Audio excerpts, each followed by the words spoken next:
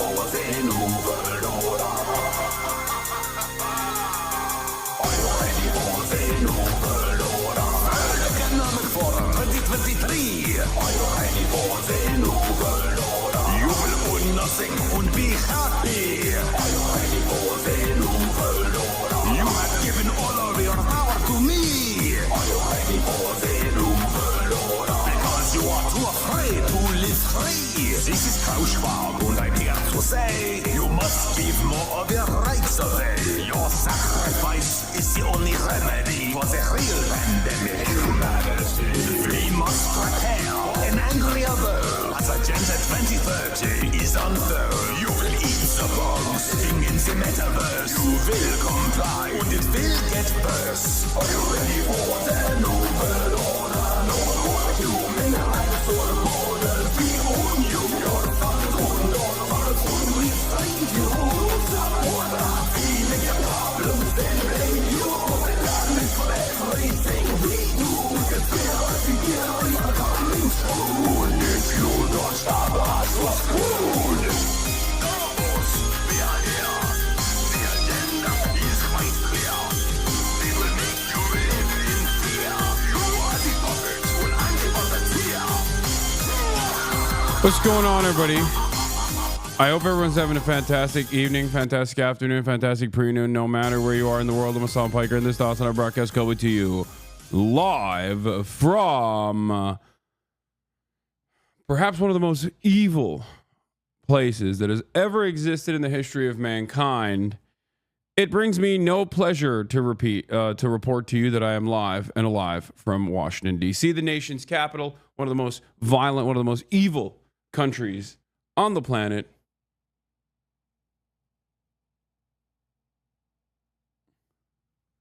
Washington, D.C. Ladies and gentlemen, boys, girls, and MBs, we are live. We are alive, and I hope everyone's having a fantastic one because today's a beautiful day. Today's a wonderful day. Today is April 5th. That's right. It's April 5th, 2025. And once again, I am I'm doing the damn thing. I'm live. I'm alive. And this is part of the broadcast where I tell you about my personal news. Now, of course, some of you might say, nice cuck chair. And to you, I will say yes. As you know, big part of what we do here is I travel the nation. Sometimes I travel around the world, and I make the best usage of the cuck chairs in every hotel room. This is probably one of the nicest cuck chairs I've ever sat inside of. You look like you're ready to do a YouTube video apology. Yeah, I'm not though. I am. There's nothing to apologize for. I'm not here to apologize to nobody and to nothing. This is a part of the broadcast where I tell you about my personal. Wait, what?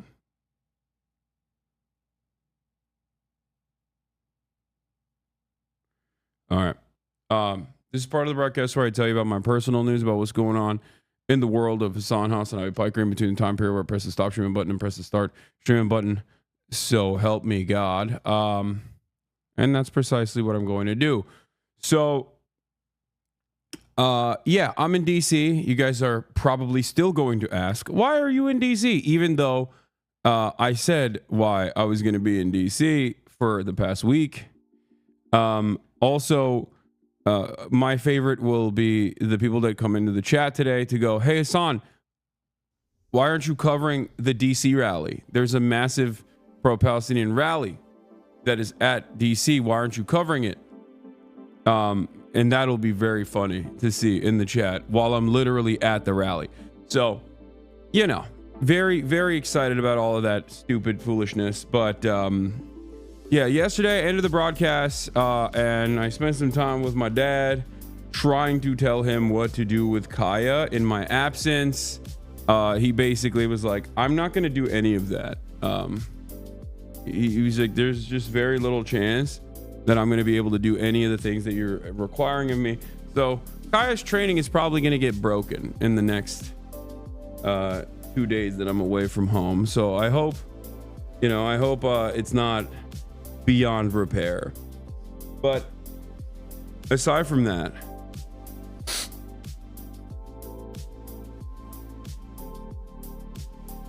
everything is going to be fine. So Make sure to not drink too much liquids because no public bathrooms.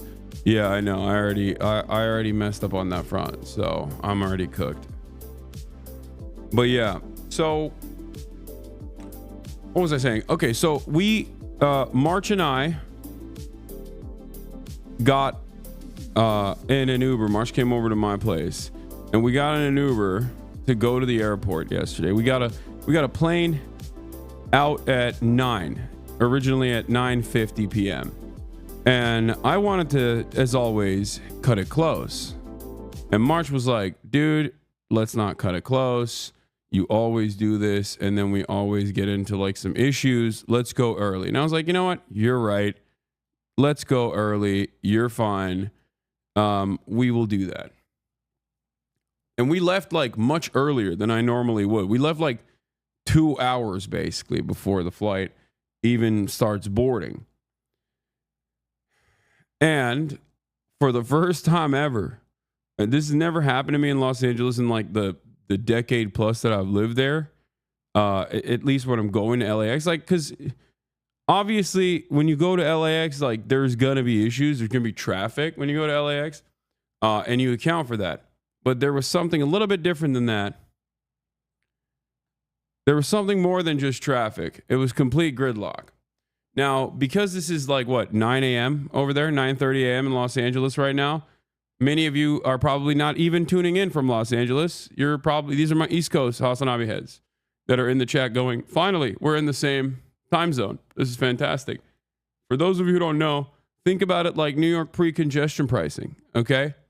LA has a lot of traffic, just like New York. I know I'm gonna use East Coast terms for you because we're doing East Coast and EU right now. We're doing East Coast and EU hours.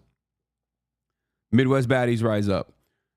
Yeah, Midwesterners will not understand this. You'll just not. You don't. There's not enough motion in the Midwest for you to comprehend what's going on with regards to traffic. But LA has a pastime, a favored, cherished pastime, and that is police chases. Now, I've entertained this pastime because it's a formative part of the Los Angeles economy. It's like we got Hollywood and we got police chases. Like it's important. It's a self-sustaining ecosystem. And I contribute to it as a Los Angelino myself by watching some of these police chases. Except those police chases are obviously very dangerous and they oftentimes can lead to unnecessary nuisances. The reason why I'm mentioning this is because it finally happened to me. I was right behind a goddamn police chase, or at least the finality of a goddamn police chase. Please turn on live captions option on Twitch. Viewers can turn them on or off. Mods can do it too. Disabled, HOH, love you. We want to understand mods can do it too. I don't know how to do it, but if there's a easy optionality, I will switch it on for you. But I don't even know if you can understand what I'm saying if you quite literally cannot comprehend without subtitles. Anyway, but here's the thing. We got stuck behind a police chase.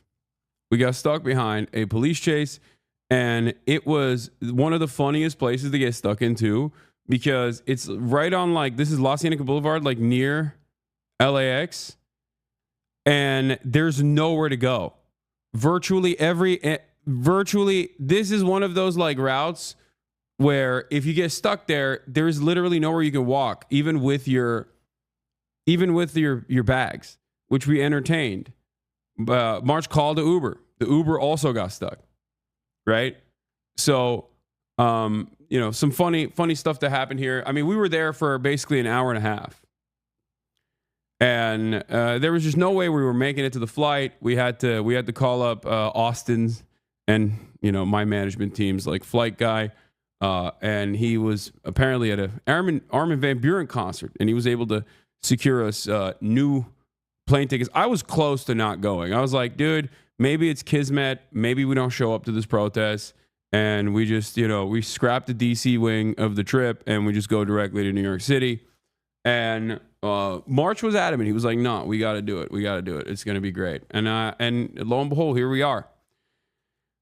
But yeah, here it is. This is after. You know, you got the cops and whatnot. But yeah, we get to LAX. TSA, by the way, always Hasanabi heads at the TSA line at LAX. Always, a lot of you work for TSA. It's very strange. I used to talk way more shit. I used to talk hella shit about the TSA. I don't anymore because so many of you seemingly work for the TSA.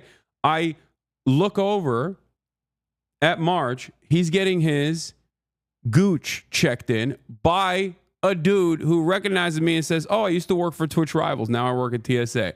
March is getting his shit fondled. I'm on the other line.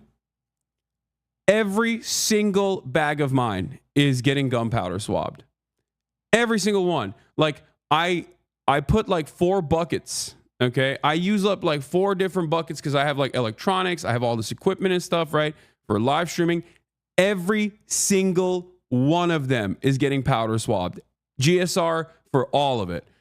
And normally it happens like because the TVU system, the TVU bag that I bring is like weird. It's complicated. It looks odd. It looks like potentially it could be like, like a bomb or something. I don't know. But I'm getting swabbed. I'm getting this shit swabbed up and down. And that's the photo. And it's actually, ironically, a Hasanabi head that's swabbing my shit.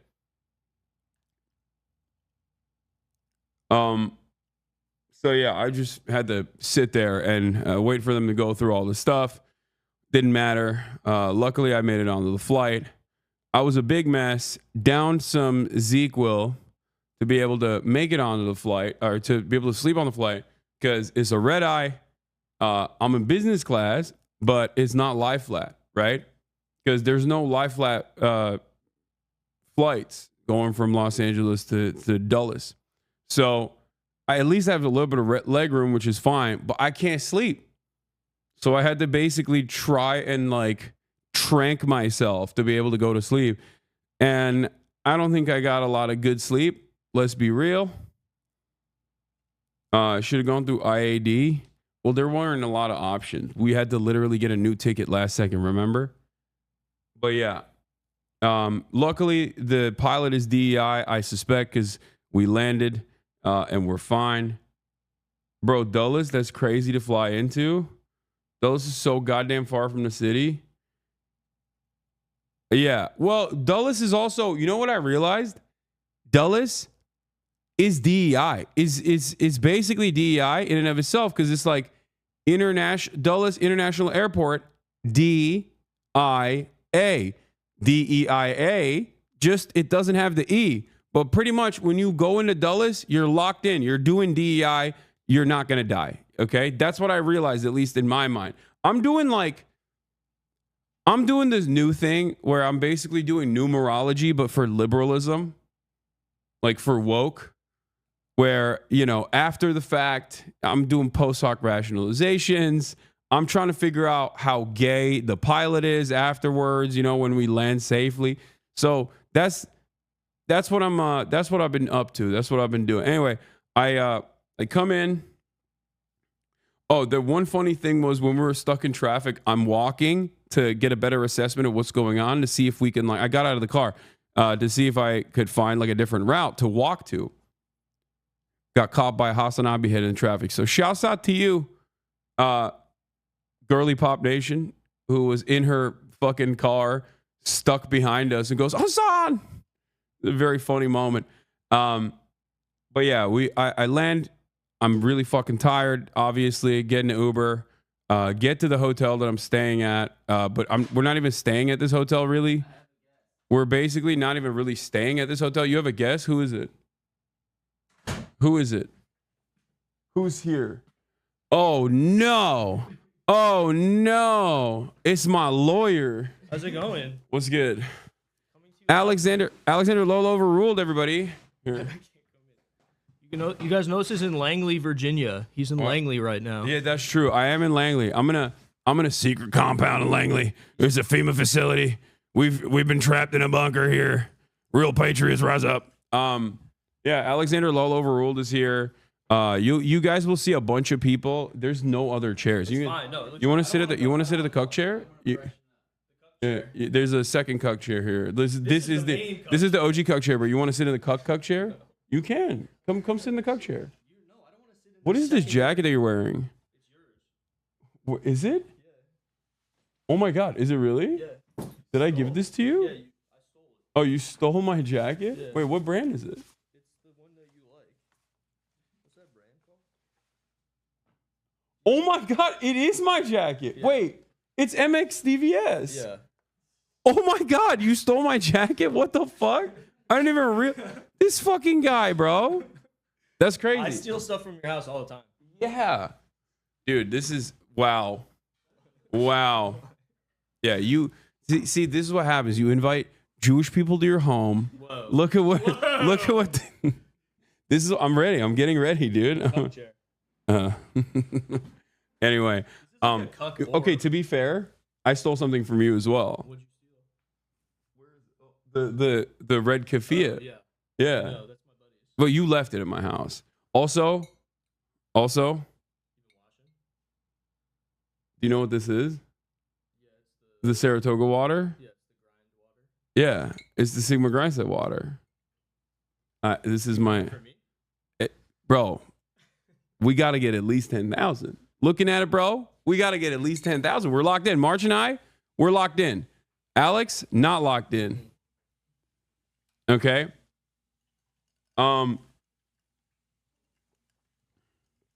Hold on. Let me fix the camera a little bit better. It's fine. No, it's not. I'm just Shut kidding. up. I didn't even know you were coming. Just like kind of showed up.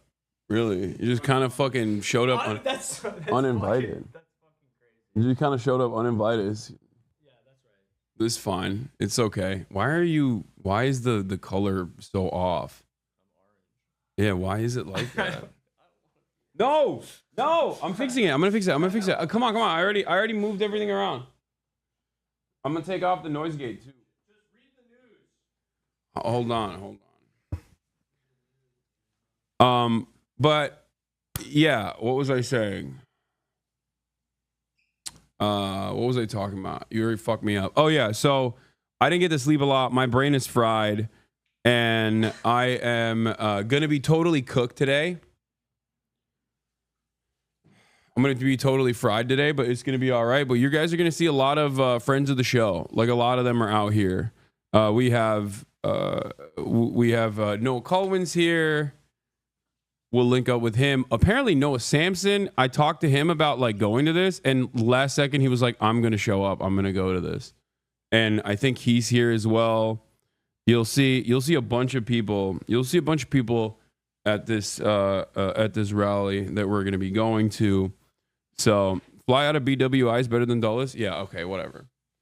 Also, later after the protest, I am gonna go back to. I'm gonna come back here to this hotel, which is a very weird hotel. What's up with this hotel? It's just. I mean, I don't know why I'm asking you. You're not from here. You're just. It's the East Coast, but. Hold on. Let me see if I can fix the noise gate so you can like easily speak. Yeah, I mean, here I can do it from over here. It's fine. Actually, yeah. Can you open it from over there? Sorry. Oh my God, you got the show chat what you have on your head, bro. He walked out of the bathroom with the. He's washing his face. He's got the. Yes, you can. Oh, it doesn't have a screen. You're right. Never mind. What? I know how to do. I know how to do it too. I got it. Hold on. Yeah. Okay. Boom. Deactivated the noise gate. Alex, you can come sit here now, and they'll hear you and stuff. I missed you, man. I missed you too, buddy. I don't want you to get emotional today. I'm not gonna get emotional. You're not gonna get emotional? No, I'm not gonna get emotional. Okay, I want you to get emotional. Well, no, chat likes it when I get emotional. Chat does like it. What is this? What is it? Someone showed me this fucking tweet. What's going on here? I get to see one of my best friends march this weekend. Smile. Hopefully, no one big and annoying is there. Are you? I don't know what that's What is about. that? What is that about? I don't write all my tweets. You hired someone. Yeah, my now that you have a assistant. job. Yeah, my Now you're not a assistant fucking writes- broke boy. What the fuck is that? I don't know. Huh? What was that about Kaya? Was that is that are you coming after Kaya? Is she This the is big? only time you read my posts is when you're talking shit about them. Interesting. It's just weird. It's just strange to me that you would like I've opened my home to you. You've stolen my jacket. You gifted this to me. I don't remember gifting it to you. It's actually looking kind of nice, so I might. Now you want it I might back? need it back. I think. That's bullshit. Anyway, I got in. I immediately passed out. This also is like a bank or something. I think this hotel's like a bank originally. Yeah. And they kept the bank vibes, and it's weird. Like chat. This is like the mini bar in the hotel room is like a bank vault. Like everything is bank coded. I don't know what the fuck's going on. It's very strange.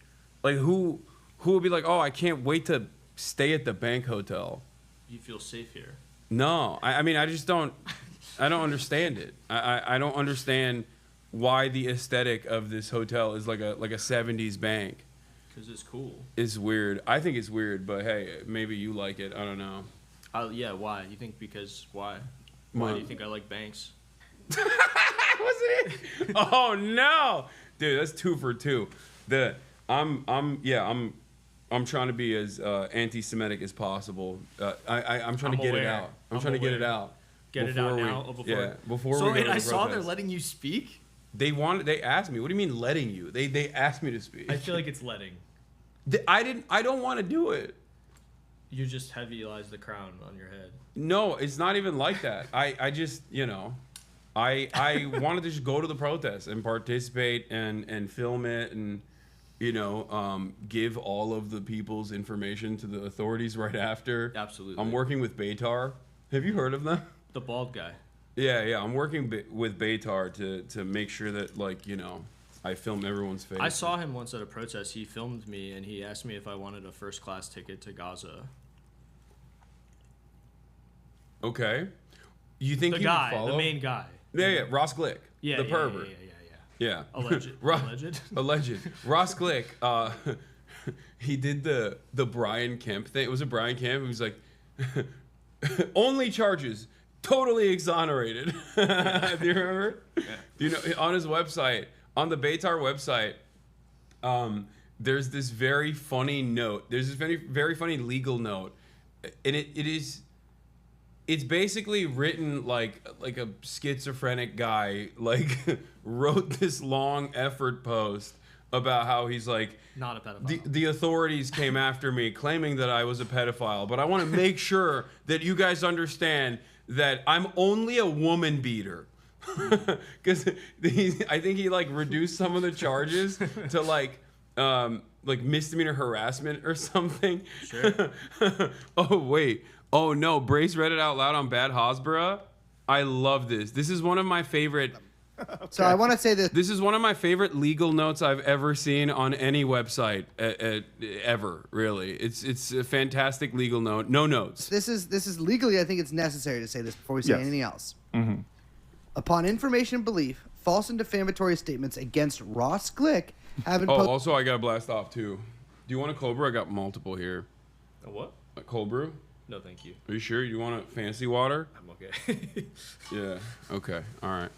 I'm trying to be a good guest. Are all 3 of these dudes related? That's messed up, dude. See, anti-Semitism is on the rise. Yeah, no, in your chat. Yeah, it is. I've done it. I'm doing my part. Yeah. Oh, what's next? Is Alex related to them too? Huh? Is that what you're gonna say? What the fuck, man? It's messed up. I mean, posted online in various sources such as New York Post and Palestinian News Network. It We must could be be stated related. unequivocally that Ross Glick is not a sex criminal. He has never been convicted of a crime, and any statements to the opposite are legally actionable and will not be tolerated. wait, this is what. To be clear, Ross Glick has never been convicted of any crime, No. let alone a sex crime. Any claims to the contrary Good for him. are outright falsehoods and constitute defamation, which include libel and slander. Furthermore, Mr. Glick's co-parent, referenced in the erroneous New York Post article, is the mother of his third child. Unfortunately, they both admit they were in a toxic relationship. Although it was a long-term relationship that unfortunately became contentious at times, Mr. Glick's co-parent acknowledges that she is not the victim of any crime. In fact, they have since reconciled and are peacefully co-parenting their child together. Not only was the New York Post article a sensationalized hit piece is misspelled there, so this is legally no longer valid, in deceptive narrative, but it is blatantly false without proper fact-checking by the journalist. The article's author is not a reputable journalist and did not conduct any independent investigation into the facts. The journalist never reached out to the Manhattan District Attorney's Office for verification, nor did she attempt to contact Glick's attorney for a statement. This lack of due diligence is not journalism. It is reckless, agenda-driven defamation targeting a successful Jewish businessman. I love my favorite. It goes on for a long time. It goes on for a while. Ross Glick's third child submitted Mark, to a lie your- detector test during what's your which ad they on rated Twitter? Ross Glick's physical Oh, it just, touching like, of doesn't them show up. on a scale out of I 10, don't know 10 being the No. creepiest, a mere 4.5.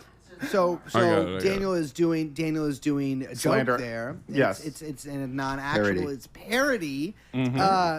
This guy has a. So I just want to say before we say anything else about this character, this notice is on his website. I've read this notice. I'm not accusing Ross Glick of a sex crime. Absolutely not. I'm acknowledging that Ross Glick has written a statement that says that he has never been accused or convicted, rather, of any any crime, let alone a sex crime. Do we have a chat? Do we have a blast off meme? By the way, I gotta do a blast off real quick as well. Oh, you got one. Thank you. I think Felix is on tomorrow. Loki, I haven't asked Felix if he wanted to come on. I should hit him up. I'll ask him. I think Will's supposed to be on. I haven't really hit up anybody. I'm not gonna lie. I'm very bad with this stuff because I'm working on a million different things at the same person. time. I'm also a bad person in general. So Bad person. yeah, bad person, bad to communicate with. Why no brace? I don't know. I could hit him up too. He's chained to a radiator right now. Yeah. This guy's basement. Yeah, Ross Glick chained him to a radiator and is not doing sex crimes because he doesn't do that.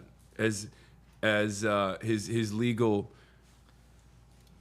as he said in his legal note, his legally binding note. Because if you write on a, I feel like that statement, having any legal authority is like assuming, how what do you call it? Like old people will think like The Rome statute. we'll post. Yeah, we'll post something and be like, this is inadmissible in court. Like, I do not allow, like, everything I say here cannot be stolen by Mark Zuckerberg or Yes. whatever. And they write that legal post. Like, that's what he did. That's also legally correct and real. Yeah. As my lawyer, he's, what is this? What the hell is this? Super good morning. It's One Piece Day. Oh, because One Piece is coming out, I think. Soon, but yeah, no, I posted the setup earlier, and I was in my underwear, so people are posting hog, which I wasn't posting. You posted it though. I was not posting schmeat. I was just posting the setup. And Yeah, if you look there, if you look at the schmeat in that situation, it's your fault, and it's not my fault. You know what I mean? It's like you looked at it, and now you're making it my problem. You know what I mean? My eyes are up here type shit. Oh my God, I just realized. I'm doing the thing like, is this what women do when they have big breasts? And then they will wear like a low cut cleavage dress. And then if you accidentally cop a peek. I'm not touching that. Yeah, come on, go ahead. I'm not touching that. Come on, let's get No. it. We did You're a anti-Semitism. disgusting misogynist. We did anti-Semitism. Not Do a touching little bit of that. misogyny. Do a little bit of misogyny. Come on. I'm trying to get you canceled so you lose your job I'm again. doing enough on my own to get canceled every day. What are of you my doing? life. I don't want everything that I do every day. Just being alive. Okay, cool. Are you okay? Are you I'm feel a great. little? Israel is. you seem kind of sad today. I'm sad every day. Yeah, you have like extra soft boy sadness today. What's wrong? What's going on? Do you want me to get you room service? I don't want to talk about it. What do you Yeah. mean? Okay. All right. Well, everything's gonna be all right. Everything gonna be. Tell Lolo I said thank you for the bank run call. Oh, you called him up? Yeah. So I found out that actually you could What? get in trouble. Oh, for for saying inciting it's a- bank run. Yeah. I don't know why people thought that wouldn't be the case. I didn't know that was not allowed. I thought we were goofing around. No, you can definitely. It's like there's a couple things that you can't do, like electioneering. No, like- you're allowed to do that. No, you're allowed to do that if you're Elon Musk. Yeah, But you exactly. can't be like, hey guys, the election is not on the day it's actually at, and you should let people know is like directly an illegal thing to Well, do. what if you do it as like a silly little goof, like a little I think, goof, ironically, contrary to what Elon Musk has stated, I think comedy is never been more illegal. Like, quite literally. Comedy and other things on top of comedy have all become completely illegal under the Trump administration. Yeah. I have a piece coming out in The Nation this week about assassination discourse Oh, and jokes. yeah? Yeah. Are you gonna wokely say we shouldn't do it? No, that's not what I say. Are you gonna say we need more of it? That's also not what I say. You're like, I'm Alex Lowell overruled. I'm right in the middle. As an attorney that passed the bar in the state of New York and can do legal counsel across the board in many other states, right? Because there's parity, right? Yeah. Yeah. I'm here to tell you, assassinations are cool. We need more of them. Yeah. Is that what you wrote? No, that's not what I wrote. Okay, that's yeah. All right. Well, that's a little disappointing because that's What I you, wrote is because it's that's what fun. you told me. And we're all That's what you- participating in it. that's what you told me Well, in you have to read private. the fucking. Why don't you read? How about you read? I don't know how to read. It's not. It's only 1,500 words. I've never so many words. I don't know how to read, nor do I know how to write. I'm gonna freestyle the speech that I'm gonna be giving. Are you really? Yeah. You didn't write anything? No. Not even top line? No, I have a structure in my mind about what I want to talk about. What are you going to talk about? Basic. Male genital mutilation? Yeah, basic stuff about how Israel is our most valuable ally, and also, you know, anti-Semitism is really on the rise right now because APAC even on my walk over here, I saw so many people wearing keffiyehs, which is basically a swastika. Actually, worse than a swastika. And that, yeah, that's pretty much it. I'm gonna do get up there and do a full John Hagee speech. Yeah, I'm in DC. How much would APAC pay you to do that, you think? I think they would. $1 million? I don't think. Or they don't even care about you? I don't think they care about. I mean, they probably do. I don't think it's APAC that cares, because all these organizations do, you know, have funders that are the same guy half the time. Yeah. Like the Al Jazeera lobby documentary that they stopped from releasing. What was the guy's name? He's like, there's like one dude who basically funds the Canary mission. And then there's like a front operation for the Canary mission. Some of these institutions also get Knesset grants as well. I feel like you're not even on Canary Mission, are you? I don't know. I don't think you are. I mean, but like, what are they gonna do? Post my fucking docs? It's like, yeah, just Google it, I guess. The fuck? Ugh, I have this. Canary Mission feels like it's mostly just. Wait, hold on one second. Chat. How do I? There's the classic thing, where Google Chrome switches automatically to YouTube because of a fucking because of malware. How do I delete that malware? Do you know? What have you been watching? Porn. Gooning? Yeah. How it's like a common malware on Google Chrome. It's like, I think, an extension malware thing that automatically changes the. It basically re-downloads this fucking extension all the goddamn time, and I don't even Yeah. It's all breast milk related. Yeah. What? What is it? What? What are you saying? The fuck are you saying, said, bro? yeah.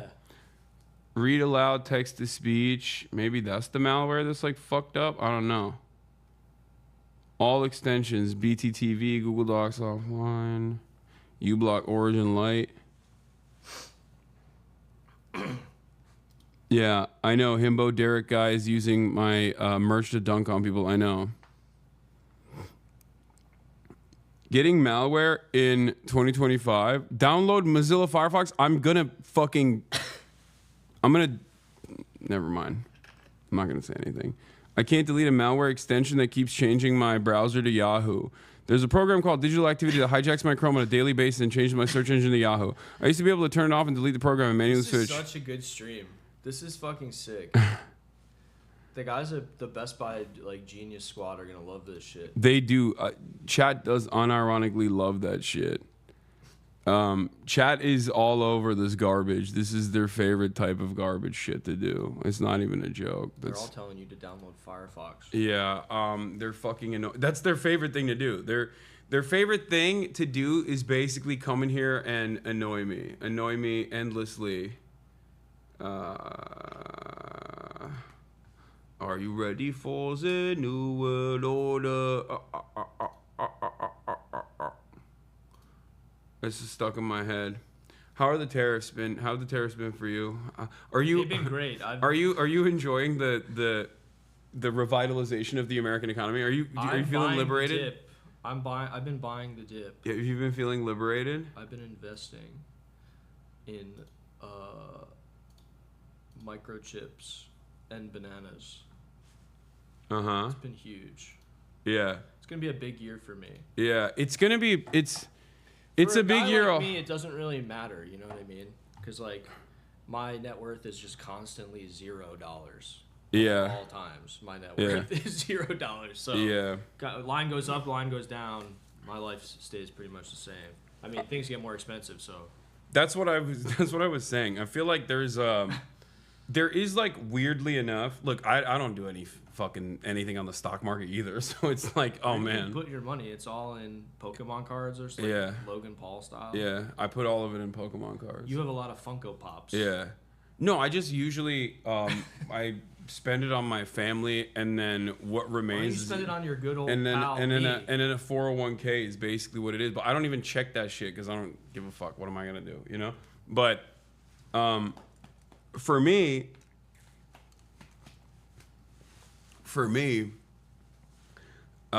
the way I see it, I feel like people are obviously terrified of the cost of goods going up for no discernible reason. But outside of that, like there is I feel a little bit of weird catharsis seeing so many like rich people and so many people in finance lose their fucking minds over it. Where I it's don't understand like, though. Didn't they know that this was gonna happen? yeah, they're the experts. Idiots. They're the fucking experts. I don't know how they didn't see this from a mile away. Also, it seems like Trump thinks that the way a tariff works is that the countries pay, like us. Yeah. That's not how tariffs work. No, that's how it works. Yeah. That's not how it works, though. You know? No, that's you're wrong. That's not how it works. Why are you sitting on camera with just a shirt on and no pants like Donald Duck? Why are you Donald Ducking with your friend next to you? What the fuck? Straight to El Salvador scumbag Donald Duck ass. I don't know what's going on with this guy. Who's the barista next to you? Did you just fart? No, it's the fucking. Oh my chair. god! Do it again. Do it again. Nope, that sounds totally different. That's the chair. Chat, he's farting. He's farting straight up. It's the chair. Oh my god, March is past. I feel so bad. This is also entirely your fault and totally avoidable, by the way. Why? How? Because you took a red eye. Why the fuck would you take a red eye? What do you mean? Because it's fucking. I had to stream the day prior. You could have come a couple days ago. I said to come to New York. No, but there's no. You flew into fucking DC. But there's no part of this story where I don't take a red eye. Because if I don't take a red eye, that means I don't stream one of the days. So it's not gonna happen. Dude really brings his guests on stream just for them to fart. I know. Do we have a playlist, by the way? We can do a little bit of react stuff as well, but before we go out there. But wait, what was I gonna Google? There was something I was gonna. You asked me what my speech was gonna be about. Oh, yeah. All jokes aside, I'm basically gonna talk about how we don't let white supremacists dictate the terms of black liberation. We don't let all lives matter take control of the conversation when people are saying Black Lives Matter. And I think allowing Zionists to dominate the conversation. Allowing Zionists to dominate the conversation of Palestinian emancipation is also ridiculous in that exact same vein. And I'm gonna talk about how like people's insecurities about defending this apartheid state that is currently doing a genocide should not be at the forefront. That should not be the cause that erodes the First Amendment in this country, and the erosion of due process is truly terrifying. It spells disorder, and that when all is said and done, Israel's still a pariah state, and everyone is waking up to the reality that Allah has awakened the people. Oh, hell yeah. That Israel has hypnotized the world.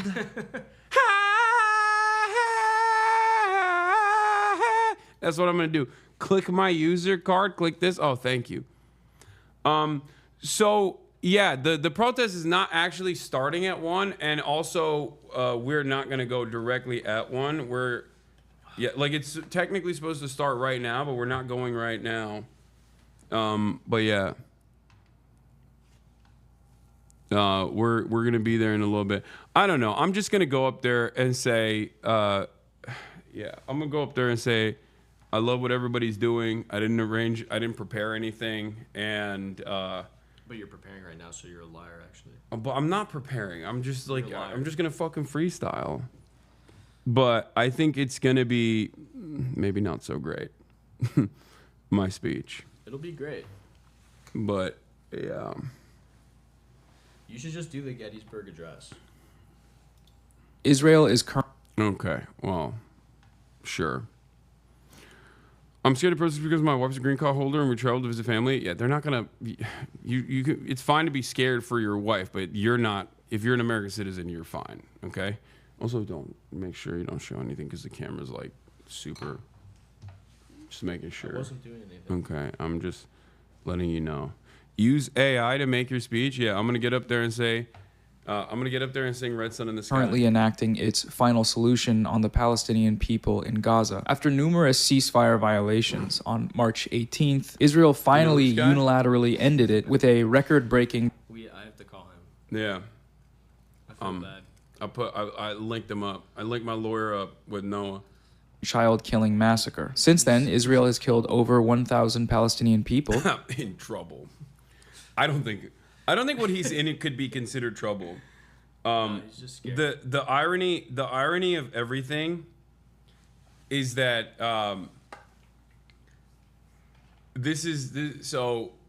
Ethan sent a cease and desist to Noah for his YouTube video where he details how Ethan Klein and many other content creators, including Mudahar, have played a role in defending Israel's genocide, right? Intentionally, unintentionally, doesn't matter. Ethan was like, how dare you? How dare you make a YouTube video about me? I'm going to sue you.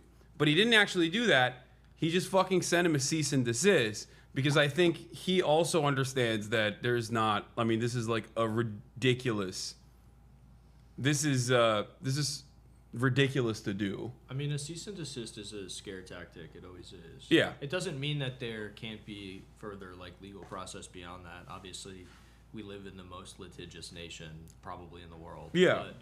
But they are meant to freak people out. Yeah, the lawyer lobby. You know, I mean, That's why we everybody everyone who posts worth their salt has received a cease and desist Yeah. order before. Have you ever gotten one? It's because you're a pussy. Well, let's just say I got I'm not gonna say anything, but I would like to not reveal, but it wasn't. Let's say it wasn't a civil cease and desist. Sure. But yes, I have gotten visited before. But what I was saying is, what I was talking about was, yeah, he did this cease and desist. He might still try to like do this, long, convoluted, expensive process of litigation to bury him in paperwork and try to engage in this like war of attrition. But looking at the cease and desist in and of itself, there was really no bones in it at all. There was no meat. Like it was just nothing. There was nothing in it, and yeah. So I linked Noah up with Alex, but it's just so fucking stupid. Can you read it? What do you mean? But the reason why I thought it was funny is because the lawyer that sent that cease and desist is like, he says he's like famous for anti-slap litigation. Mm-hmm. Well, Ethan's legal team, just recently had their appeal denied because he was being sued by another person that he apparently, maybe allegedly, I don't know, was defaming, saying that this guy, who's like a billionaire, was engaging in a Ponzi scheme. So this dude sued him, and then he hit the counter slap, and then the counter slap didn't work, and then he appealed it, and then the appeal didn't work, so now he might be cooked. And it's the same fucking lawyer that is working on that and also simultaneously doing cease and desist for Noah. Weird world we live in. My point is, maybe you shouldn't engage in this kind of stuff. That's all I'm saying. Maybe you shouldn't be fucking constantly getting litigious. But yeah. Why are you being quiet? I have no thoughts. I just don't want to get fucking sued. Okay. Oh yeah. But that's what it is. This is literally the thing. Like, no, you're demonstrating. You are Don't want to get sued. in real time demonstrating how the chilling effect works, which is precisely the reason why there are anti-slap laws in place. Yeah. Where if you try to stop someone from exercising their First Amendment rights with frivolous litigation, you can punish that person. But no one wants to do it because it's too much paperwork, it's too much money. Like, everyone is like understandably fearful of wealthy people who are crazy enough to just like go the distance, even if they might lose in the process. And it's very, very annoying. Anyway, but Noah's in DC as well. It has bombed schools, shelters, medical clinics, residential buildings, and water treatment plants. Israel is summarily executing paramedics, decapitating babies, and destroying everything in its wake. Israel is also once again invading Gaza and establishing mass killing fields. All of these crimes are being committed with weapons from the United States, impunity from the international community, and silence from the Western media. There's no end in sight, and things are only set to get worse unless people do something to stop it. There's a protest tomorrow, Saturday, April 5th, at the White House. It starts at 1 p.m. Eastern Time on Pennsylvania and 3rd Street, which is right here, right outside the White House. It's pretty hard to miss. This protest has been endorsed by over 200 organizations across the United States, and it's supposed to be huge. If you live nearby, show up. There are a bunch of buses available from all sorts of cities, and many of them still have seats. If the buses in your area are full or unavailable, you can sign up to drive your own vehicle and bring others with you. If you do have a vehicle and are able to drive it and have room, please do that. I live across the country, but last minute decided to fly so I can be there tomorrow in hopes that this might encourage some of you to join. Go to marchforpalestine.org/bus or click the link in the description. Yeah, so that's the reason why we're here. Meanwhile, while this is happening... How many protesters did you pay to be here? 1,000? Yeah. I am George Soros. Yeah. How Like, much you pay each I was protester? like, I'm the Muslim Soros. Like, why is there no Muslim George Soros? It's you know you. what I mean? I'm the puppeteer. Mm-hmm. Yeah. Hasanabi, Hamasabi, you already know. Yeah, I paid everybody to get here. Not well. Yeah, no. You didn't like the Hamas fruit basket I sent you? No, I didn't like it. No. MBS if he went It was woke and all, DEI. cantaloupe. Yeah. It was just all cantaloupe. Yeah, I'm sorry. You got the shitty end of the stick. My bad. Fly me out, Hasan. There's still time. Yeah, I'm good, man. So there's also a lot of protests that are happening, like hands-off protests that are happening all around the country. But that one is like the more liberal version, I think. I'm a little bit confused about this. So this march is specifically about Palestine, right?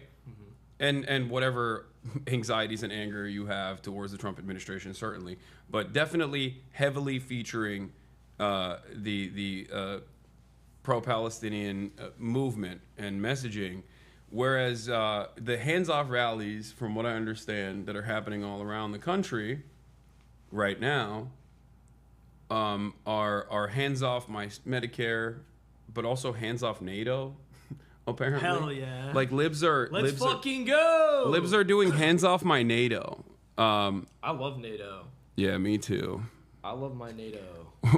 Common dreams. Why are hands off rallies defending war-hungry NATO?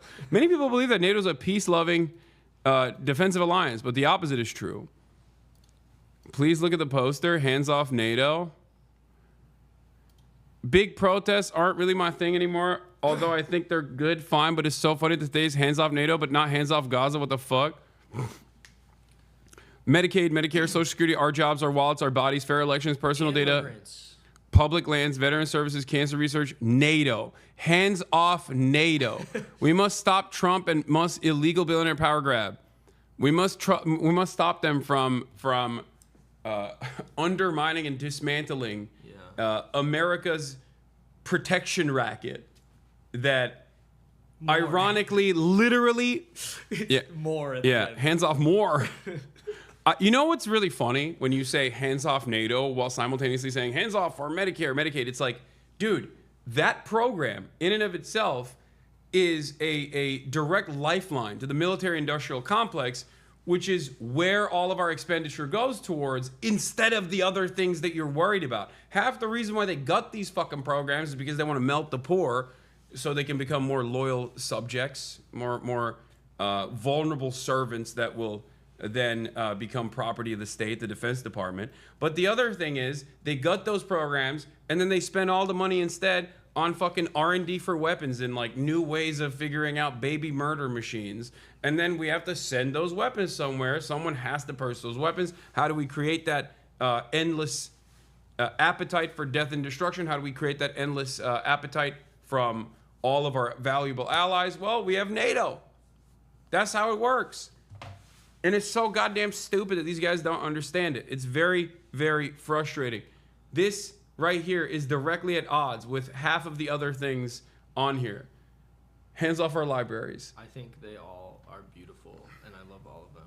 You ever talk about Curtis Yarvin? Not really. I feel like he's such an ugly little creature that I feel... I just, every time I see him on screen, I'm like, oh, gross. Like, I just click away. I can't deal with it. Okay. Why? No, I was just thinking about him. You think about him a lot? I mean, now, like... Do you find him attractive? I think he's hot in his own way, but... Yeah. But, no, I don't know. Do you think what's happening now with the stock market? Do you think he wanted it? Is that what you're saying? I'm saying, do you think that this is, like, all part of kind of the plan in terms of a further consolidation of wealth in a smaller and smaller groups of people's hands? Like, right? Like, you're talking about, like, petty millionaires. Fuck those people. Who cares?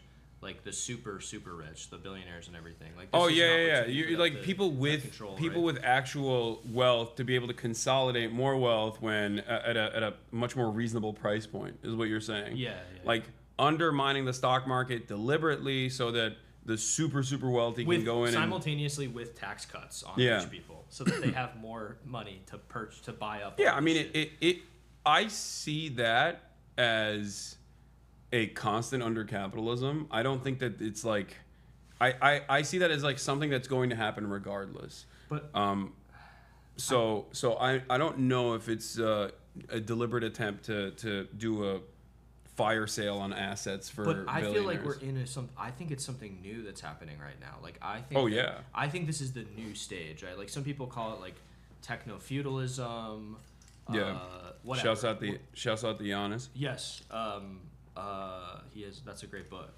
But it feels like a new. It feels like a new stage. I don't know, and I feel like guys like Curtis Yarvin and Peter Thiel and these other guys are kind of a little bit behind the scenes on it. You know, we mostly just see Musk and Trump and all. I don't know, whatever. No.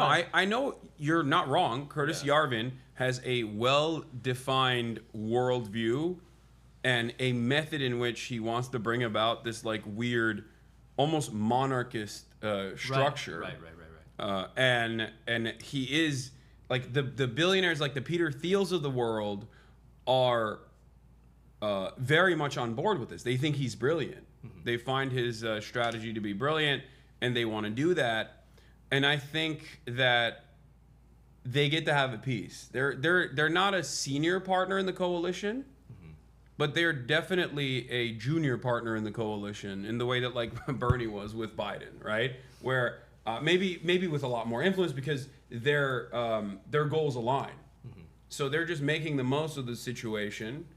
But I don't necessarily think that like Trump is completely in the pocket of these guys to this degree where he's just like, what do you want? He's like getting Curtis Yarvin's guys to go up to him and give him like secret notes. I think it's Project 2025 mm-hmm. is what he's following, like almost to a T. Sure. Even the tariff stuff. If you look at, we looked at the Project 2025 tariff stuff, and basically everything that they are, all of their resentment, all their gripes that they talk about in Project 2025 is demonstrated by Trump. And the other side of this story is the World Trade Organization and specifically favored nations benefits that China gets, mm-hmm. that lock any kind of tariff strategy against China with every other country that America trades with, or every other country that like Western nations trade with, that limits America's opportunity to decouple from China. And I think that's one thing that they want to undermine. They want to undermine the World Trade Organization and rebuild a new one because this one, you know, China was able to work with. And that's something that Donald Trump has talked about. That's something that I think the Heritage Foundation definitely wants to restructure. They openly write about it in Project 2025, and I think tariffs play a role in that. It's not necessarily like a asset sale for as cheap. I feel like it's just like an added. I mean, it's an added. Yeah, it's added value more so. Yeah, like they're making the most of that situation. But I do think that the reason why he's doing the tariffs is obviously not to beef up American manufacturing. We don't have the fucking infrastructure to even beef up American manufacturing on our own. I think he's doing that to try and desperately restructure global trade and move away from China as a manufacturing hub and the secondary manufacturing hubs that China has created in like Vietnam and whatnot over time to avoid sanctions and to also because they've developed too much. So yeah, that's what I think. And you want to know something really funny about that? Do you want to know who the first president was? Or not the first president, but you know who Donald Trump actually followed the agenda of so thoroughly when it comes to the World Trade Organization and the tariffs and NATO? Barack Obama. Barack Obama was originally, Barack Obama is like when we start pivoting to the Indo-Pacific and we start pivoting to like more heavily focusing on Chinese development and trying to undermine it to the best of our ability. Barack Obama did the apology tour, if you remember, when he went to like, you know, Japan. Didn't really apologize for anything, but like everyone said he apologized. What the hell are you doing? Like all of that stuff was done with a sinister purpose in mind. The goal was to restructure alliances in that area and basically apply pressure to China that was growing as a manufacturing hub and growing in a lot of its soft power initiatives. Donald Trump, Barack Obama also started the undermining of the World Trade Organization, refusing to send judges to the World Trade Organization, and basically removing them of any sort of mediator capabilities that they might have had in global trade. And Donald Trump totally followed through on that, and so did Biden, and so did Donald Trump too in his second term, and Donald Trump too. Yeah, Trump 1 and Trump 2, identical in that process. Same thing with NATO. Obama was the one who originally wanted NATO countries to increase their GDP expenditures on NATO, on their own self-defense, by purchasing American weapons, of course. That was Bardock No Bummer that initially started that process. Mm-hmm.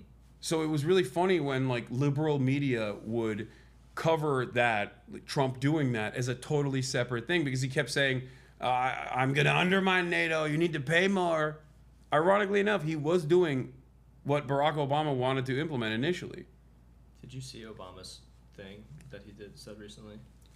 Yeah, he was talking about he was talking about how like I think he wrote a piece as well. Yeah. Where he said like, if I were to do this, people would freak out or something. Isn't that what he said? Yeah. It's like, why didn't you do it? Well, I think he's jealous. He's such a fucking asshole, dude. Obama's such a fucking asshole. Yeah, Obama, especially in 2008, unlike Donald Trump, did have the mandate. He did have the popular mandate, and he had the supermajority as well.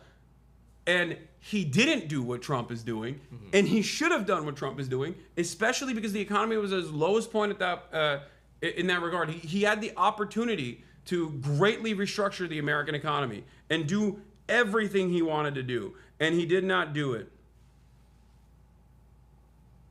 All right, we should head out. We should head over there now.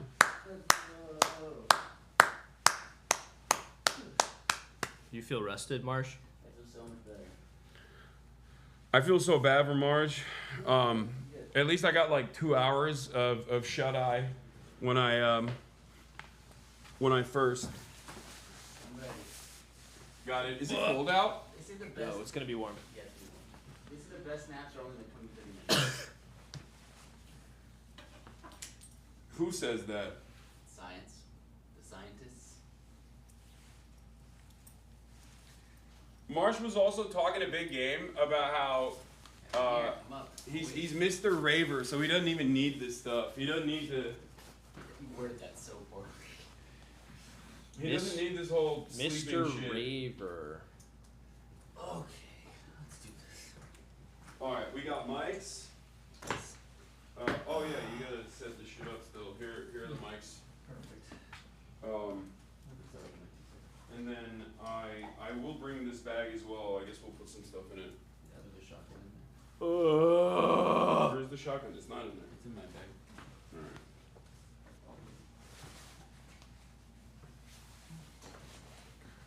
Damn, for like 2 more minutes. But yeah, I'm gonna do that. Hold on.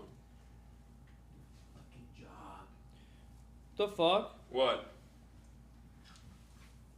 Someone just texted me, farting motherfucker. Nice. They know what you're up to. They know what you've been getting up to over here. Okay. All right. There's also the new video that came out that was like 8 minutes long. Here, we'll watch this while we wait. But this is something I wanted to cover as well. Where remember how the Israeli government that famously never lies was like, hey, we didn't do, we didn't kill a bunch of health care workers with the Palestine Red Crescent. Do they still pretend to do that? I thought they don't even do that anymore. No, I think they still were like, I don't think they talk about it at all because there wasn't enough like Western media coverage on it. They don't ever say anything unless like there's enough fuss happening in the Western media.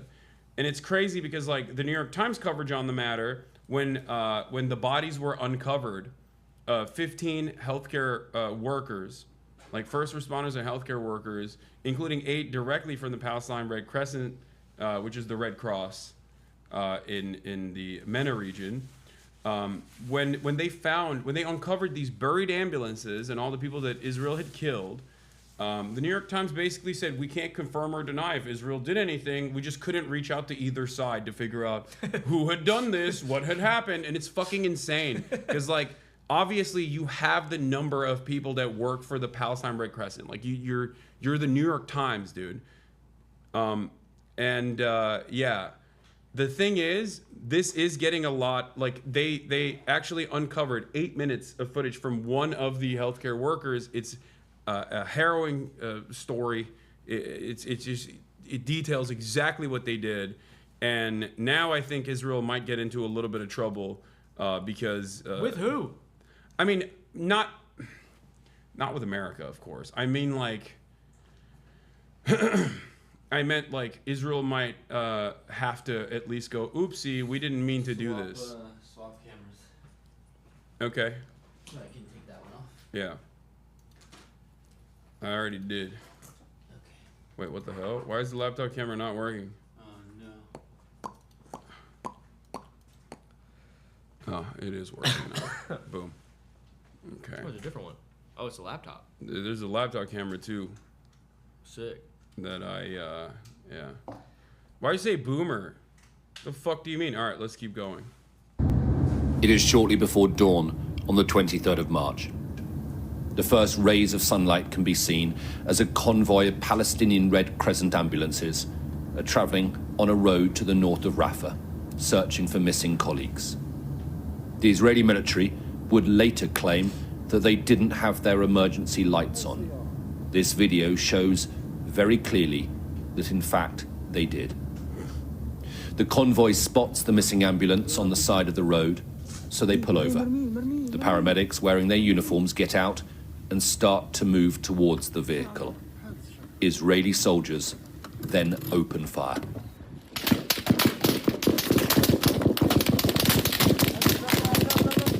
The video goes black, but the mobile phone keeps recording for another 5 minutes.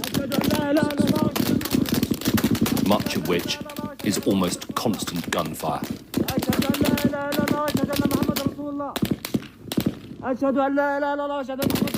One of the paramedics, Rifat Redwan, can be desperately heard reciting the Shahada, the Muslim prayer before death.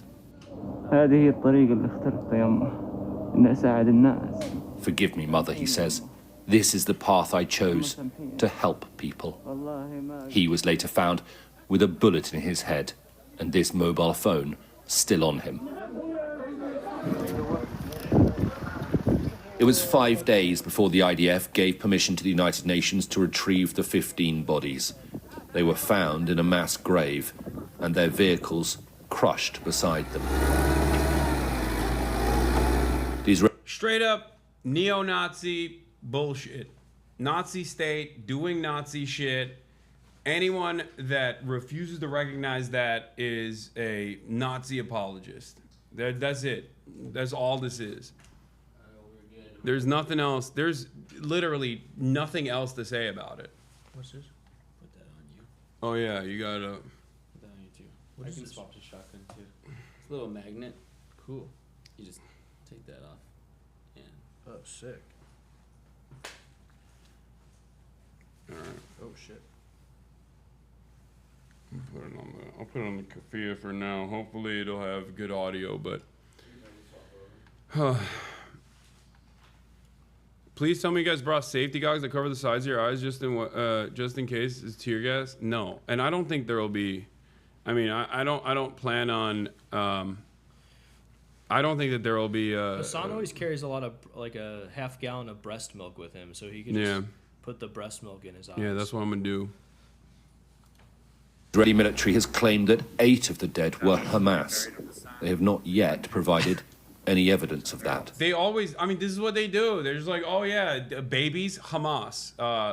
Healthcare workers that are engaging in deconfliction with Israeli government in an effort to go to places where the Israeli government has bombed entire facilities. and they're there to like save the lives of children that Israel is trying to kill, everyone's Hamas in the process.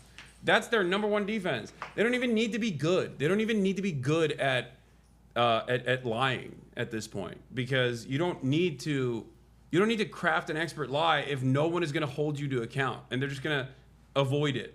They're going to avoid talking about it. They're going to avoid punishing you, and that the American government is inevitably going to turn around and say, "Oh, well, you know, they're working on it. They're just small b in Israel," you know? The Israeli military has also claimed that the vehicles were travelling without coordination in a combat zone. But a Sky News investigation has revealed that an evacuation order was not issued by the IDF for that area until at least an hour after the incident. You ready to The go? ambulances were clearly marked and they should have returned to the families. They did not. Even in the most complex conflict zones, there are rules. These rules of international humanitarian law could not be clearer. Civilians must be protected. Humanitarians must be protected. Health services must be protected. Following the emergence of the video, the IDF has released a new statement saying that all claims, including documentation circulating about the incident, will be thoroughly and deeply examined to understand the sequence of events and the handling of the situation. More than 400 aid workers have been killed during the 18 months war in Gaza, as well as tens of thousands of civilians. Israel's version of events, often claiming that the targets were Hamas, have rarely been proven or disproven because of the lack of public evidence. On this occasion, this video undermines and contradicts the IDF's justification for attacking the Palestinian ambulances. And it will, inevitably, confirm in some people's minds the accusation that war crimes are being committed in Gaza and covered up. Alistair Bunkle, Sky News, in Jerusalem.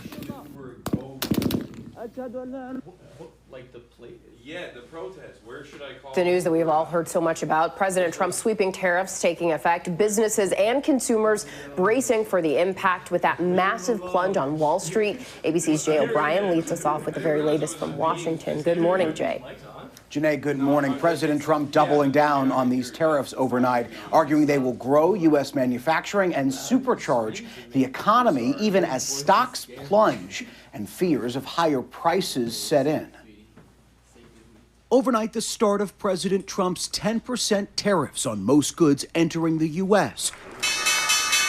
Coming after stocks plunging Friday, the S&P 500 losing $5 trillion in just 2 days. The worst on Wall Street since the pandemic. Secretary of State Marco Rubio describing the tanking global markets this way. I don't think it's fair to say economies are crashing. Markets are crashing because markets are based on the stock value of companies who today are embedded in modes of production that are bad for the United States. Democrats slamming the president for golfing yesterday as stocks fell. President Trump defiant, posting overnight, big business is not worried about the tariffs because they know they are here to stay. And arguing countries will be forced to strike new trade deals that will supercharge our economy. But many industries say they are worried. Japanese gaming giant Nintendo delaying the pre-orders of its highly anticipated Switch 2 console to assess the potential impact of tariffs and evolving market conditions. And U.S. farmers like Tony Thompson in Iowa concerned we're getting out of their Uber and businesses getting will over be there. We're going to disrupted. swap over right now. We get so much fertilizer from Canada, like the U.S. $3 billion in potash from Canada every year.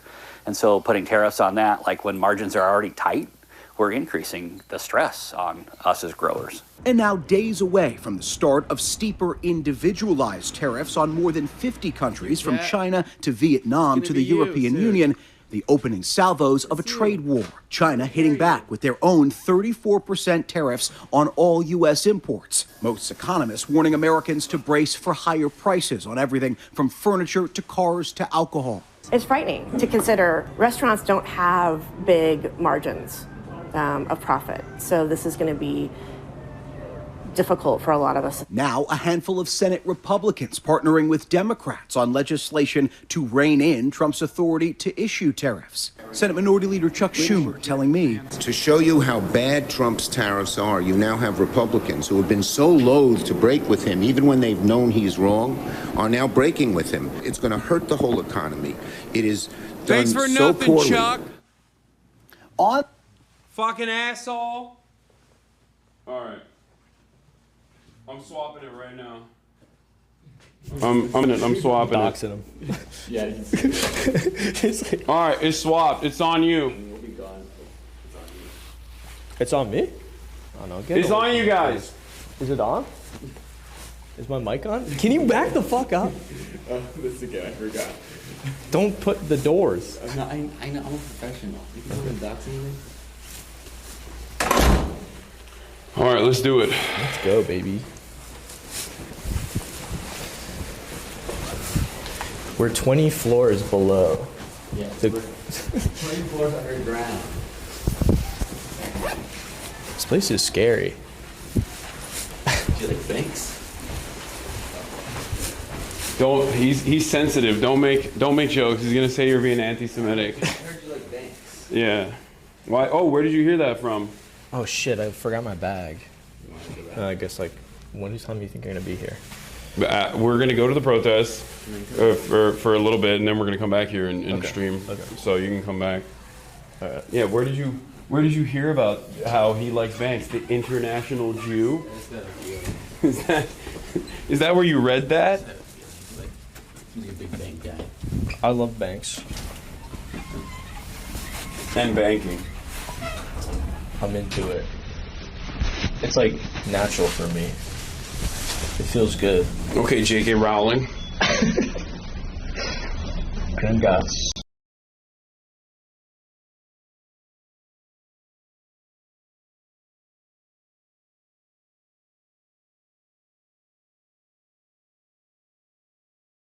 I'm not gonna try this. Oh, it effed. Big F, they said. Yeah. The final boss of the elevator. Even the TVU can't handle it. It's still live though. Thank you. Should we just fucking walk? I mean, it's like 10 minutes. Just slide the slider on the back again. What? Sorry. No, it's live. I think we should walk. Walking? Yeah, cause there's traffic. This guy's not showing up. There's a lot of traffic. Sure. Let me see where it is. Would you mind? Yeah. Thank you. Fucking take all of it. Ready? Oh wait. Okay. Huge fan. Thank you. Nice to meet you. What kind of car is it?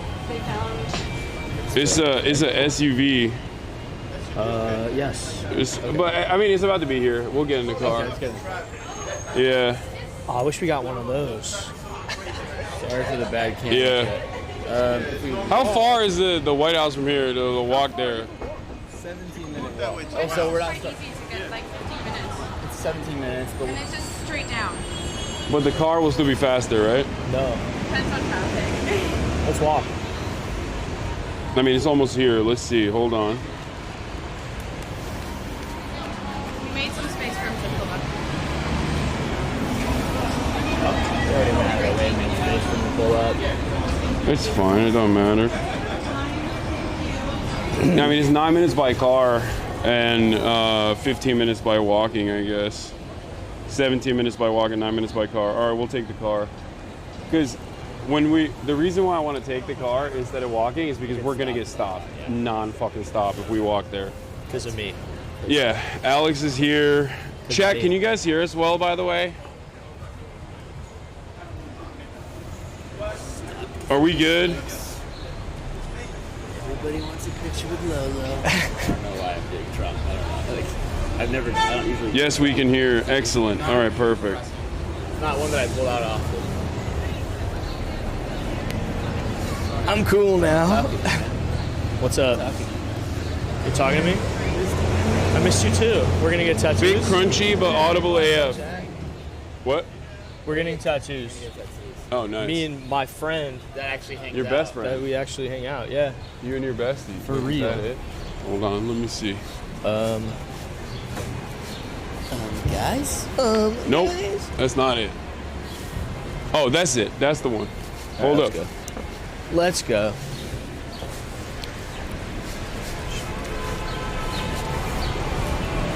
Uber? All right, perfect.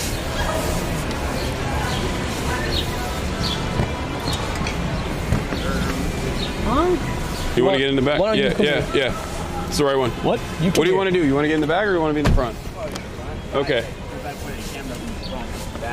It's fine. You go on that side. Why? Because I don't want to be right behind Marsh. Actually, you need to be in the front. I'll be in the front. God damn it. Now that I think about it, yeah. I'm sorry. We're all over the place. So you are going to White House? Yeah. I'm on one brain. Wherever you can drop it as close as possible, sir. Sure. Thank you.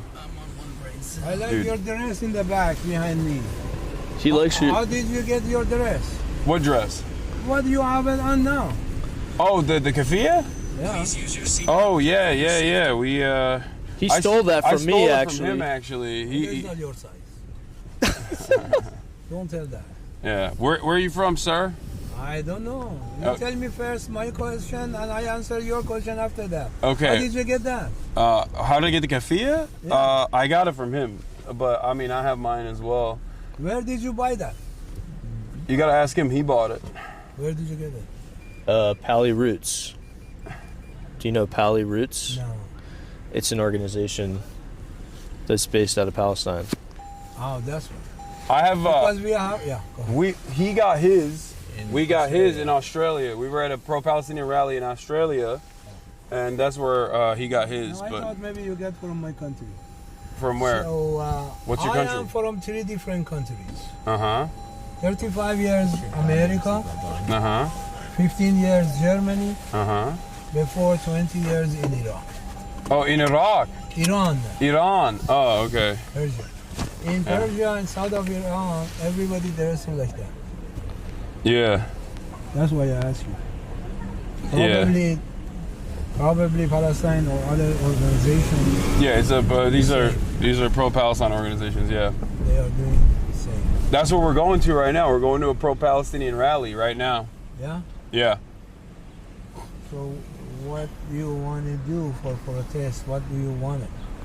We want the American government to stop giving arms to Israel. We want the American government to apply potentially sanctions to the state of Israel for the crime of genocide, and we want to urge American institutions to boycott and divest from Israeli institutions that play a formative role in the continuation of the genocide of the Palestinians. So I am with you. America shouldn't help another country this way. Because if the other country can do that, he has to do it himself. But America Not can't. from- Yeah, exactly. America. Not from my pocket and everything. But think other way.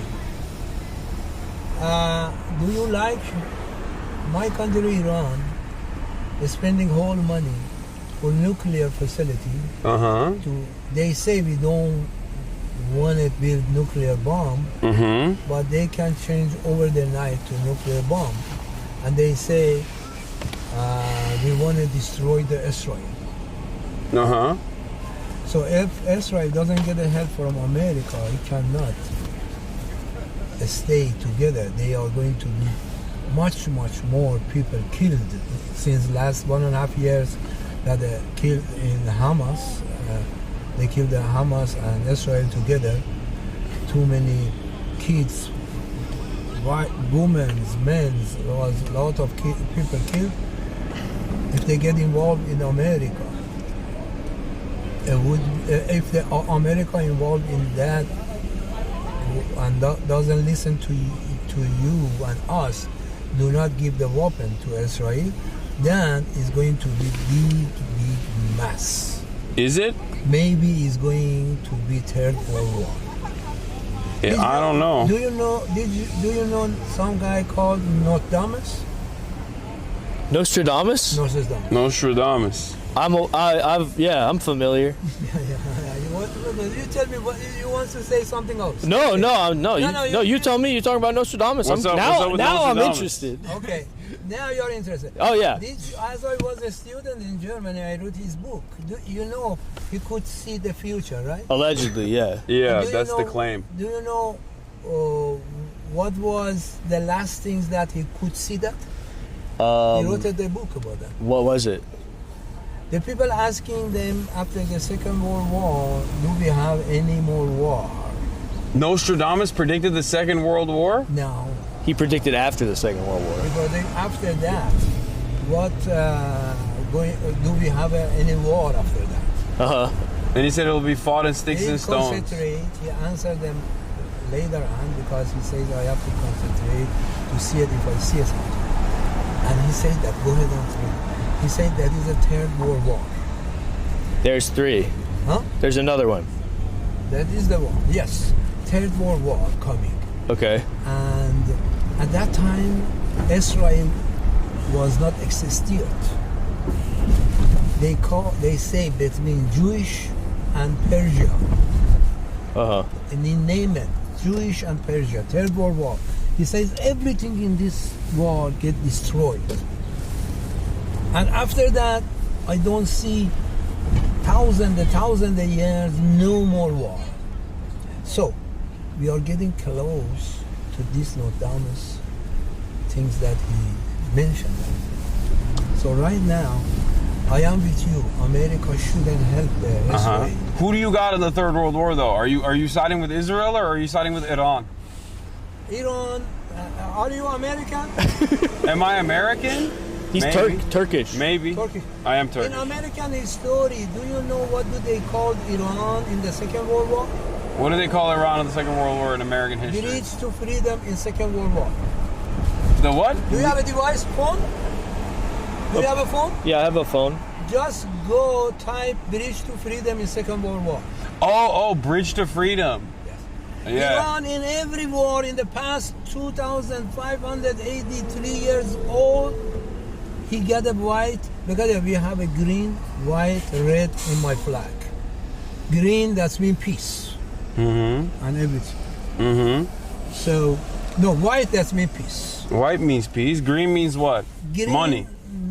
Green, that means the people going forward to build a better country, better world and everything. Uh-huh.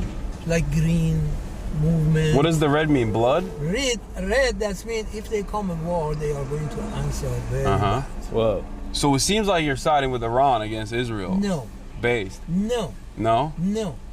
Because I'm siding this with Iran. war, if they come between this regime and Israel, I should stay behind this regime for my country, not behind this regime for the regime. Because I don't like this regime. Yeah. This regime is not a Persian. They are Arab. They're another? Arab. They're Arabs. Arabs. They're secretly Arab. They're not Persian. That's right. Why? Because they're trying- Muslim? Yeah, Arab are ruling my country in 1,404 years. Huh. Iranian culture, Iranian religion was before different. Mm-hmm. And culture, in every war, you get a white flag. So if you go just put Bridge to freedom in Second World War, they pops out conference in Tehran. Mm-hmm. Conference in Tehran, Shah of Iran said, the previous king, the last king, he said, I helped you win the war against Hitler, but you have to help me to get a free Iran out of the war. Uh-huh. And they called Churchill, Roosevelt, Stalin to come in Tehran. Yeah. Mm-hmm. And they make a conference in Tehran. Yeah. Churchill from British. Yeah. Can I ask you a question? Yeah. Do you Me like or him? you? Okay. Do you like Mossadegh? Mossadegh? Yeah. I like that, yeah. Yeah. He's kind of a socialist, right? He was, but the way that he went, that was a little bit wrong. Wait, why? Because he was supposed to. He was a prime minister. Prime minister. He stunned because the king was changed in the Second World War to his son, which was the last king, and he said the king can have a position like a king in Britain, or like a Supreme Court here, or any another thing. King can be king, but not controlling everything in that country. That was a mistake for them, because the people at that time, they didn't have so much knowledge like European countries, like a British peoples to the British king. Iranian people, knowledge was not that enough like that. So that's mean he abused his power, and the Shah of Iran, yeah, that was a very good movement at that time. If he could change the power of the king, like to be power in British. Do you like the Shah? I did a lot of demonstration against the Shah as I was a student in Germany. Did you get tortured? Did they arrest you? No, I was afraid to go for my marriage to Iran. My wife, my future wife, at that time, get married with my family, her family, without me, and they came back to Germany to me. So we met each other in Germany. She said, "I like to get a ceremony back in Iran with the family." Did your friends get arrested by the Shah? Say again? Did your friends get arrested by the Shah? Did you know people? Yeah, right? Not. In Germany, yeah. Yeah. How old are you? How old am I? Yeah. 33. So you are young to this time. You know, that was 1970. Yeah. End of 76, started 77. No, end of 77, started 78. That was the news coming in German paper. I think Frankfurter Allgemeine or something like that. That tomato and eggs nobody can find in any store. In a couple of days after that, they reported the Iranian people bought it, throw away to the Shah's car. Do you like? Didn't get his answer. Last question he's going to ask me. No. Another question. No. I want to. Yeah, but he didn't get to answer the other question. Well, he wants to know more. No, I want to know more. I'm curious. Do you like Trump? Do I like Trump? Yeah. If he helped to change our government, and if he listened to us, what the President Biden did, don't do that. Yes. What did President Biden do that you didn't like? Do you know what the President Obama released Iranian money in the old time? Did you read about that? Yeah. The Iranian. And do you know what is this money? What is this money? This money, Shah of Iran at that time sold the oil all over in the world with the right price. America told him, you have to give us more and bring us the price down.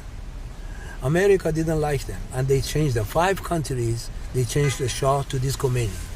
So this money, that is the money that the Shah at that time sold the oil, gas, and everything to America. At that time, if you go, you see American gas station, people lined up, hundreds of people to get the gas for the car, or something for home, or something like that.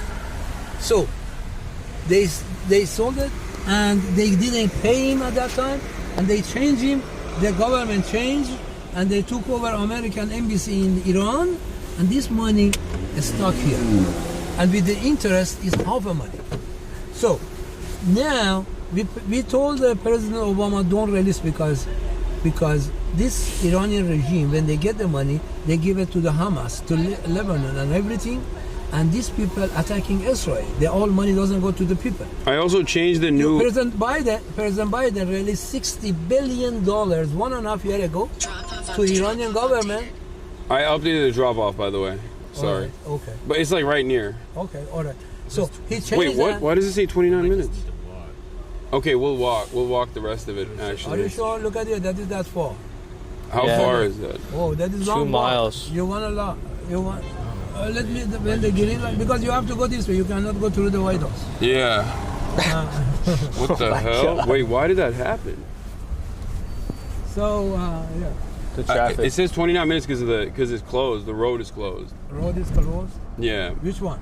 I don't know. Over but there is closed, right? Yeah, I think so. But now it's open here. We go there. It doesn't take that long. So, after the light change, you can choose. You can choose what you want. But let me tell you what President Biden did. He released. Reservation canceled. Oh my Wait, God. mine? What's your goddamn No, seatbelt? another reservation. I got at 2:30. What's your goddamn seatbelt on, Alex? Okay. Why are you taking? I thought we were gonna hop out. Oh, you changed the address. I got a job for $75 and he took it back. No, wait, why? Because I couldn't make it. That was for 2:30. No. Yeah. Let me see if the job is there or it's gone. If it's there, we'll just get out and we'll walk. Don't worry. It's gone. That was for 12:30. Now it's gone. Wait, is this like automatically took it off? What the hell? Yeah, because if Taking they money see I from cannot working make class it, people. That was my next pickup, 2:30 at Potomac. So, President Biden released 1.5 years ago $60 billion Iranian money. 8 days later, as soon as the Hamas gets some of those, they attack Israel. So that's why I am going to like President Trump if he listens to us, not to the government of Israel.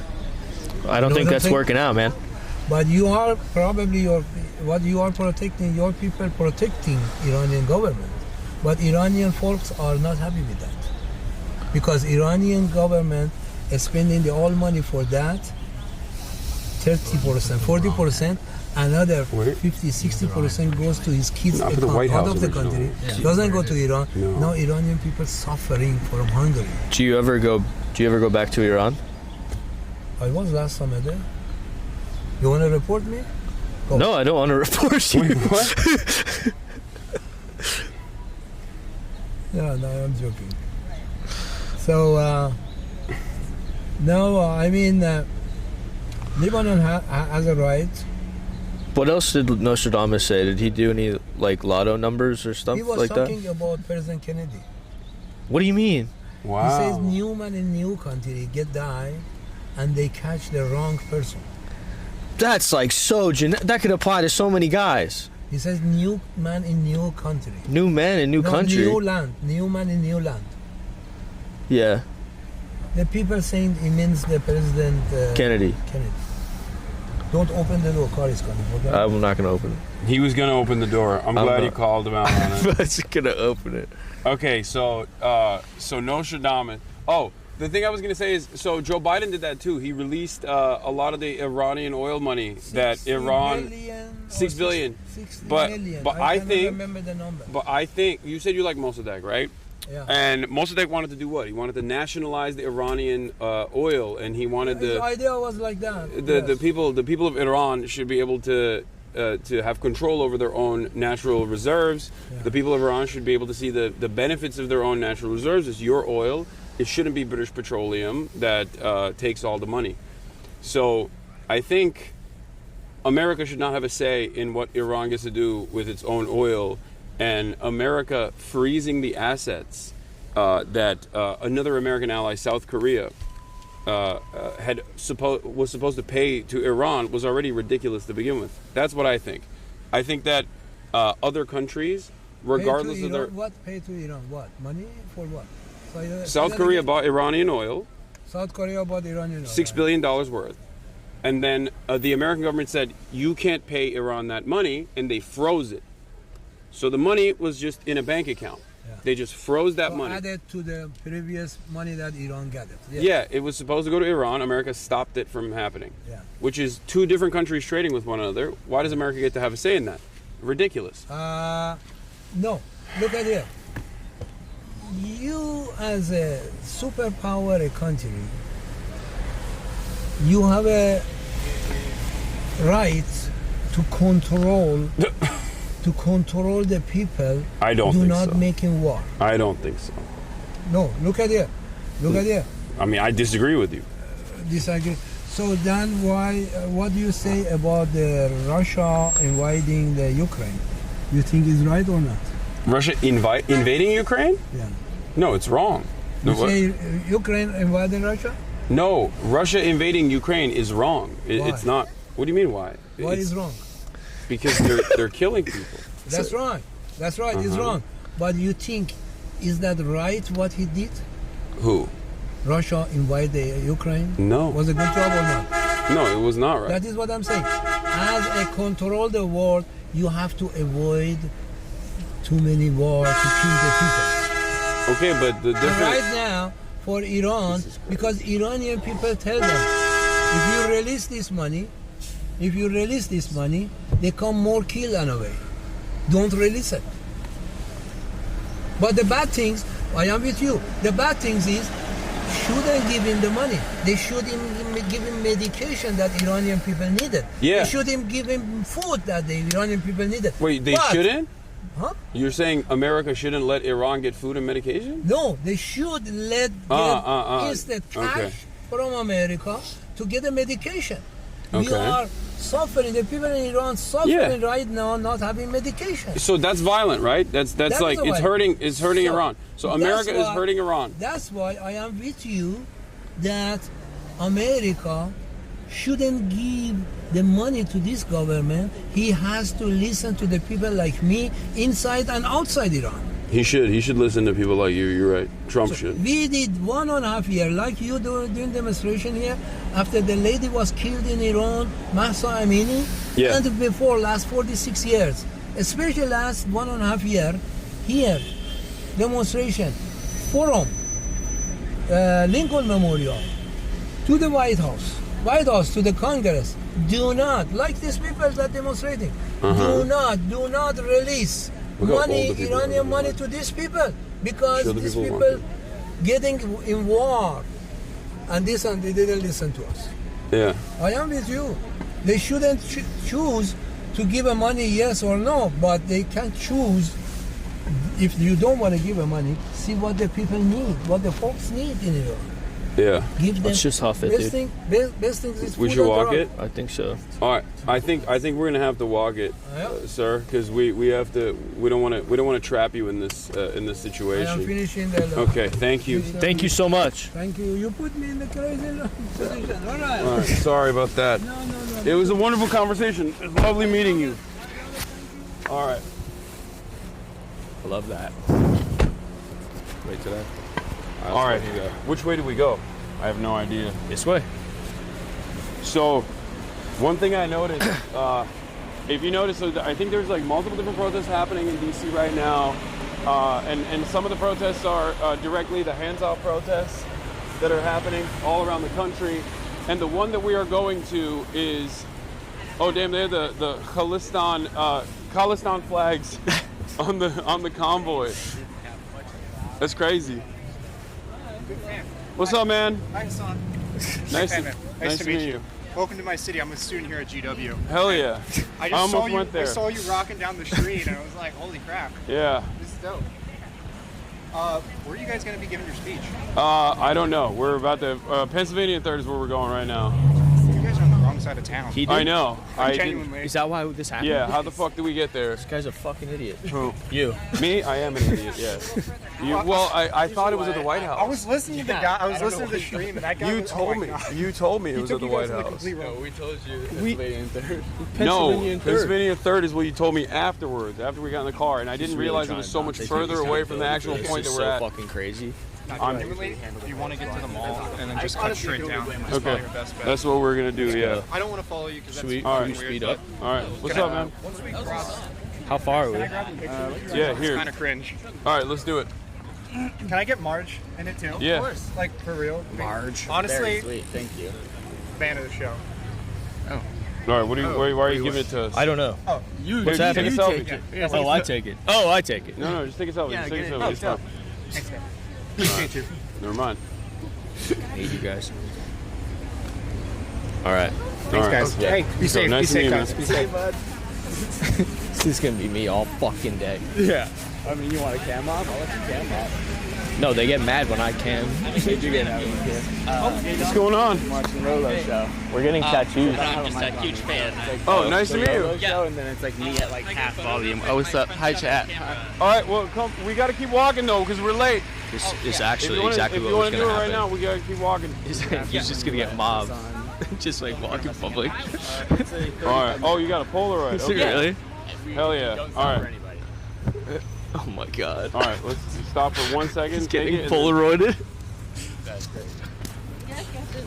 Nice Thank you so much. It was so great to meet you. No, I don't know. I don't know why. He just.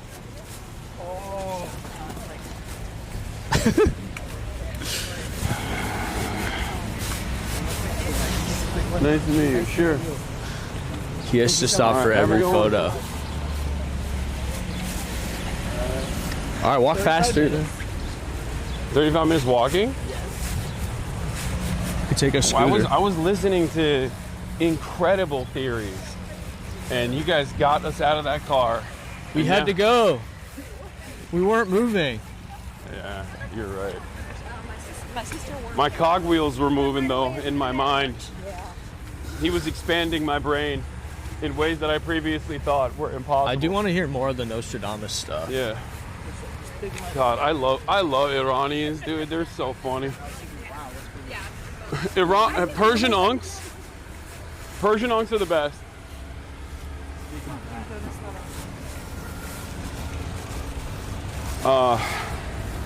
Did you give that guy a good tip? Yeah. Always. I'll be checking back on that. Yeah, you got his number? Guys, I know you guys don't care. What? But it's cherry blossom season. Uh-huh. I feel like it's already over. It's the only place in the States that you can see them. Uh-huh. That's not true. Is that true? Yeah, because the Japanese gifted the capital, right? There's still more there. There's some more there. Washington Monument, Ottoman Empire. Wait, the National Society Daughters of the American Revolution. Yay! I don't know what they do. But I love Daughters of the Revolution. I love women, yeah. Good one. Thanks. Nice save. I was going to say I love daughters, which sounds so much worse. So bad.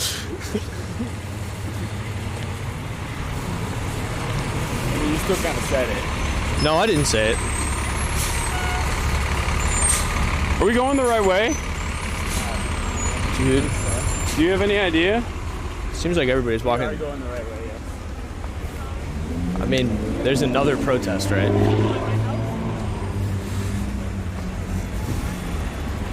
It's a little hard to get to our protest. We could just well, we could just have Hasan get arrested. The day off.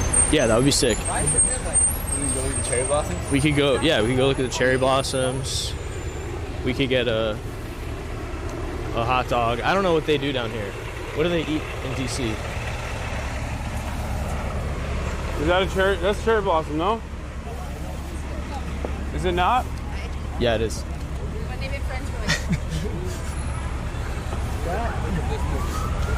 Beautiful.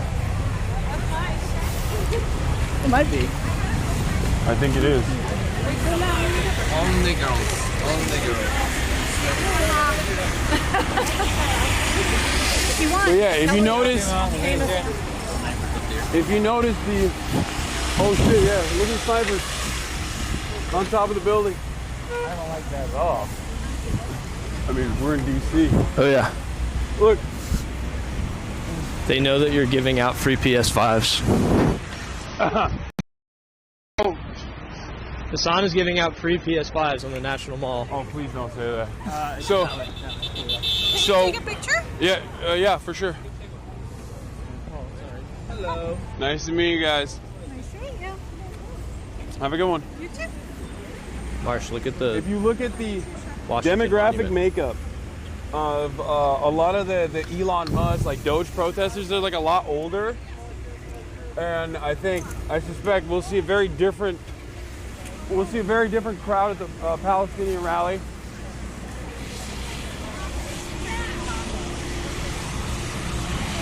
Love the pants. Thank you. You're welcome. I watch a lot of you. Oh, hell yeah. Thanks for watching. Where are you guys going? Wherever the wind takes us. All right. Have a good one. You too. You guys be excited if I bought a hot dog? But, yeah. Just a lot of the, are you calling the pro-Palestinian youth movement?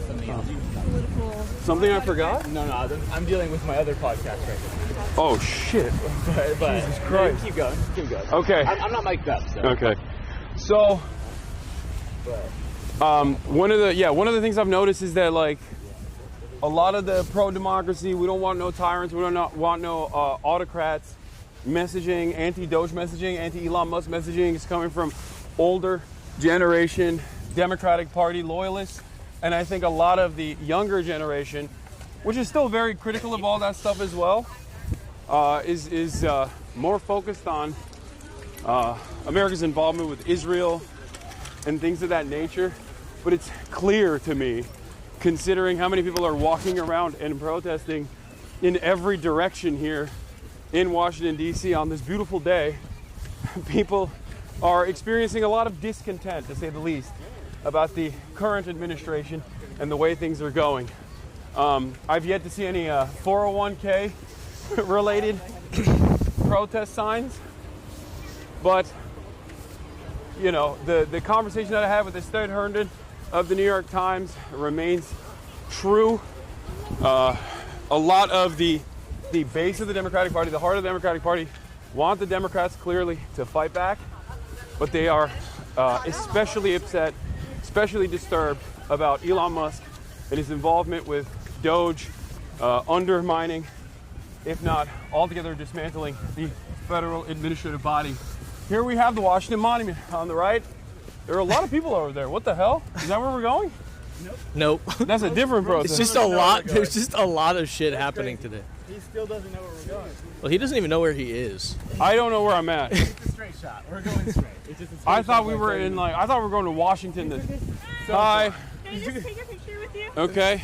I like a song called One Car. My friend and he took literally, us wait, 2 can I miles in just the opposite she's got direction. a crash That's out. kinda Can I cool. actually FaceTime her? We have to keep walking. Sorry. She wanted to FaceTime her friend? No, people do that all the time. And normally I'm down, but this is like not one of those moments.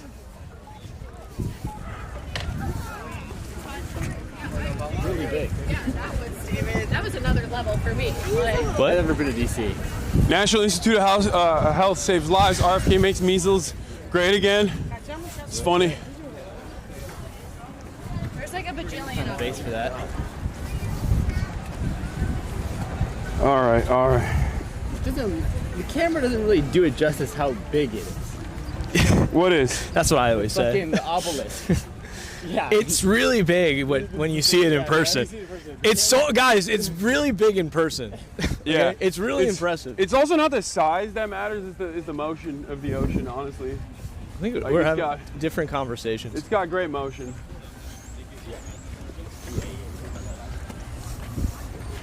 Yeah, during the construction of the Washington Monument, only a handful of nations donated. Do you know which one of those nations? One of the nations that donated to the Washington Monument was Turkey? The Ottoman Empire, baby. Wow. Turkey, that's right. Huge. My people built that brick by brick. Did Mexico donate? I don't know about that. Doesn't care. You wouldn't care about that. Ottoman Sultan Abdülmecid sent a marble plaque that helped build the Washington Monument. It's inscribed in there too. Well, I want one of the pro-science signs. Yeah, more pro-science signs, exactly. Save the NIH. Save NATO, hands off NATO. Well, I haven't seen a hands off NATO sign yet, but I have seen people wearing like Ukraine shirts. But I guess that's not like, you know, that's an understandable position to take. The save NATO position, on the other hand, is one that I consider to be a bridge too far. There is an insane amount of pro-Palestinian flags up there. What the hell? Is there like a Khalistan rally today as well? What the? So many goddamn. There's the hands off stuff. Hands off. All right, so this is the hands off rally. There's also Khalistan. There's also Khalistan protests happening. I guess everybody's like. There's Pikachu. Pikachu's here.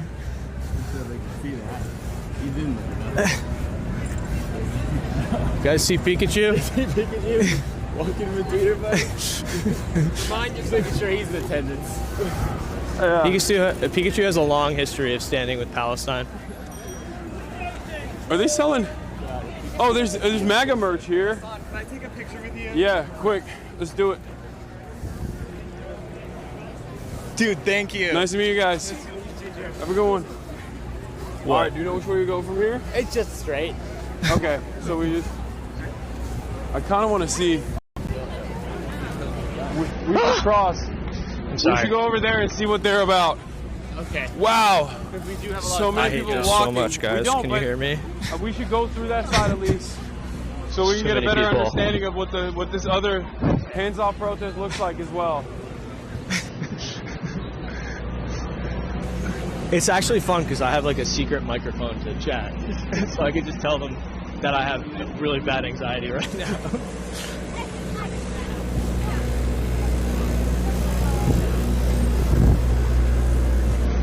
Hasan, you rule. Nice to meet you guys. Thank you.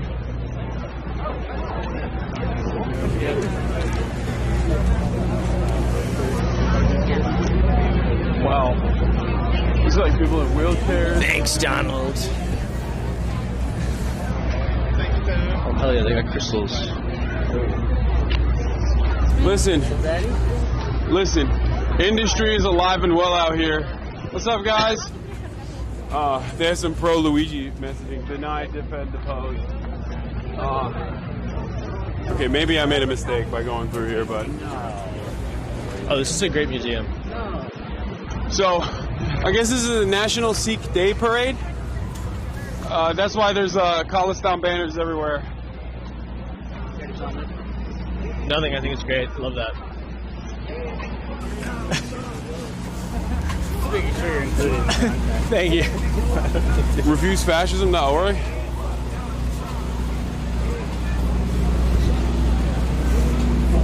Are those PSL? No. Yeah, I think. Are they? Maybe. It looks like PSL. It doesn't have the PSL font. What's up, man? Oh shit, he's wearing the merch and everything. What's going on? Oh, sorry. Are those PSL signs? I'm not sure. Someone gave it to me. Oh, okay. I've been walking around with it. Hell yeah. Good luck out there. Thanks.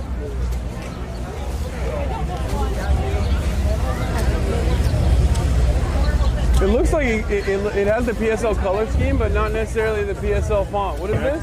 With the PSL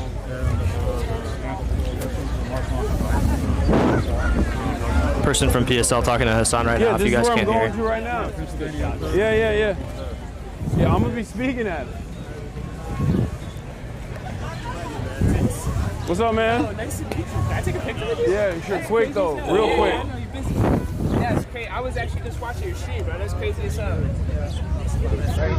Oh, it's so muggy out here. Holy shit. Yeah, appreciate it. Nice to meet you. Sure, but we gotta keep walking. All right. We gotta keep walking. If you want to take photos, you gotta keep walking. That's right. Oh man, that looks awesome. Hey, son. You What's rule. up, man? Can I get a photo?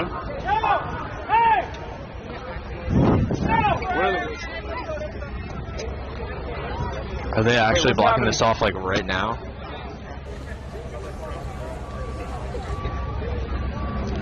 Capitol Police, dude. Immediately. Well, while we're all right, quick, while we're waiting here, slick up. Appreciate you, bro. Nice to meet you. All right, yeah. Wait, if you guys are here, who's at home beating your wives? All right, you want it? Yeah, let's do it. Quick. Sorry. No, it's not. Thank you. All right. Thank you. Nice love to meet you. Love Fuck. you. Nice to meet you guys. Oh, hell yeah. Disgusting. Nice to meet you, man. It's a swamp. You too. hang with you? Of course. Yeah.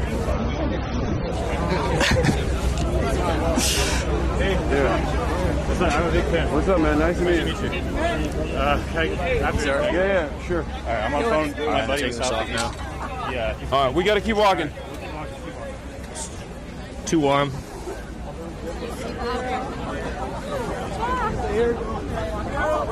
Oh, nice. It's too warm, brother. You can actually take layers off. I have a backpack on. What?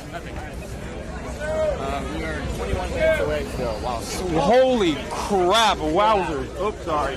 Our pace is terrible right now. That is terrible. What's your problem? Don't make it.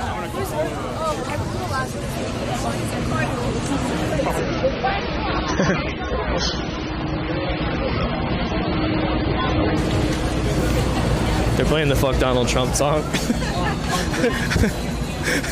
Yo, play it again.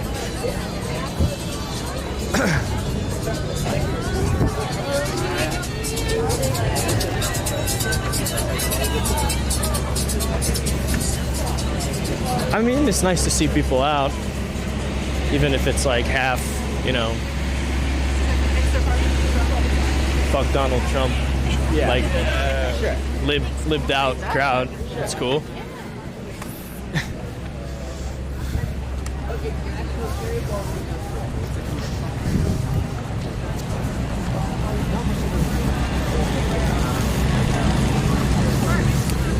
Are you sure we're still 20 minutes out?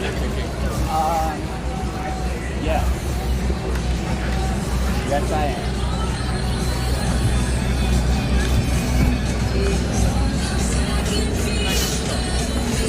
Now you're on the move. Quick picture.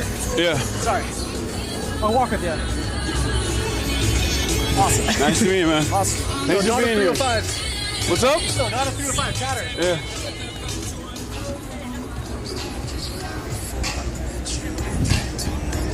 I mean, it says 19 minutes. Yeah. I think we'll make it in 10. We just got to keep gunning it.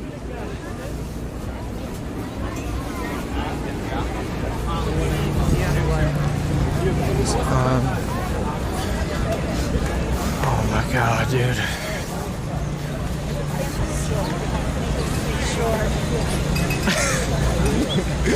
It's fucking sick, dude. This is what chat loves. Walking simulator. Well, no, this could have been avoided. Yes, No. yes, it's my fault. I'm an idiot. No, it's okay. No, it's not your. No, you're not an idiot. We forgive you. You're not an idiot. This next time, just order me to order the Uber. Exercise your executive power and realize your shortcomings. Bro, I asked you guys when we were in the hotel. You all said White House. Yes, you did. He really doesn't ever accept accountability for anything. He's like, I'm sorry. And it's totally fake. No, it's totally my fault. fake. It's my fault. Oh, I'm sorry, 100%. but also, and like, let's hear the reason why. No, it is entirely my fault. distracted. I take responsibility over it 100%. It is. I mean, it's no one else's fault. I called it to the wrong place. I'm a fucking idiot. Yeah, just wait. Here comes the caveat. Can I get a selfie? Yeah. The rally's over there. Now people are coming up and telling him where the rally is. Yeah. Thank you. Thank you for everything. Of course. Thank you for being here. Yeah. How are you? I watched you all throughout my ACL recovery. Thank you. Hell yeah. Thanks for being here. Hi. Hasan, you're such like a saving grace, like a light. Whenever I work, I put my headphones. I just listen. I listen to everything. Hell yeah. The way you engage with people, I think is like really needed. I think we need more people like you. I'm an organizer at Central State. Let's go. Yeah. We want I know. Okay, grab the backpack. Okay. I'm holding it up. Yeah. Okay, I got it. I know. worries. I'm sorry, Chad. I'm filming now. You know what people like? There's a lot of apolitical people who are. Oops, sorry about that. It's okay. This is scary. Yeah. Hey, thanks for radicalizing. Hell yeah. Nice to meet you guys. Yeah, man, I just want to say thank you for everything. You completely changed my worldview, and I don't know. I'm off to a much better place now. It's all thanks to you. Yeah, and you're here. That's what matters. Thank you for being out here, guys. Thank you. It's really crazy Hell to yeah. see you. I'll try to leave you alone. Yeah. Yeah, the mayor revoked his license. Exactly. They're trying to cut that through. Yeah, here's the thing. It's all good. Take your time. This kind of stuff is In the Damn, Mars, short this term, shit's it heavy. feels really bad where you're like, the fuck, they're really clamping down hard.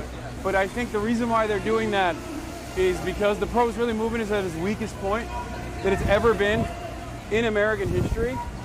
And while the administration itself is still offering full-throated, unconditional support to Israel, it is very clear that the public is directly at odds with the government. And the more aggressive action that this admin takes against people peacefully demonstrating, the weaker the pro-Israeli cause, is in this country, the harder they'll hit. But the harder they hit, the more people get galvanized against it. And it's, hey, what's up? All right, we gotta keep walking. I'm doing all right. We're a little late for the protest, but trying to get there. Yeah.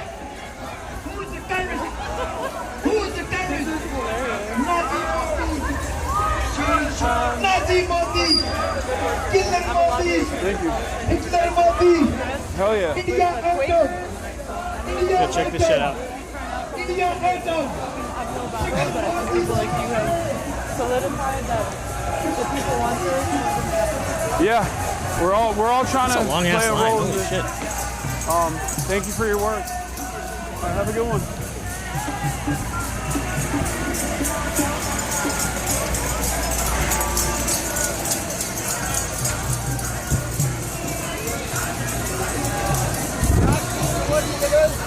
You want me to?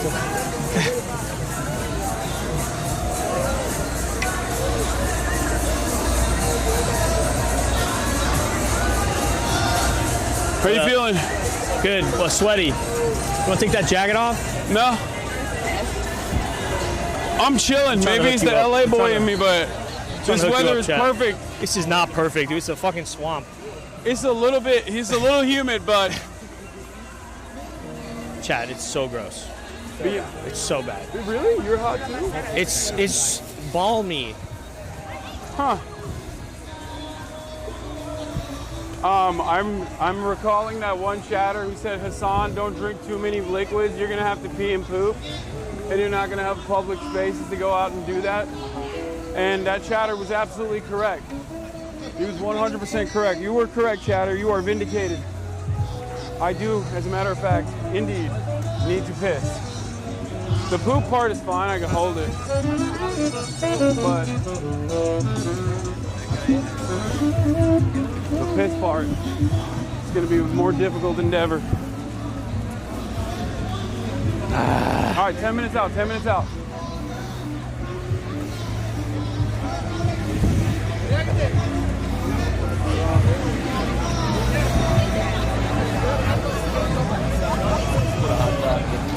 Yeah, baby. You want a hot dog? What'd you say, Alex? I said you want a hot dog. No. Okay, hater. Maybe later, though.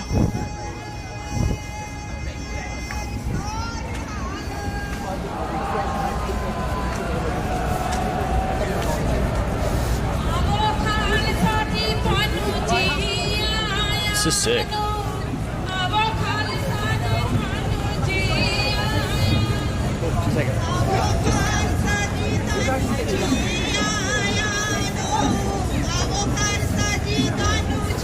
He can move, dude. I said that big boy can move.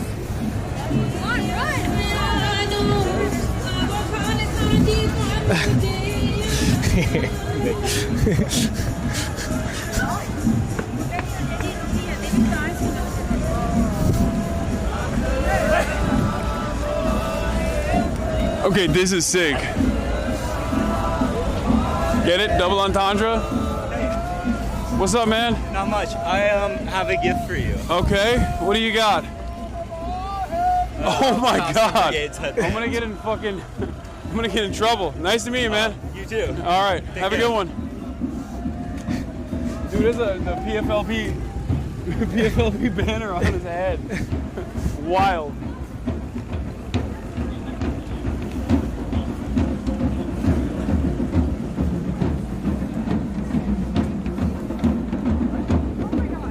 Hi. Nice to meet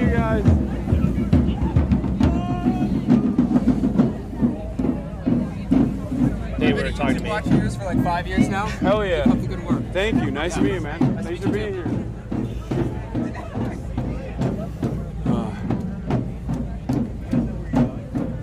Yeah, it's just down the road, right? Yeah.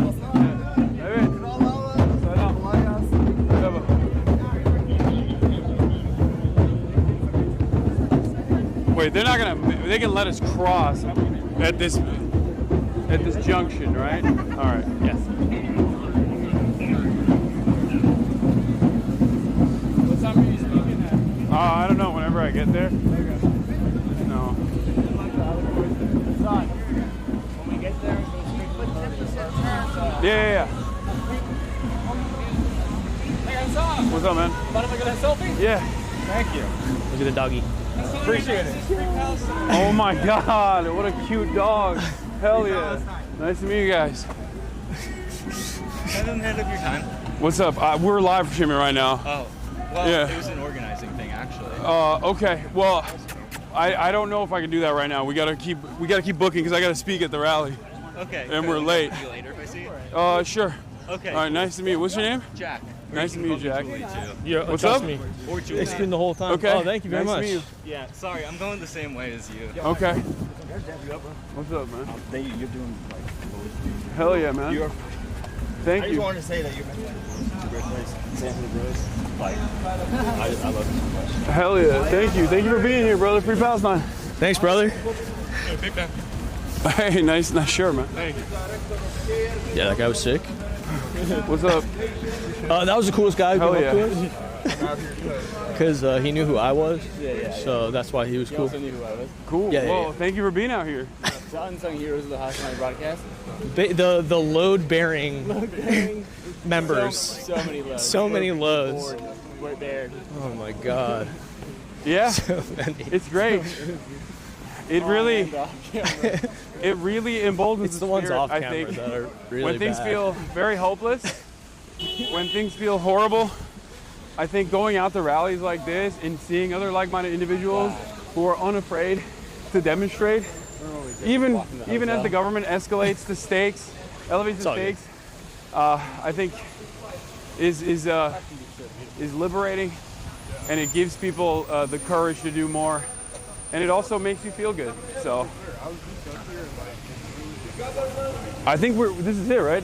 Imagine we get up to All the right. stage and it's our fucking Uber Yeah. driver. He's at the podium talking about Nostradamus. All right, nice to meet you. That would be fucking crazy. I'm just a regular dude, man. Hey. Thank you very much. Thank you for saying that. Did you hear what he said? What did he say? He said, wait, can you repeat that into the microphone? Here, wait, hold on. Lolo carries the stream every time he's on. Thank you very much. Oh my God. Thank you. Thank you. Yeah. While we're walking though, okay? All right, nice to meet you. Yeah, sure. All right, have a good one. Thank you so much. I appreciate Yeah. Yeah. Lolo.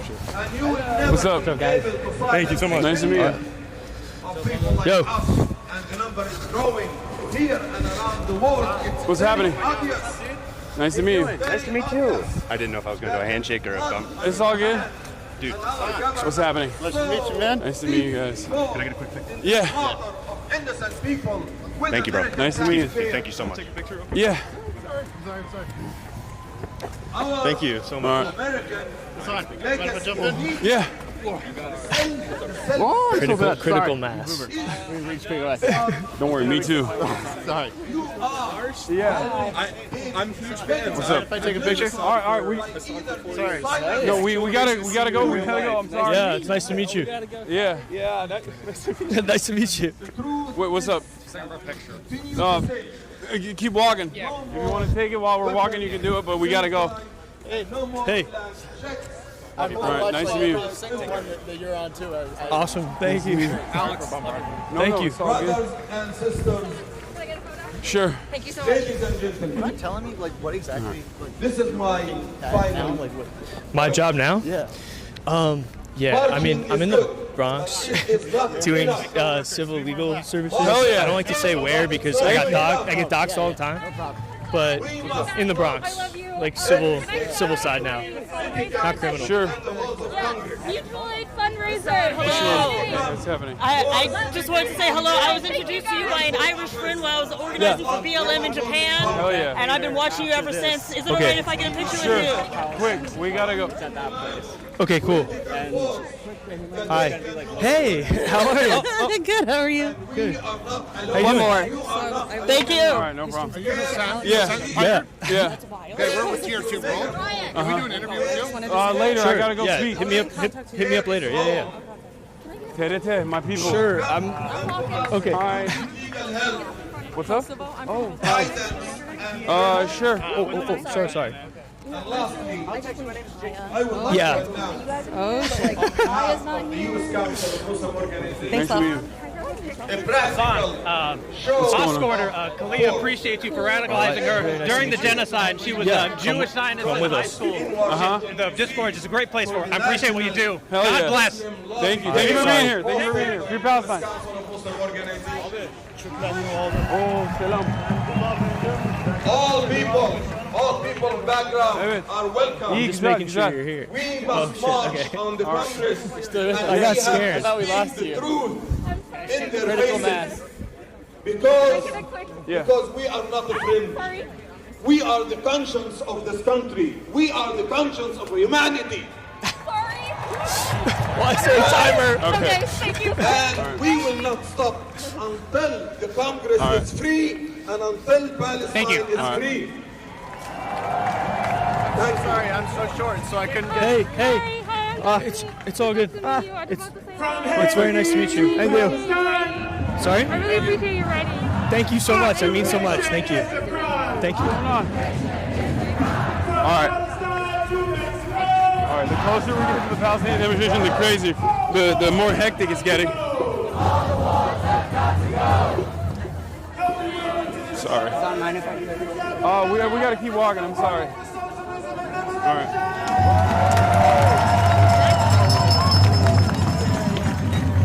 Oh, sorry.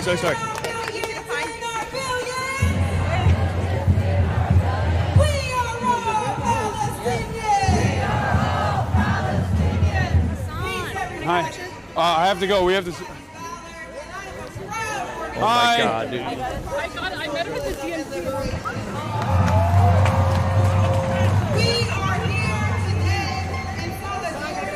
What's up? I have to go. I'm sorry. We love you, Excuse me. Hasan. Love you too. Thanks for being here. All right. Maybe it was just a reaction. What's going on? Nice to meet you. Can I take your photograph? Sure. Where do we cut in? My archive artist and activist. Thank you. All right, yeah. Nice to meet you guys. What's up, man? Okay, we gotta go through here. Sorry, I gotta go in. Okay, we go through here? Okay. That's 3.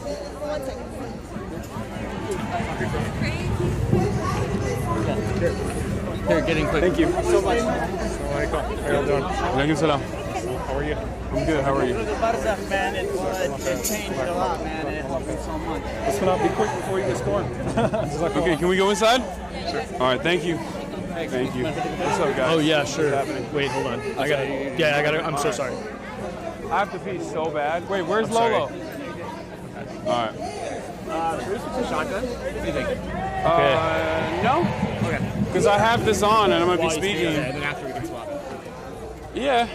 Hi. Where's our contacts? Nice to meet you. I'm Mimi. Nice to meet you. Thank you for coming. What's up? How are you? Hassan. I was the one texting you on Instagram. Oh, in the okay. beginning. Okay. Hi. So what's the deal? Do we? Yeah. What's going on? Nice to meet you, brother. How you doing? Person, finally. Yeah. Hi. So, was I talking to you? Yeah. Oh, okay, perfect. So, what's the deal? Like, there's a lineup of speakers. You're coming up. Yeah. Oh, I am. Okay. I have to pee so bad, but it'll be. Oh, there's a porta potty. Oh, hell yeah. Okay, that's good. Okay. What's going on, brother? How you doing? I met you at one of your meetings just now. Not you. I'm Addy. Oh, nice to see you again, brother. Yeah, I watch you all the time, bro. Hell yeah. Okay. I mean, I'm gonna make it short and sweet. I'm not gonna yap. Okay. See Noah. Sure. I just have to pee. Can we bring him in as well? The one with it's Noah Colwyn. He's yeah. All right, they got him. Noah's coming in. It's good, brother. How you doing? Good. Good to see you. Yeah, you too. How are you? Yeah, I'm just gonna pee, and then I'm ready to go whenever. It's all Meet me good. at the stage. Okay. All right. All right. Can you grab this? Is that okay? Yeah, You yeah. put that in here too. Yeah. I got you. Look, I got a quick picture of you. Yeah, of course. Let's go, man. Good. Did you just go from the hotel? Yeah. It was like glancing at Twitch, watching it, you guys and It was fucking crazy. Yeah, it seems the guy just not get you far enough over. We were 2 miles away, so we just ran through, or like. Oh, you didn't Uber at all? Well, we did, but then there was. I got the mic on it. If you want to talk into it. My God, you want a hot mic? Ooh. What's up? Can you hear me? Damn. We're just waiting, I guess, for Hasan to go up. Yeah. Pretty I quick. guess everybody's seeing the full crowd coming through here. It's a massive crowd, yeah. All the speakers, yeah. And then there's like, I don't know, you can see on the news, but there's all the other like protests, not really Palestine related, but It's like they keep hands off NATO people stuff. all over DC today on the metro. It's nuts. Yeah. It's totally wild. But yeah, I'm kind of curious to see how this shakes out. We're gonna march to the ICE headquarters, I believe. I think that's the goal. What I heard was the goal. And I saw you got arrested. I have one. Oh, you have one. Yeah. Well, that was last, I guess about a month ago. Yeah. At an action at Trump Tower. Yeah. But the charges were dropped. Nice, congrats. Turns out that the cops didn't write the ticket properly. Is that really what happened? That was what happened. It turns out that on the tickets for us, they didn't write that we refused the order to disperse. So they just had they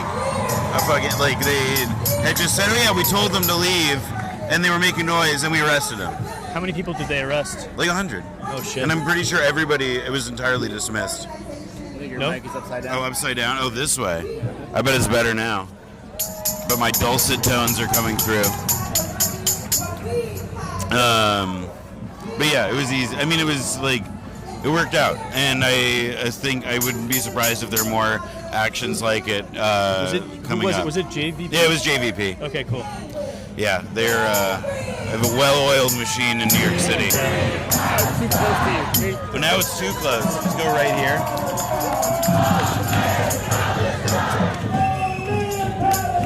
Want to get the crowd? All right, there we go. Hasan is talking to local news? No? I don't know. Greeting. Who is that? Is that Ronnie? That's Breakthrough News. I think that's Ronnie Apollo. Okay. So where they've had a lot of faith leaders up, head of American Muslims for Palestine, head of CARE. They just had somebody up from PSL. You like PSL? What do you say? Do you like PSL? They're great. They're putting in the work. They put a lot of effort to get people in here. They put together the demo I was at Union Square last weekend, and I know they put a lot of resources into getting people down here for this, which is tremendous. And they helped when they did the November 2023 march, which was massive, massive march on the mall. They were part of the group for that. I mean, the coalition that's put these events together is really large. It's very impressive. You're Jewish, right? Yeah. We have that in common. We have that in common? We do. Oh my God. It's what are the odds? I know. That's so From New York. What? I know, it's kind of and crazy. with the beard, the curly hair. What? That is. Yeah. You're pulling my leg. Yeah. And you're a Mets fan. And I'm a Mets fan. Yeah, hell yeah. Yeah. Wait, did Hasan bring my hat back or no? Or is it your Knicks? Yeah, he's got it in the hotel. Okay, perfect. Yeah, I caused him grief with that Knicks hat. I didn't. He steal that from you? No, I left it at his house. Okay. But you should steal stuff from him. I should steal stuff from him. I do it all the time. I do it to most of my friends. Yeah. I think it's good to steal from them. Keeps them on their toes. Yeah. Also, he's not gonna miss it. No, why would he? Gosh. I am curious to see what ends up, how it looks all taken. It always looks different from one place when it's a march. It looks like a lot of people from here. And I mean, coming here, it was mobbed. I think while he's up there, I'll probably stand behind him. IRL screen out. That sounds wise. To get a better idea. I'll make sure to keep talking when he's talking. Yeah. So that nobody can hear him. I think that would be good.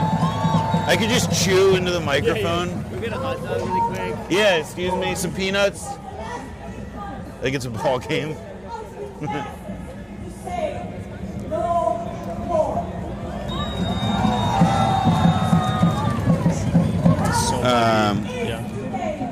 Has there been where'd you guys? So you guys were just streaming from the hotel room, or? Yeah, I just got here this morning, and he was streaming from the hotel, and then we just figured out how to get here. Did you come over this morning, or you come over last? I came last night. We drove down with a friend. Okay. Cool. Stayed in Chevy Chase, and then we'll go back up tonight. Yeah. How'd you get on Amtrak? I took Amtrak. Yeah. It was just so easy. It's how you did the last one. It was just too short notice for me, and I got a free ride. I'm happy with that. No, it's too. I mean, it is. Yeah, too expensive. But I'm still just kind of bowled over. We were worried it wouldn't be a big turnout, just everything else competing for people's attention. But no, this is tremendous. Marsh, you want to go over there? Yeah. Hey. Yeah. Hold on a second. Yeah. Thank you. I grabbed the jacket bag too. I'm a photographer. What's up? I want to take a portrait of you. Okay. All right. So this is how this is some of my work. You know what I'm saying? So it's gonna be something similar to this. Okay. What do you want me to do? It's gonna be this up close. Just stand still. Look at the lens. Right? Okay.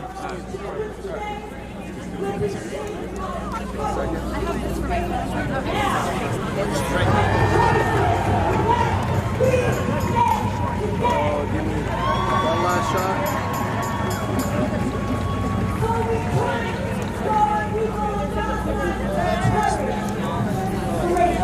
Perfect. All right, nice to meet you, man.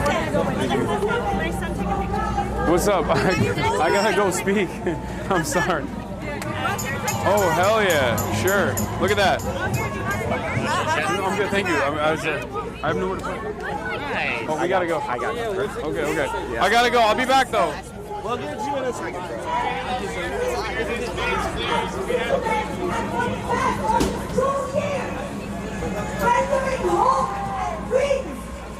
All right, thanks, man. Nice to meet you. Are you speaking now? I guess. I don't know. Where's your backpack? Oh, I gave it to Lolo. Wait, both? Just put both on because I don't want to hold them while you're up there. Okay, where's Lolo? I can hold them. We'll have one more speaker in front of you, and then you'll be up. Okay, let's put that one in the case, so that way it doesn't. Lolo's over there. Give it to me. I'll go. Thank you. Thank you for the bag. Oh, thank you. I'm gonna walk up. It won't double up on the audio? No. I'm gonna walk up. Well, let me double check, but I don't think it will. I'm gonna walk up with you and film you from behind. Okay. No, I don't need the bag. Yeah, we do. Oh, we do? I want to throw one of those in there. Oh, yeah. Here. I can carry the jacket. I'll put it on. It's fine. Yeah. Genocide is not normal. No, we Yep, I got it. We are needed now. We are needed now.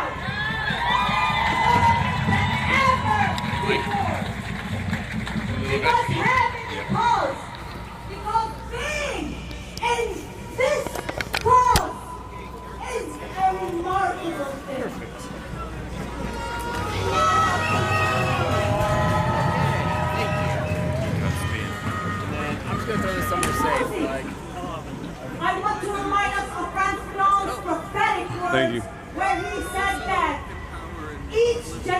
nation must, out of relative obscurity, discover its mission, fulfill it, or betray it.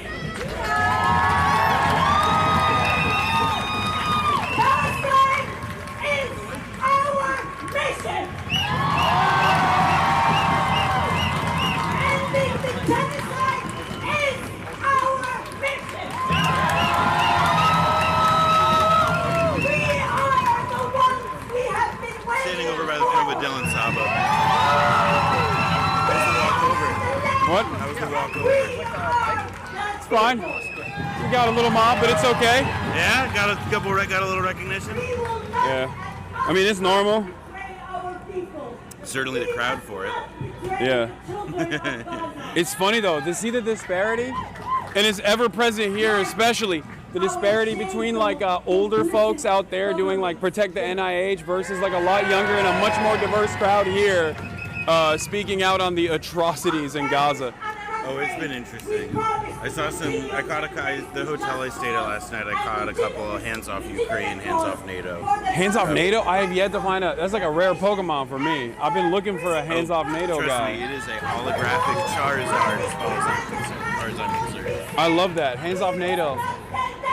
Not my poor NATO. Not my global protection racket.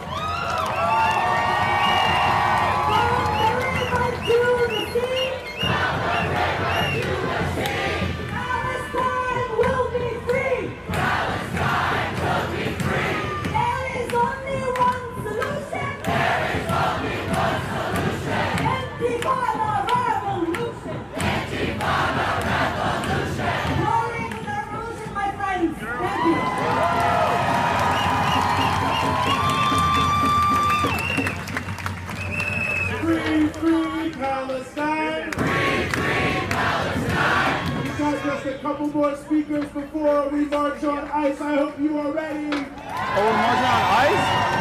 Nice. I hope you are ready. Please welcome to the stage from Turkey, Raja Abdullah.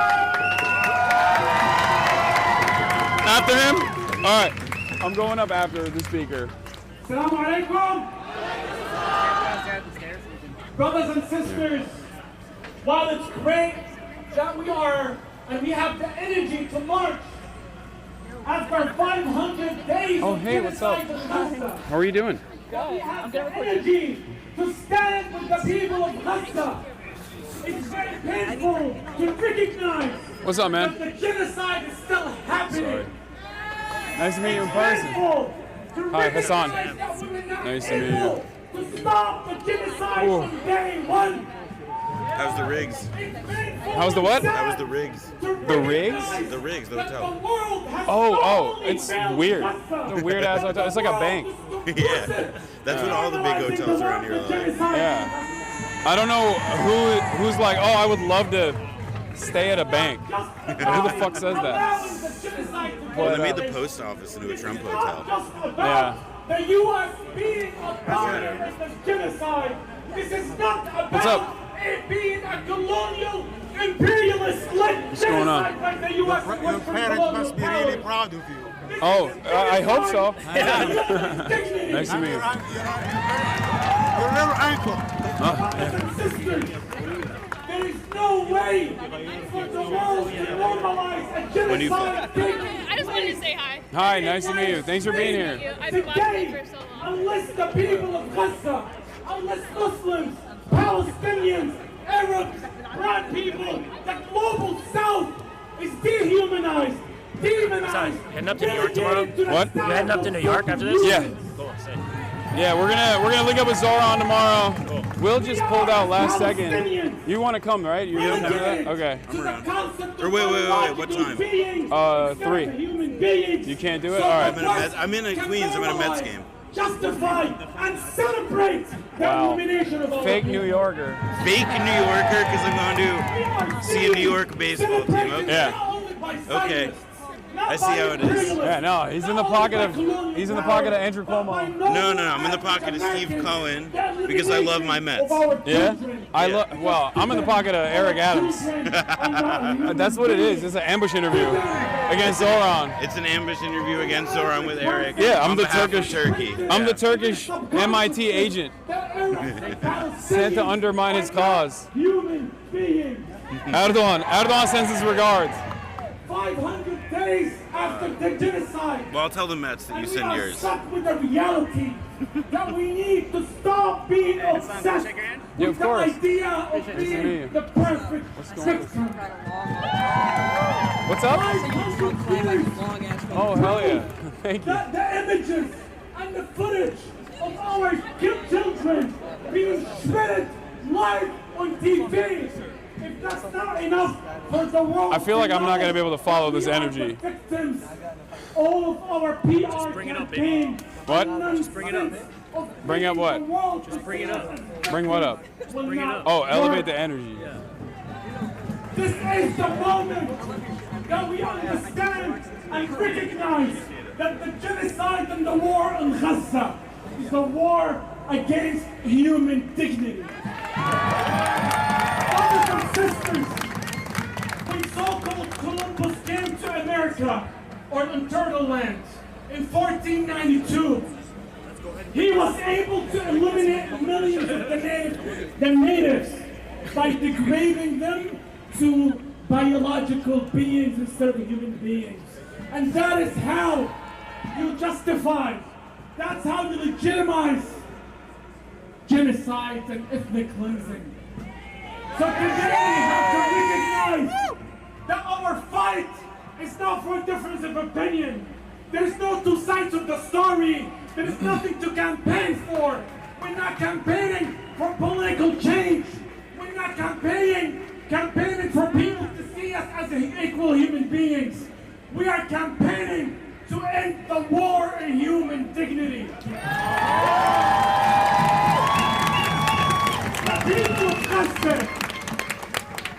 The people of Gaza are a living example, no matter how painful it is for us to see the sacrifices, to see the pain, to see the genocide, to see our children, our men, our women, our elders being massacred in the streets. Yes, we salute their sacrifices, but we also need to learn that the fight for human dignity, the fight for freedom, the fight for justice is not free. We need to stop being comfortable. We cannot allow the genocide to continue, because if this genocide continues in Gaza, we will be next. I don't want to remind you that the genocide in Gaza is part and parcel of the legacy of this land. It's part of the heritage of the American Empire. It started in 1492 by committing genocide against the millions of the natives, all the way to enslaving black people, all the way in the last century of throwing Japanese in concentration camps, all the way to shooting students in Kent State University in 1970. You know what you're going to say? I'm just going to freestyle. Wing it. Yeah. Actually, just make it up. Yeah. They don't care about facts. That's what I'm going to do. I'm not even joking. Because, like, I feel like, what is there more to say? You know what I mean? I think most of it's been said at this point. Yeah. It's the act. What? It's the act that matters. Yeah. The American Empire is leading the war against human dignity. I want to end by saying that we cannot go back to normal. The Gaza is the battle between good and evil. Netanyahu was right when he said this is a war between light and darkness. We only get the sides mixed up. This is a war between life and death. Because if human beings are deprived of their human dignity, There will be massacres like we are seeing in Gaza, and nobody will do anything about it. Otherwise, the world will not be silent. Will not be silent on the images and the footages of our children being shredded to pieces. But they're okay with it because our people are not seen as human beings. They're not seen as people worthy of having the circuitness of being equal human beings that must be respected. Their political aspirations must be recognized. On the contrary, they are seen below animals because even animals will be treated better by the Western colonial thoughts. Starting today, we must escalate. Starting today, we must not be intimidated or silenced because America. I want to end by saying that the student movements in the past 100 years have been facing crackdowns left and right. This is not just a Trump administration problem, as I mentioned before. This is the heritage of this empire. And unless we recognize that this empire is fighting against human dignity, that the greed is destroying the world, that the state of Israel, that simple colonial project of Zionism, is not a state of an exception. It's the state of normalcy of Western colonial powers. And we must put an end to all of it. Thank you very much.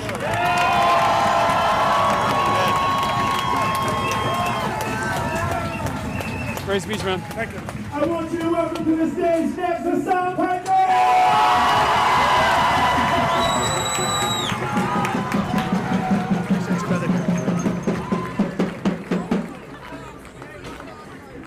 That's going to be a hard one to follow. Wow.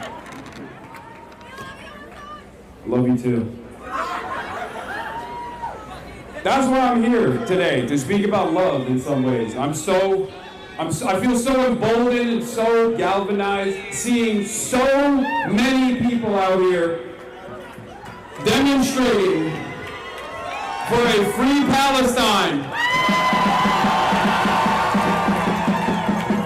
Something that I never thought I would be able to see so many people out in the streets, and even more at home, who recognize the cruelty and the inhumanity of the Zionist regime and the American government's unconditional support for Israel's genocide of the Palestinian population. Now, I've spoken on this matter every single day, as have you, so we've said everything that must be said 1,000,000 times over. So I'm going to keep it short and sweet, also because I didn't really prepare for a speech, I'm sorry. What I want to say is this. Right now, this Trump administration has severely escalated the erosion of civil liberties for all Americans. Every single one of us. You have people getting black-bagged in the street, disappeared, for the crime of speaking the truth. And that is precisely the reason why you demonstrating here matters. We must never allow these fascists to take away our voice, even if people don't recognize, even if people don't understand that one day they might be the ones who get black-bagged and sent to a slave labor colony in El Salvador without due process. We will fight for them too.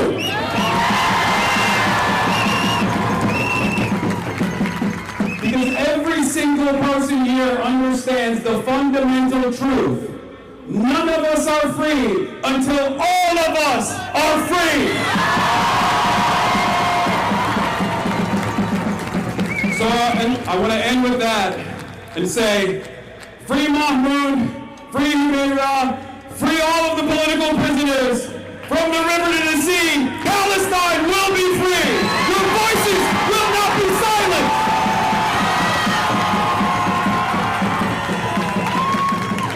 Thank you.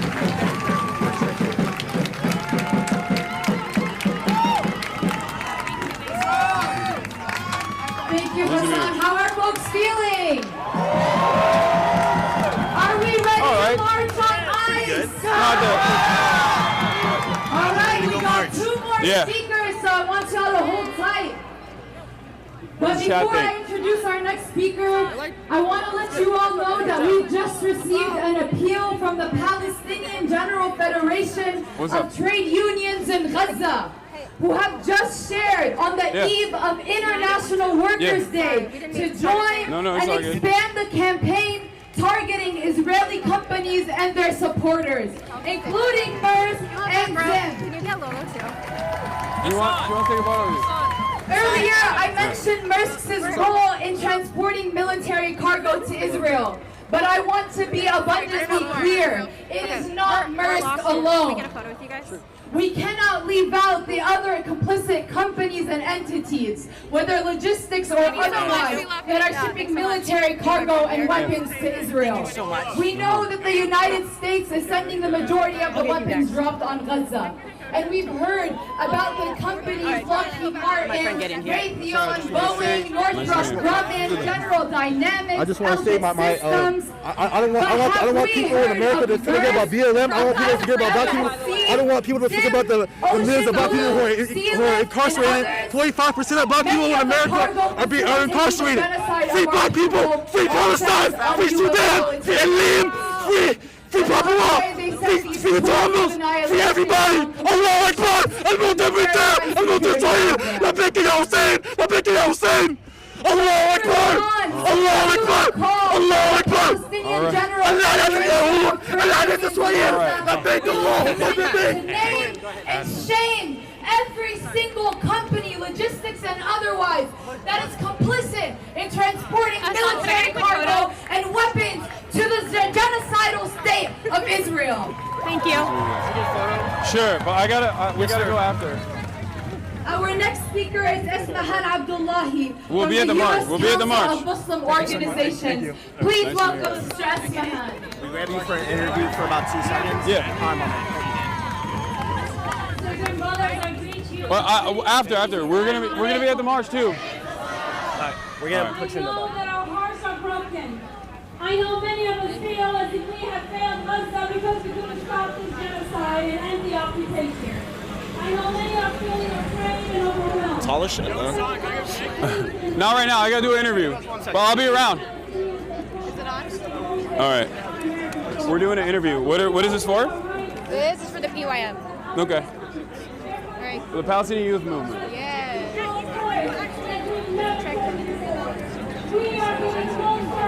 Okay. All right, so the genocide's been going on for 17 months, and you've taken an active role through your media to kind of get your messaging, your narrative, and kind of uplift the voices of the Palestinian people on the ground. Can you tell us what have your reflections been for the past 17 months of this genocide? The well of depravity is endless. It's truly alarming. I mean, in some ways, I'm hopeful because there are more and more people every single day that put their bodies on the line to go out to protest, to spread awareness. But in some ways, I think the cruelty is impossible to disregard. And it's just the cruelty enacted upon the Palestinian population by Israel and the United States of America, but also the cruelty for speaking out against it here on U.S. soil. But as I tell people all the time on my stream, if you're feeling discouraged, coming out to a protest like this, coming out to a rally like this, will embolden you. It will help you understand that you are not alone, that your cause is just, and we should try to do everything we can to put an end to the genocide. And if you have a message to the people in Gaza, the Palestinian people in Gaza who are watching right now, what would you say to them? I'm sorry. That's how I feel. There's nothing more I can do. I mean, I'm trying to do my very best. I know everyone here is trying to do their very best. We see it. We see the images every day. It destroys my soul. It destroys my heart. The things that human beings are capable of doing to one another. I really do hope that one day I'll be able to visit. I hope that one day Palestine will be free. Thank you. And the last. That's great. I ran out of storage in the last 15 seconds. That's fine. What's we up? got enough. He ran out of his storage, but that's fine. Oh, okay. Thank you, dude. No problem. Appreciate you. Yeah. Thank you so much. Thank you for organizing this. Yeah. Appreciate you, bro. Thank you. Sign the Communist Manifesto.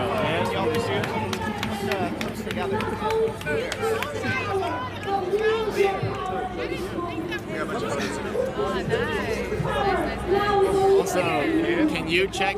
Someone told me to get this. Hasan, can you check the battery real quick? Yeah. What's going on?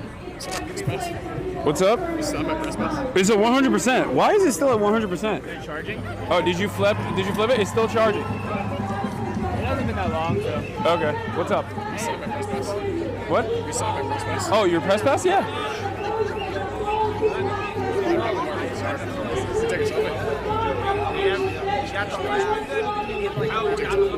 What? Can we take a selfie inside? Yeah. Thanks, man. Nice to meet you. Let's check all the time. I'm the co-chair of DSA. I just wanted to say hi. Oh. Thanks so much for having our Cuba folks on. Of course. Thank you for everything you're doing. Can we take a quick pic together? Yeah. Yeah, awesome. Or with Congress in the background? Sure. Nice, thank you. Sign the zins. What are we doing, man? I don't know. And this is to Alexander. Write something to Alexander.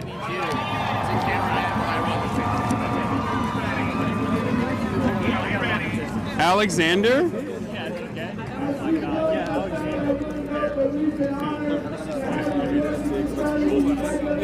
I'll be right back. Bro, would you mind if we get the last, do the last 30 seconds over again? Yeah. Just because the mic cut out? Thank you. Yeah, that's fine. How much are you writing? A lot. I care. All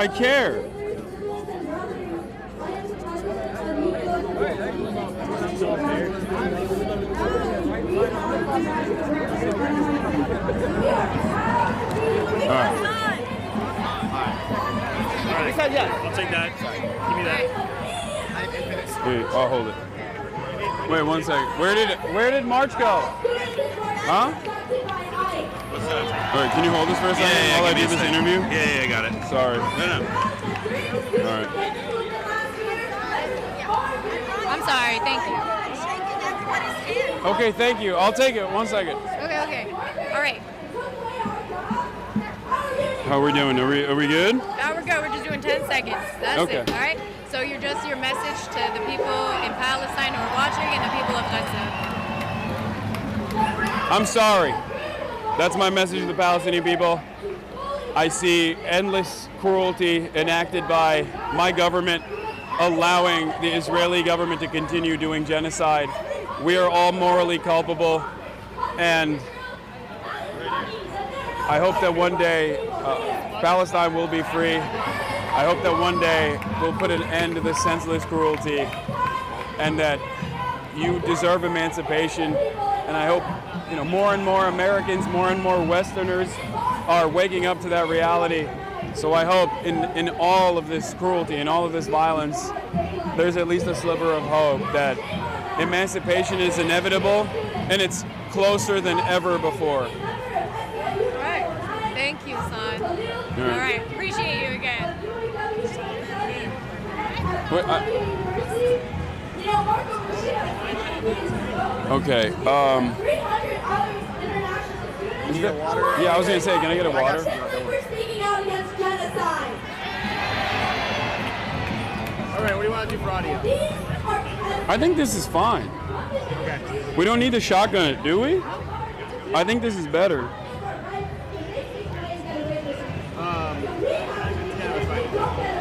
Audio is good. We'll have maybe one roaming one then on. Noah got the Unk grill outfit. Snazzy, my boy. Grill outfit? Yeah, you're looking snazzy, they're saying. Well, no, I'm glad I look snazzy. Wait, where's my bag? Alright, I'll grab it. I got it. Thank you. Why do you fans always call me Unk? Why?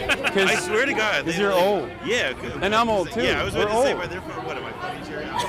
The world's first fucking 32-year-old collecting AARP. Yeah. Well, that's right. You're 32. You're Unk. Yeah, I'm Unk. Yeah. You're You're super on status. You know, if I were an NBA player, I'd be in my prime. What's up? Sorry, you got a lot of requests. All right, yeah. We want a picture with you. Of course. Okay, thanks. Big fan. Nice to meet you. That's Thank you my for being son, here. so I can't tell him no. All right. Yeah, after this. That's my streamer. Thank you so much. Nice to meet you guys.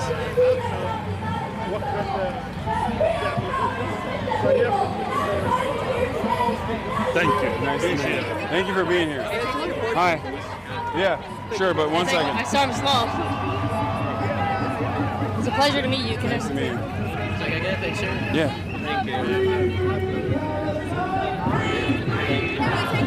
Thank you. Nice to meet you. Yeah. Thank you, Aren't you man. filming? All right. Hi, my mom and I are like big fans of you. Hell I was yeah. wondering if I could just get a picture with Of course. you. Thank you. Thank you for everything you do. Of course. Thank you for being here. Appreciate it. Thank you. Let me take these photos real quick and then, oh, here. Really quick. Sorry. Thank you, brother. Thank you for everything you do. My name's Heaven. This is Trent, my husband. Thank you for being here, guys. We watch Nice all to the meet time. you. Thank you for Hell everything. I'm Woody Spider, the one that. Oh, hi. Nice to finally meet you. Nice to meet you. Thank you for being here. Thank you so much for everything you do. Of course. Thank you for being here. What's going on? Been a fan for 5 years. All right. Appreciate you, man. Keep doing it, man. Hell yeah. Nice to meet you guys. Yeah. Hey, thank you so much for inspiring me, helping me just get through my life. Can I get your autograph? Sure. Oh, on Disco Elysium. Okay, hell yeah. I don't know how to. Wherever works. You're just the greatest, man. I appreciate it. Of course. Hey, I got a picture as Here you well. go. Thank you, man. Nice to meet you. Is it okay if we just get a picture?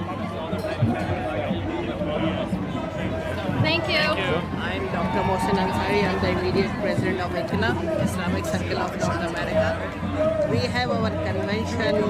It's the largest Muslim convention that can get 30,000 people come. Uh-huh. We would like to invite you to that. Okay. I'll give you an email. This is my card, but give me your email. We're live right now, by the way. We're on. Yeah. Yes, let me just have your. If you want to type it, I will actually. Here, I'll give you the email to reach out to. Because we will invite you. I'll give you the email to reach out to. My crowd will be very happy because we have all the Islamic scholars. Everyone comes to our convention. It's the largest gathering. So inshallah, invite you. There you go. Nice meeting you. What's up? Oh, thank you. We gotta go to the march. We gotta go to the march. The march is starting. All right, at the march, guys, come on. Oh, thank you. This is why I try to avoid this. Like, I don't want to, I don't want people to be here for me. I want people to be here for the march. You know what I mean?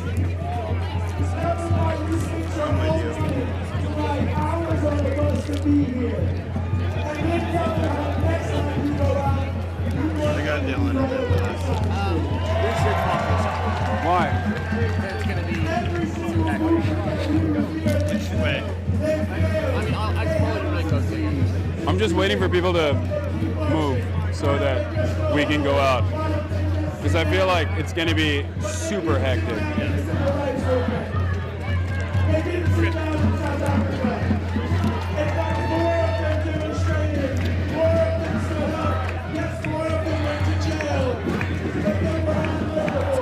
Go to the march. I'll be there. I'll be here. Keep walking with you.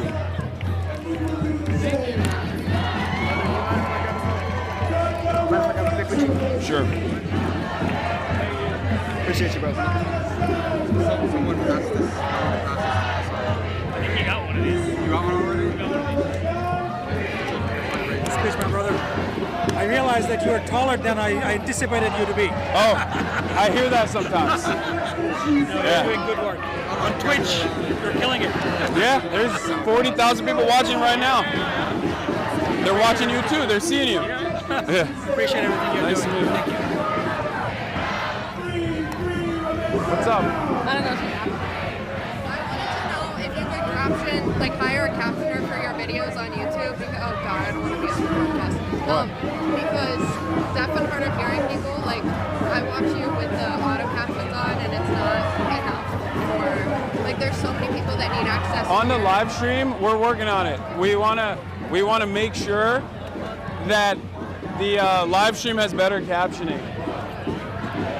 But what about YouTube? It's already on? I broke it? Potentially, yeah. I'll look into it. Thank you. Yeah, all of us were like, oh my God, and then we were like, we should caption this video so we can recommend it to other people. Of course. We debated. Really appreciated Dave Chappelle. You have to watch it one day. I tagged you in my TikTok. Okay. I swear. Tomorrow, yeah. Him and it was I believe you. crazy. You have to watch it. All right. All right, let's keep marching, guys. I'll be at the march as well. What's up? Hey, what's up? Can we get a picture? Yeah, sure. He loves this. He's like, oh, I hate it. Yo, Hasan, can I get a picture, please? All right. We have to. Shoot. Are we marching? Yeah, let's go. All right, let's go. Guys, we're going, We're gonna start guys. marching. We're gonna get with the march. Thank you so much. I love you. Oh my God. On the move. What's going on? Oop, sorry. What's up? Oh, shit. Oh my God. Oh, so sorry. Thank you. All right. Thank you, brother. You're a legend. Hell yeah. Nice to meet you guys. Thanks for being here. Hey, thank you so much. Thank you very much. I appreciate that. Oh, yeah. Nice to meet you. Hey, son, before you're subbing, I'm a big fan. My name's Nikolai in chat. Is it cool if I snap a selfie? Sorry. I really appreciate this, bro. Thank you so much, man. I gave you a book last time. Yeah, I remember. How you doing? I'm doing all right. Damn, it's hot as fuck. Yes. Yeah. I wish you just mentioned me. He's so excited to be a speaker. Let's see. I'm right here. Yeah. I'm right behind you, baby. Oh, watch out. Thank you very much. Sure. With the iPad? Yes. Oh! Can't look back. Head back shots. Hasan back shots. Can I grab a picture?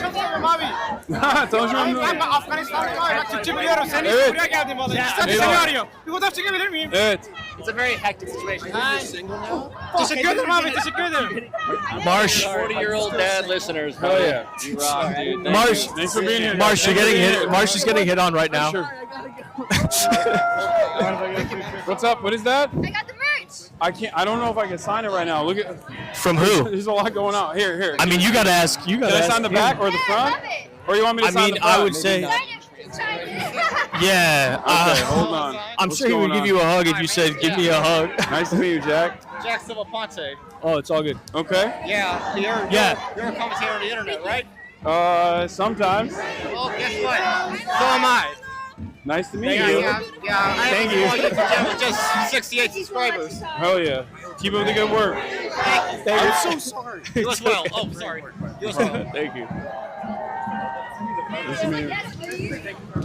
Of course. Thank you for being here. What I do is meaningless if you guys don't actually come out here and protest and demonstrate. A long time ago. Hell yeah. Hell yeah. Oh, you got it. Thank you.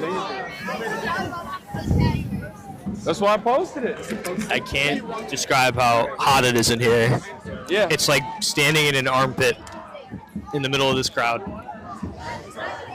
What's up? You're trying to grab on, hang on a corner or on an edge? I don't know if that's better. Can I get a selfie? Let's watch. She's about to ask him for a hug. Free Palestine. Free Palestine. Hello. Hey, Mark. Nice to meet you. Yeah. Montgomery County stands with Palestine. Rockville stands with Palestine. Rockville, Maryland. Thank you.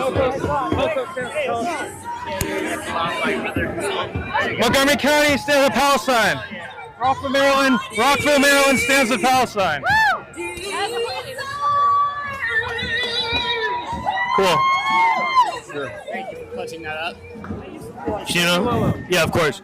Love your writing, by the way. Hell yeah. Oh, wait, say that again. Thanks for being here. Yeah. Sorry, thank I you, was kidding. Lolo. I'm kidding. It's gotta like always be plugging. Always be plugging. Oh my god, hi. Hi. Sorry. Hey. Marsh is also on Twitch. Are you on Twitch? Yeah, stream sometimes. Oh shit, I didn't know that. Thank you. Chad, what tattoo should Marsh and I get? Matching tattoo. Real. I'm dead serious. I know, me too. I don't care. I don't give a fuck, dude. Glad you're here. Thank you for coming. What's up? Yeah. We want justice, you say now. Sure. Khalil now. Been following for like 4 years. Thanks for being here. Down with occupation. Hell yeah. Nah, there's hella people in Delaware. I'm so sorry. Can we have a photo? Yeah, sure. Palestine. Free Palestine. Free Palestine. Free Palestine. Nice hat, man. Thank you. Got the same one. You really? Yeah. Hasan, can I get a picture, please? Yeah. We will never let you die. Thank you so much. Of course. Yeah. I'll just say the same thing for Hawaii. Palestine will be free. From the river to the sea. Thanks, nice to meet you. Palestine will be free. Good. Free Palestine. Yeah. Free Palestine. Nice to meet you. Thank you so much. Sure. What's the wait, did you get that thing? The mutual aid Thanks thing? for being here. This? Yeah. I did. I showed that. Yeah. Okay, fundraiser and market for Palestine. It's a show later. Oh, okay, 9 p.m. Check. Well, if you're in DC, We'll be en route to. Hey, Volo. Yes, if you're in DC, Yeah. go. Thank you so much. I really appreciate everything you do. Thank you for being here. I appreciate it. what's up? What are your thoughts so far? This is turn. It's a good turnout. Yeah? I think so. Yeah. How many? Good turnout, yeah. Thanks for being here, guys. Energetic crowd. What? A little intense around here. Yeah. It is what it is. What?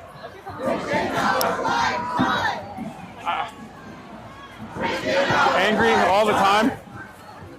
Not because of this, I'm saying just in general. You notice that Kaya is always absent from these protests. Weird. Yeah, I'm going to fly out tonight to New Weird. York, and I'm interviewing Zohar Mamdani. No, I hadn't thought of it until Yeah, you mentioned he's it. running for New York. Where is Kaya? Yeah. Well, we're just filming the whole day, and then I'm flying out. Yeah. It's good seeing you, though. Ask you a question, man? Yeah.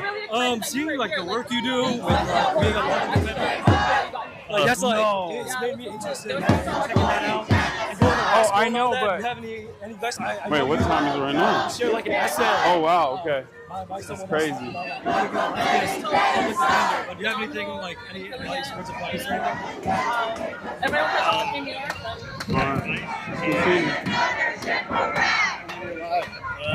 What do you think about the showing? It's good, right? Sorry. I'm thinking. I said, what do you think about the showing? It's good, right? It's a good crowd size. Huge crowds. No, it's very good, very energetic. Thanks so much. I'm a really big fan. Thanks for doing what you're doing. When you said you were going to come to DC, I was like, well, I can just there so I can see him. I appreciate you. May I take a photo with you? Of course. I'm glad you're here. Thank you for being here. Thank you for showing up. It like means a lot to people that like someone with a lot of power stands up, not power, but influence stands up for things like this. Like there's an argument to be made. I think it's unconscionable not to, in the face of everything that's going on. I appreciate you. It allows it to continue. Thank you so much. Have a wonderful day. Conversation. Nice to meet you. Thank you for being here. An abstract philosophical conversation. Yeah. It's kind of like, what if what if none of us came in and none of us Thank you. Thank you for the court system in a way, right? But there's different avenues, right? Like if you're going to the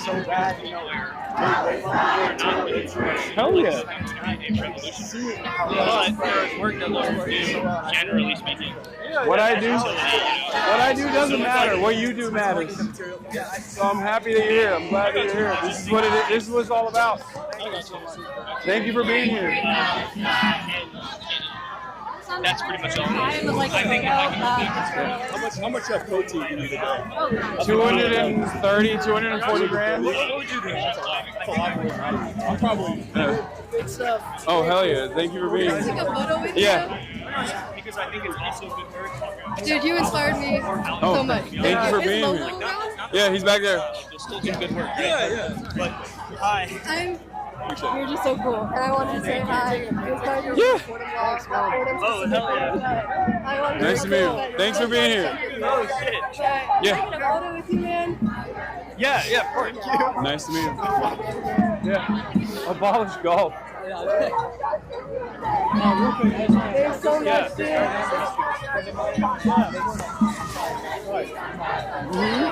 you so much. I love it. Yeah, sure. Thank you. All right, thank you. Yeah. Yeah.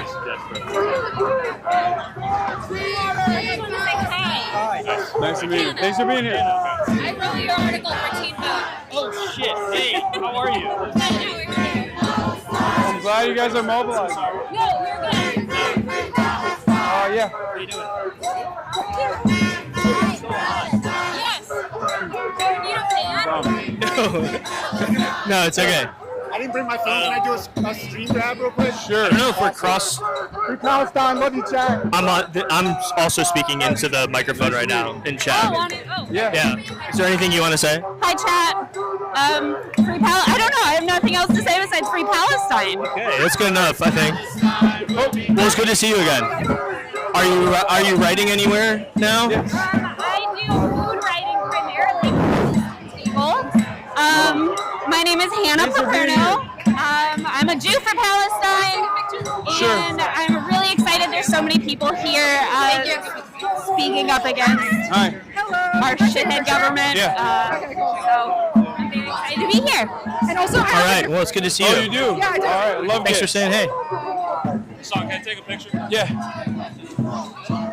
Appreciate it. I can't believe how hot it is. I have 2 bracelets. Appreciate the words, man. Yeah, I have 2 bracelets. They're made by the YU people in Colombia. Okay. They're made by indigenous people. So which one do you want? Ooh.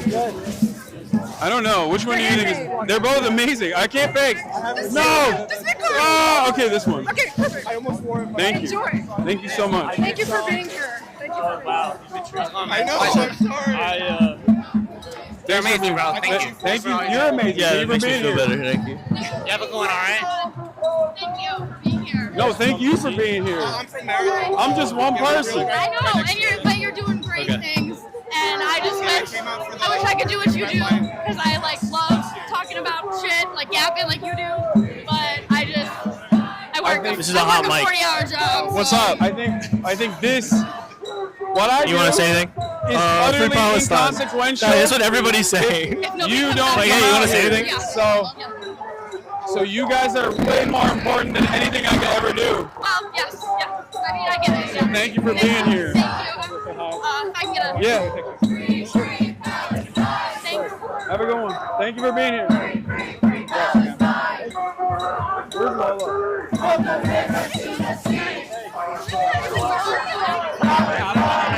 No, we gotta keep going. going?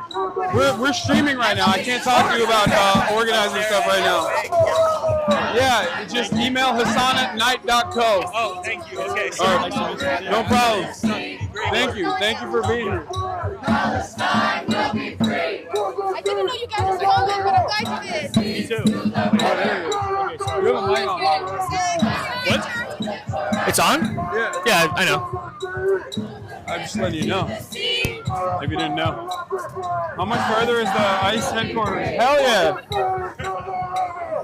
You got the merch. Can I get a picture? Yeah. Thank you. Nice to meet you. Nice to meet you. What's up, guys? Guys. Nice to meet you, yeah, yeah. Merch, man. Thanks for being here. I love your merch. Nice to meet you. What? Thank you so much. That means the most. Nice to meet you. Yeah. Nice to meet you as My well. name is Danya. Danya, nice to meet you. Nice to meet you. Thank you for coming. I actually didn't know you were going to be here, but I'm glad you came. I am too. This is amazing. I know. I wasn't expecting it to be this big. Yeah. There's also another march happening right now. I know. There's a Palestine march taking place, and also a hands off march. Yes. I did see that was fun. Hands off, but not hands off Palestine. Weirdly enough. Weird. Only for aid and stuff. I want to take my pants off. I've been a fan for like 5 years now. Hell yeah. Nice to meet you. Oh, yeah, it's not it. What's up? That's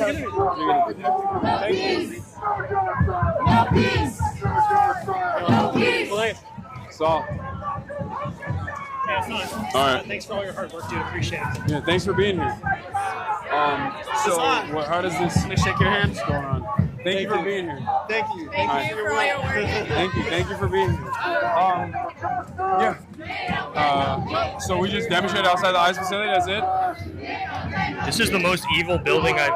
I'm wearing your shirt. Oh yeah. Thank you. Can I get a picture? Yeah, of course. Thank you for being here. Can you hold this for a second? Nice. Just to get a picture of us. Yeah, sure. But also, I love your writing on your Substack. I don't know you again, but my friend is on FaceTime. Hi. You guys subscribe to my Nice to meet you. Appreciate it. Huge fan. Thank you. Yeah. Can I get a selfie? Oh, sure. Sure. Oh. Nice to meet you. Did you say this is the most evil building in America? Yes. Yeah, sure. Quick. You get it? You gotta keep walking. Okay. By the way, you're fucking doing TikTok. Thank you. Bro, every building here is the most evil building in the world. No. Wait, is this not the building? I don't know. Oh, it's just another evil building. Yeah, it's all evil. Dude, when I came to Washington, D.C., alongside the Young Turks, when I was a young boy, for the White House Correspondents' Dinner, that we were not even attending, but we were simply throwing events at. I think your Twitter's hilarious. Thank you. Realized that it is the most evil place on the entire planet. When you come here, there's wonderful people out here. There's wonderful people in DC. There's wonderful people in the DMV area. Plenty of them are here on the streets right now. But overall, the per capita cruelty captured in such a small area is palpable, and you feel it. Ugly ass buildings filled with bureaucrats that use the power of the pen to assassinate people in cold blood all around the world. And even at the domestic level. Palestine will be free. Horrible. Palestine will live forever.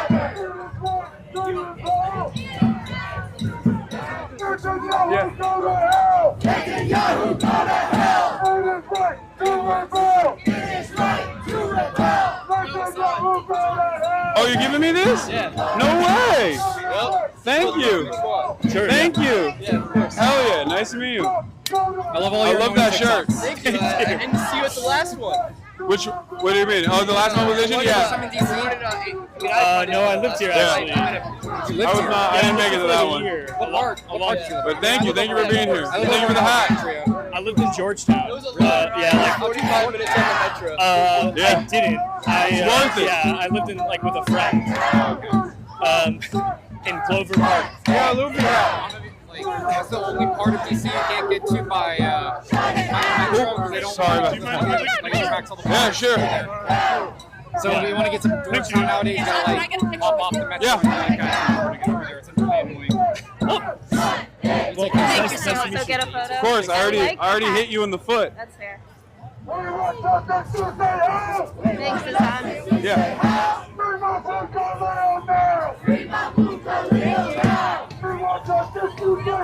No, keep the hat on. I'm not going to get a pic. Yeah. I like the hat. Let me get one. Nice to meet you. Appreciate it, bro. Nice to meet you. Appreciate you. Thank you for being here.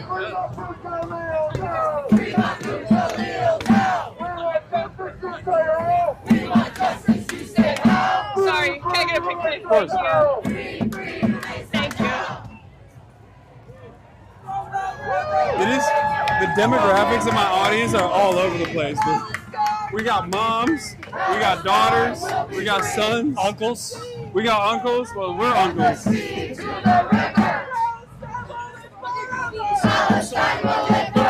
I'm gonna hate myself if I don't ask for a picture. The 46-month sub, by the way.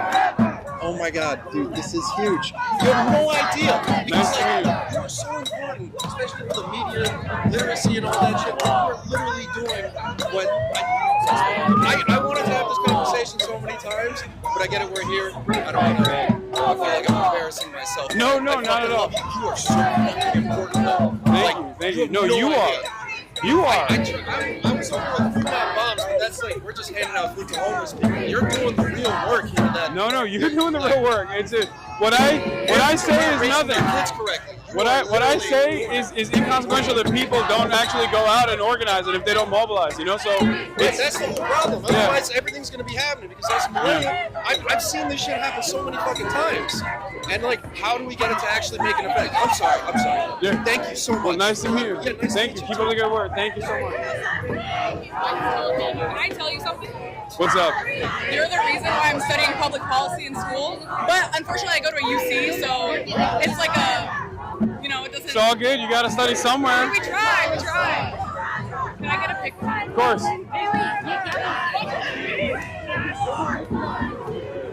Nice to meet you.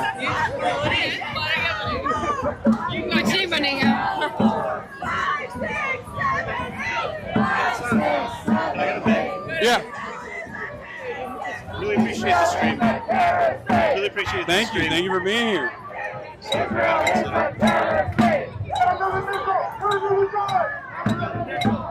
Thanks, man. Nice to meet you. Of course. Nice to meet you. Oh, nice to meet you guys. Thank you. Thank you for being here. Bye. Why aren't people coming up to me and asking for my? No, I want. What have you done? Hi. What have I done? Nothing. I'm just here just like you guys. But nobody's coming up to me and asking to shake my hand. I don't know. They should. Right? I would think I'll take it. Nice to meet you too. I'm Hudson. Are you sure? Are you from Vermont? I went to Missouri. Nice to meet you. Thank you for your patience, by the way. No problem.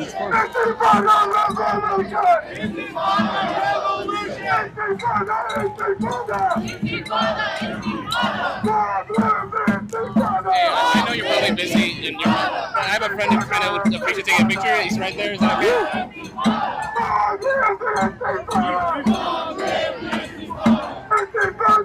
Go. My bad. No problem. Sure, where's your phone? The grind never stops. Get this. Someone handed me it. I hope not. Thank you. Nice to meet you. Good? Say thank you. Nice to meet you. Thank you. So, you want a cookie? I just want to say thank you for what you're doing. Hell yeah, thank you for being here. It's so easy to assassinate a fat boy. I like cookie in my hair.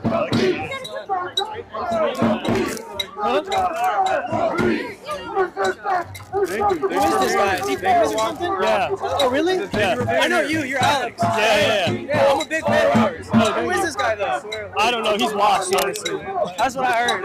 He's falling off, right? Yeah, he's falling off big time. That's crazy. Sure. I'm just messing with you. I know. Okay. My bad.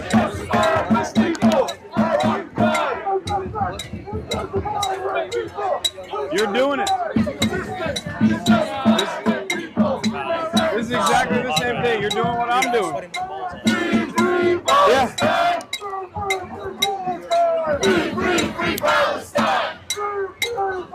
I'm gonna say anything to chat. Hi chat. I don't know what to say. I'm really nervous. I'm just a big fan of Lola Ruled. You guys no, don't say that. They're gonna think I told you to say that. I'm trying to glaze you. I'm being so bro. No. Thanks for being here. No. Yeah, dude, your speech was so good.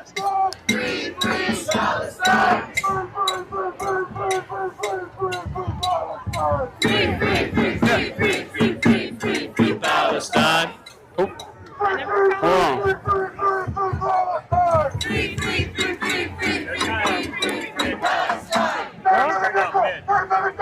They made the cookies.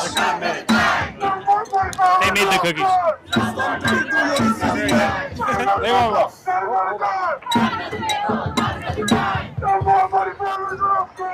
Nice to meet you.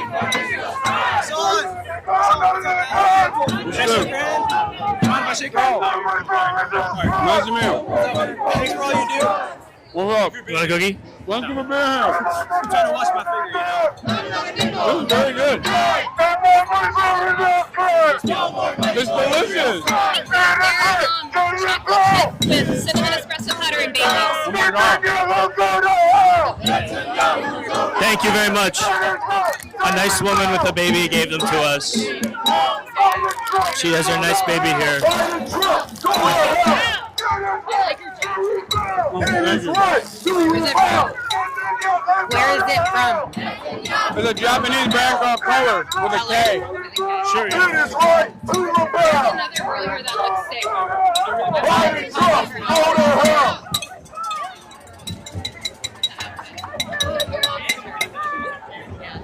Someone needs to catalog. Sweaty. Oops, sorry about that. I kind of want it to rain.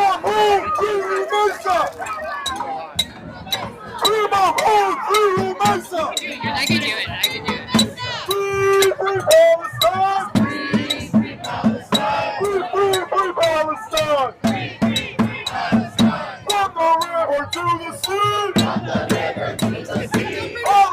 Yeah, baby. What? You like the cookie? What? You like the cookie? Yeah, I do. Are you Laura? Yeah. Nice to meet you. Nice to meet you too. Thank you.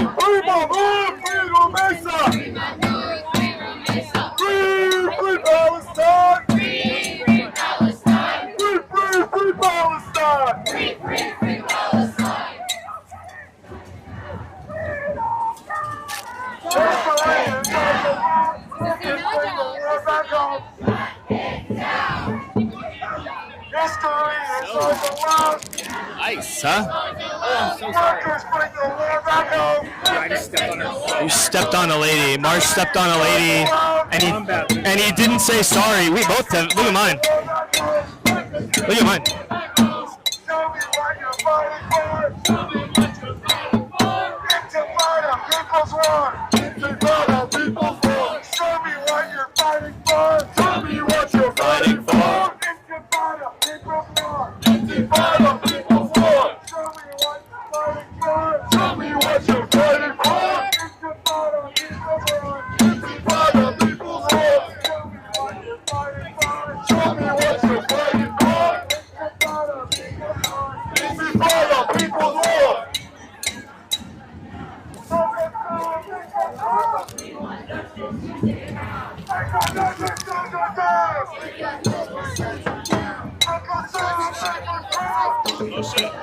What's going on, man?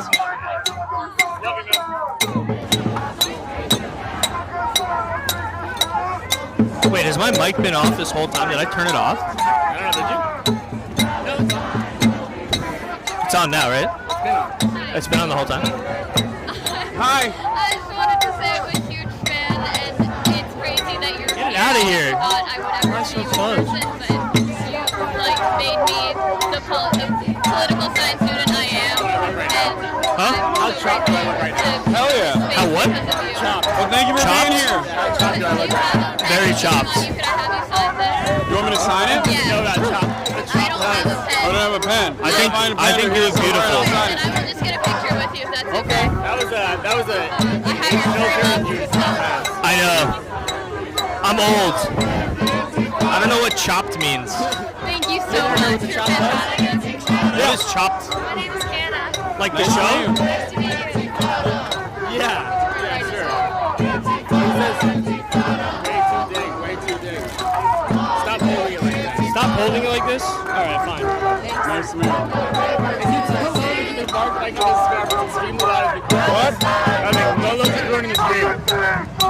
Lolo's what? Just ruining the screen. What are you doing? As always. I wasn't ruining it.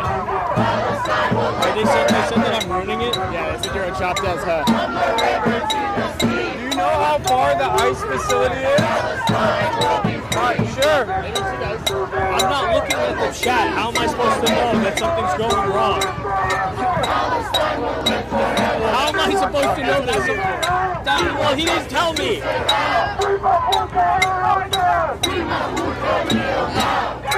I'm so sweaty. My hands are so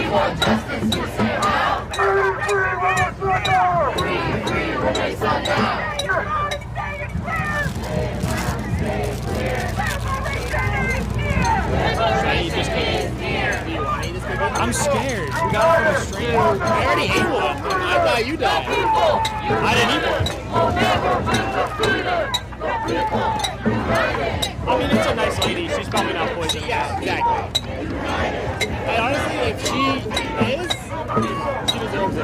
Good for her.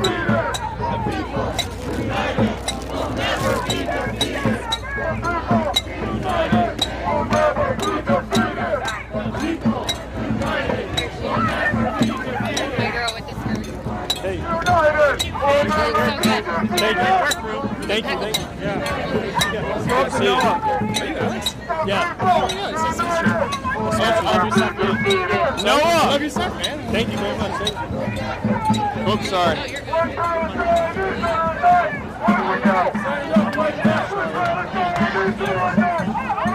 Noah, do you know where the DHS is in your life? Yeah, I'll show you. Love the straw hat. Oh, thank you. Did they really say? We're about to turn left. And it's a 7 minute? Yeah. So like 10, 15 because of the pace. Don't get one guy so hard. Yeah. What's that? What's one guy? I saw the One Piece heads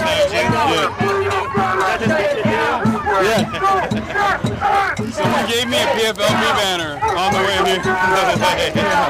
Like a headband. That's a rare find. That's a rare top, yeah. Yeah, you gotta put that shit on Grail. Yeah.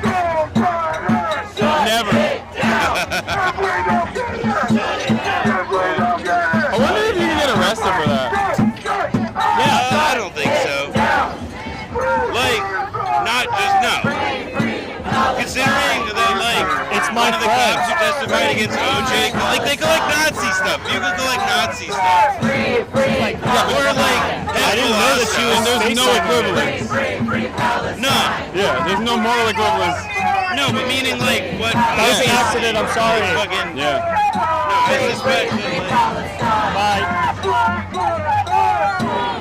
yeah, this is like once we get to like where we're going. I assume, yeah, we're gonna get to the ICE headquarters, demonstrate a little bit, and then disperse. I assume as much. Yeah. When's your flight? Later in the night, but I'm gonna go back to the hotel to keep streaming. If you want to come, I may join you. You can get your Yeah, exactly. Get my hat. freaking Yankee hat.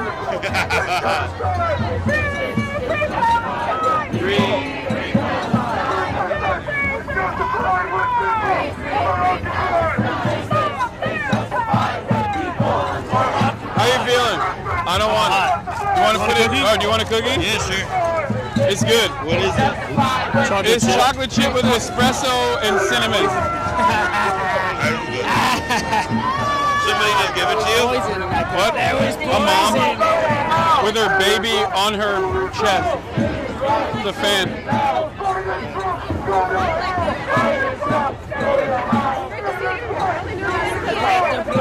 Oh, well, I'm glad you're here.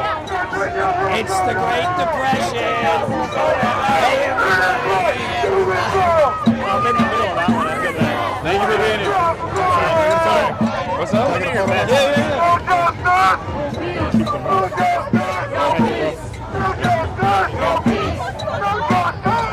Cookies? No, it's just a turn. Thank you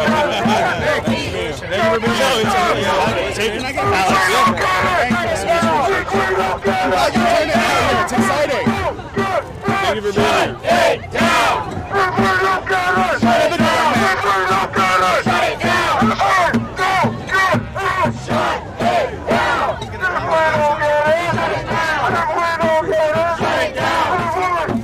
Thanks, man. Thank you for being here.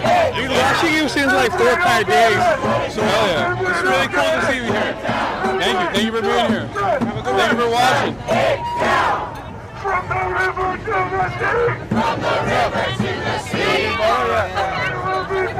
Palestine will be free! From the sea to the river! From the sea to the river! Palestine will live forever! Thank you for being here. From the river to the sea! From the river to the sea! Palestine will be free! Palestine will be free! Getting a little musty. Getting a little hot. I'll admit it.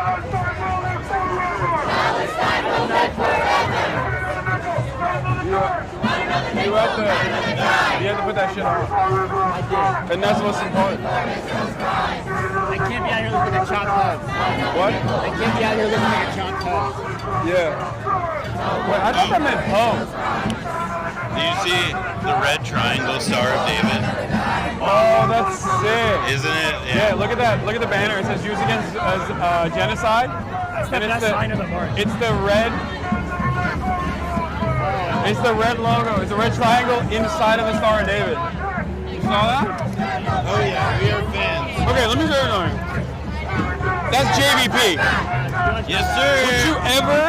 Would you ever 10 years ago assume that JVP would ever even remotely come close to signaling that? No. Yeah, that's what I mean. I think it shows that the discourse has shifted a lot. It's like, because the way I see it, like JVP initially was similar, maybe a little bit more radical than If Not Now, but like it was, peaceniks in general. It's like not like my like. I think if you identified as a political liberal, like JVP was a home. It could have been a real home. Yeah. But I think it's a good 10 years is the right window because basically since then, I mean really kind of since like Bernie and the generational kind of like the fact that this is such a generationally defined thing has opened up. Yeah. I mean it's you can see the person holding that sign wasn't didn't have gray hair. No, It's the attitude has shifted as this generation has kind of come in to be like the body of the movement. Yeah. What? It's at 84%. Should I swap it? Okay. Thank you. We can wait, yeah.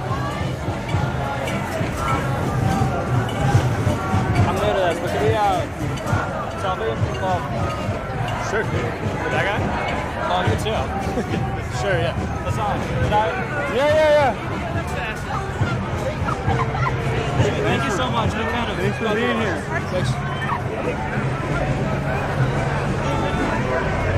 JVP with a red triangle is crazy. It's sick. No, it's dope. It just shows. I was talking to Noah about it. It's like it shows how the discourse has shifted so dramatically on this, where people are not even afraid of showing solidarity to resistance against Israel. Even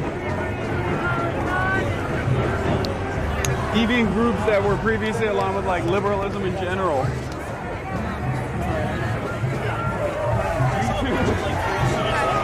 course. Sorry, you guys are so tired.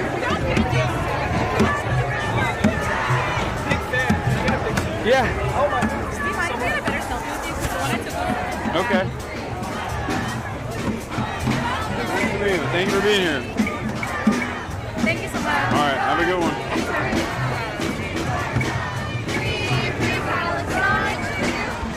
Sorry? Sure, yeah. You got like when we were walking over and that dude walked up, the Jack dude, he had like a thick, either Southern or like Midwestern accent where he's like, brother, I love you, I love your work. And it's like, that's the type of dude I would have never expected to be woke on Palestine and to be knowledgeable on this issue. So much so that they're like out here demonstrating. What's up, you want this photo? Yeah. Thank you so much. Nice to meet you. Of course. Thank you. I love your team. Thanks for being here. Free Palestine. Oh, yeah. What's up? Okay, thank you. Sorry. I don't run ads no more. They're saying that we're putting the whole stream on our back. Yeah, literally. Wait, I don't know. Damn it, dude. You're Hell yeah. so hard right now. Nah, it's good. Where do you want it? Look, I'm logged in. It's all good. We're good now. You know what Chop Cuz was? I Chop tried what? my best, man. Thank you. Chop Thank cheese? you for watching it. Thank you for being here. Okay, wait. Nice to meet you. Are you gonna take me around New York and Nice show to me meet that Yeah. executive by New York cuisine? Yeah, I'm taking you to my favorite sushi place, which actually I don't want to reveal. The thing is, it won't be better than LA. No, it is better than LA. Shut the fuck up. Bro, It's New York. LA is one of the best cities in the world for pure Japanese food. Thank you for being here. Okay, I'm gonna take you to my favorite sushi restaurant. The red eye cooked me. I'll still go. What? The red eye cooked And me. Hassan's The red paying. eye. When is your? Will you fly back tomorrow night? No, it's super early in the morning. On Monday? Yeah, Monday morning. Where you staying? Okay. At the hotel you told me. Don't say it though. Don't No, say no, it. no, I'm not. That's all I want to know. Good. That's a crowd. Like a rat. Yeah. You want to eat it with a rat? Yeah, I want to eat it next to a rat. Next to a rat. Okay, I got a place. The stereotype of like New York. Yeah, I got it. I got it. I know. Like, fine dining. It's like, whatever. Give me that raw, authentic show. Yeah, we'll have a dirty water hot dog. Exactly. Thank you for being here. Are we here? Yeah, sure. Yeah. Hold on a second. Hold on, wait. Wait till he turns around. Thank you for being here. He gets distracted very easily. Of course. It's like a big stupid You're off. Don't worry. Wait, let's keep walking. Don't worry, he's coming. He's gonna come. Take a picture here. Yeah. Hold on, get in there, Mark. Marsh, get in. The delay. Wait, send me that one. Yeah. Oh, thank you. And you need to do more than punishes. Two black dudes. Crash Dummy. Yeah, they're great. They're great. Nice to meet you, man. Crash Dummy shout out. What? Crash Dummy Crash Dummy shout out. You've been getting fear and glaze. I heard.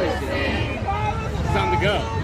You are the guy. I can't tell which building it is because all these buildings are so evil. Yeah. Of course. Nice to meet you.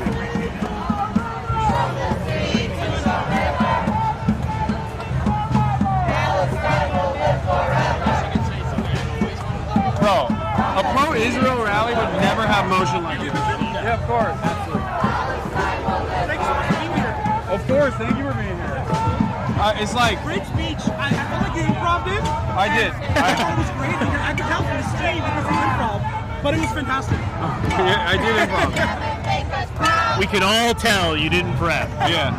When I didn't openly admit it. Of course. We have a Muslim conference every year. It's like the oldest Muslim conference every year. It's 75 years now. It's in Richmond. Email you. Yeah, it's on my Twitter bio. Yeah, okay, yeah, I'll definitely do that. Yeah. Oh, sorry. We're taking a photo. Yeah, no. Forget this guy. Yeah, fuck this guy. I don't need to. Every time we stop, I'm like, all right. I appreciate everything you guys are doing. You guys are doing really Thank you. Yeah, of course. Yeah, Hasan, keep it up. Keep it up. Don't stop. I'm stopping. I'm stopping right now. You better not. No, I'm stopping right now. I swear to God, if you do, you'll be mad. No. Remember, it's a pentagram, Hasan. Yeah. Yeah. Of course. Sorry, I was too nervous. I was way too nervous to ask. What's up? What up?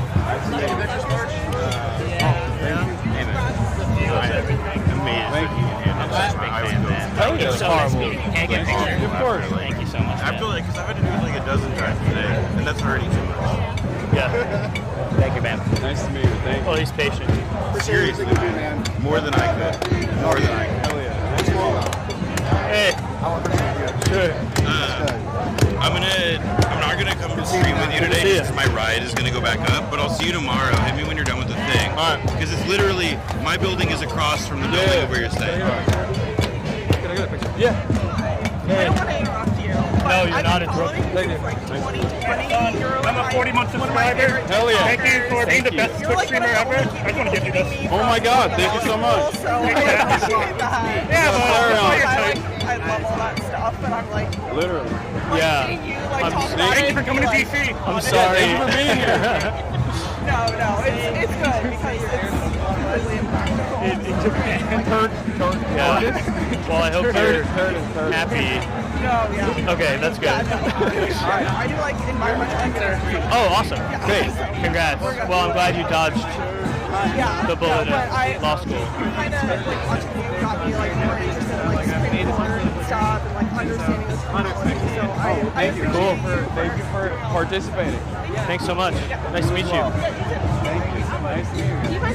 Hey, excuse me. Can I get a selfie? Oh, Yeah. yes, first. Yeah, of course. Right on, right on. No, it's all good. half of fan base is here. Hey. Thank you so much. Nice to meet you guys. I'm good, brother. Hell yeah. Big fan. All right. Nice to meet you. Thanks for being here. Thanks for being here. You guys are great. Thank Yeah. Yeah. No, yeah, of course. Sorry. Are you good? Yeah, We good? nice to meet you. Awesome. Nice to meet you. Thank you for being here. Thank you for being here. Thanks for being here. Of course. You're on it right now. Are you guys ahead now? All right. Good to see you, bro. Yeah, we'll see you tomorrow. Yeah, for sure. I'll be in New York. I'll be in New York. Yeah, I'll be in New York. And I'm staying close to him, Be near me. so we can link up. Yo, Yeah. good to see you. We'll see you tomorrow. you, man. Yeah, good to see you as well. You don't have a mic, right? No. Okay. Hi. Of course. Oh, from Dundalk. We got a Dundalkian. Yeah, I forget we're dangerously close in proximity to Baltimore right now. Hey. Yeah, it's going. Hot. Graduated college and started listening to like 2020, and then from there, like, I have no idea what to do. I graduated economics. Yeah, his head's real tiny too. It is actually. It's so small. That's actually really surprising. I always thought it was just angles and everything. No, it's very small. Really small head. Small head. Thank you for being here. Everybody agrees here in person. It's good. I started watching you like a few months ago when you were doing the Lebanon pager thing. The what? The Lebanon pager attacks. I remember that. Oh yeah. Yeah, my first actual exposure was through Willie Mack show, and I had a bad first impression. Nah, but there's one question I've always wanted to ask you though. What's up? So we got a Willie Slop fan. We're not a fan, but No, I don't watch it. originally a hater. No, What's up? but now a big Glazer. Hell yeah. Well, it's all good. I mean, that's how it goes. Yeah, so I've always wanted to ask you. It's Obviously, too hot. we all do our different parts of outreach. No, for this our is causes. this is humid. It's too much. I do as like a volunteer for like a I can't small believe it gets worse coalition than in this. New York. We hire. We go talk to people. You guys like this? How do you deal with the fact that like I maybe know, what one the out of fuck? 100 people will actually go out and do stuff like this? Bro, it's amazing. Because I can't do it. It takes. I knew I shouldn't have It worn takes a pants village. today. It takes a long time. This is But an unimaginable crowd for if you look at like 10 years in the past, if you look at a decade ago, there would never be this many young people no out worries. talking about Palestine. Personally, my opinion is like with the whole kidnapping thing, I feel like there's still not enough people on the streets that care. I know. That. We're working on it. We're gonna fix it, hopefully. Yeah. And I think a part of that is because liberals are not aware. Thank you. Part of that is the direct failure of the Democratic Party. But things are changing. Even organizations that played a formative role in developing this deportation list and the kidnapping list, like the ADL and numerous other Canary Mission, like numerous other Israel organizations, like pro-Israel organizations that masquerade as Jewish advocacy organizations, are now kind of getting cold feet because they're realizing like this is only accelerating the anger and resentment people feel towards Israel. Yeah. So, in a way, it's always darkest before the dawn, and all of the backlash, I think, will keep building momentum. That's what I think. I think it also takes a long time. I personally, like when I've been like doing outreach, I think the biggest enemy to this sort of movement is people's like, what's it called, indifference. You know what I mean? Like, I think we can both agree that most people only care about themselves. Yeah. How do you, especially Americans? Yeah. How do you maybe talk to someone like that? Maybe get them less indifferent. Because, well, that's why, like when I took to Bernie, for example, I broached the subject matter from something that I know they care about, something that I know he cares about personally, like First Amendment, right? Free speech, that's something that he cares about. You can always find, because the Palestinian issue is at the intersection of so many problems in the United States of America, both in like the domestic tampering with free speech and deportations. I know you two are like, I don't know him personally, I meant to say, but. Why are you ruining my flow? I'm sorry. I was in a flow state. It's his fault. It's not my fault. It's not me. He interrupted you. Looking handsome over here. He was like, in the background. I know that guy. What's both sides of the issue, like liberals, right? Yeah. But as I was saying, this guy. Look, the due process thing, the erosion of due process, kidnappings by ICE, the violations of the First Amendment, eroding the First Amendment, these are issues that every American cares about deep down inside. So the onus is on us to be able to identify what they do care about and then tackle the subject matter from that perspective. Another very common uniting factor, uniting principle is every dollar given to Israel, every one of your tax dollars given to Israel could actually be spent here on healthcare, could actually be spent here on the roads, could actually be spent on building our infrastructure. So thanks for saying hey. It's actually fairly easy to get Americans to recognize how unsustainable and insane it is. I do have one question. What? This might be a bit difficult for you to. Also, your shoelaces are untied. This is my life. This is how I live. Okay. But have you ever read the book Perfect Victims by Muhammad Al-Kurd? No, I have not. I recommend you read it, but he talks about how, like, sort of talking about, oh, your tax dollars spend our killing, puts Palestinian lives on the back seat as opposed to like their interests. No, I understand his framework, and I think that this is overall a multifaceted effort. Everyone has a different role to play, and I totally get that. I think it's important to recognize the humanity of Palestinians because the dehumanization is what allows people to feel indifferent. But also, America is a deeply white supremacist nation. Oh yeah, and definitely. And I will take any ally I can get, and I will take any opportunity I can get to communicate on this issue, on causes that they care about as an entry point. Because no one just starts off and goes, oh yeah, I don't like the way our taxes are being spent. They investigate further. You just got to open that door. No matter how you can open that door, it's good. Find a way to make them care about it. Find a way to make them care about it. Find a way to make them inquisitive. And then send them along on this journey. As many people around us that have come here probably were oblivious to the reality in Gaza, maybe before October 7, even maybe after October 7, and until recently. So I don't discount any initiative moving the needle in the right direction. I think it's good to do that. And yeah, that's why I do what I do, and I kind of stay out of like people. There's people that criticize my tactics as well. Yeah, but I think I also watch Ben and Panado, but I feel like he's a little too harsh on you for that. Yeah, no, it's all good. Like, because I know he has good intentions. He is for Palestinian emancipation at the end of the day. When they see me in person, they so go, I "My goat is I don't lost." care that we have a difference in tactics, a difference in methods. Because I'm an American citizen. I live in the United States of America. I understand the overall culture of indifference here. Are you It's washed? a very carefully crafted, multi-billion-dollar propaganda machine that makes Americans indifferent to all the bloodshed. So I think Okay, we gotta tackle it differently. I don't want to hog you too much. Can I take a picture with both of you? Washed. You want to take a photo, brother? I'm over here spitting. You guys are fucking around. What is this? No, I got. What do you mean? I got all of that. I got all of it. I got 99% of it. Oh my god! And it's his fault. All right, ready? 3, 2, 1. Your phone brightness is so low I can't see shit, but I got it. There you go. All right, very good. My battery's super low. Sure. Son, I just wanted Oh to yeah, thank also you for Chad, a boon what's to the up? American Is that the people. chat? It is the chat. Chat's here. Yo, what's up? Oh my god. Y'all better be putting that Palestine flag emote right now. That should be the only thing you guys have out there. Nice to meet you. Also, fuck you, love the work, by the way. Fuck Hell yeah. Destiny. Fuck Shai Davidai. Thank you. Free Palestine. You want a photo too? Oh shit. All the hits. Thank you. Good. He played all the hits. He played all the Oh hits. hell yeah. Yeah, wait. Let me take this. As a Palestinian, I appreciate everything that you Nice do. to meet you. Are you busy tonight? Yes, I'm flying back. Oh, well, Yeah. thank you for being Nice to meet you guys. Thank you for being What's the here. move?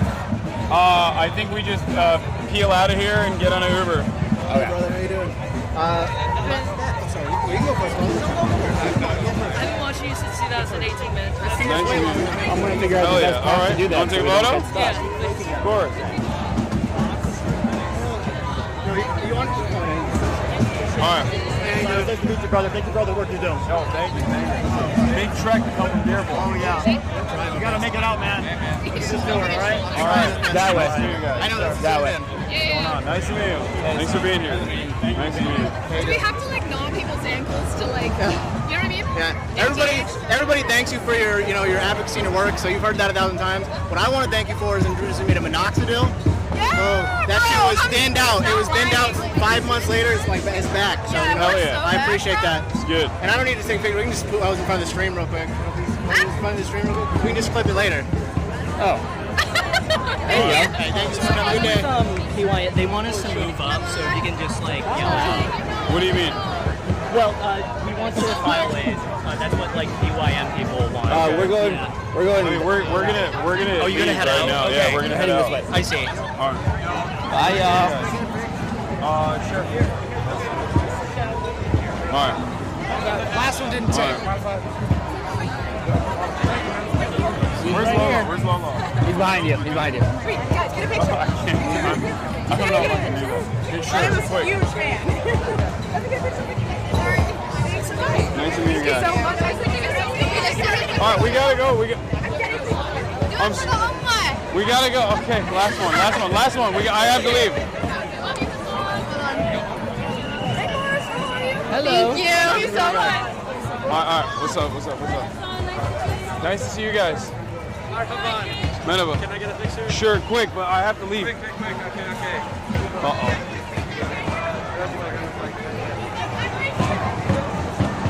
All right, have a good one. All right. We gotta be quick. We gotta go. I don't even know how we're gonna get parked. I know where we're going. Are you finding a route? Yes.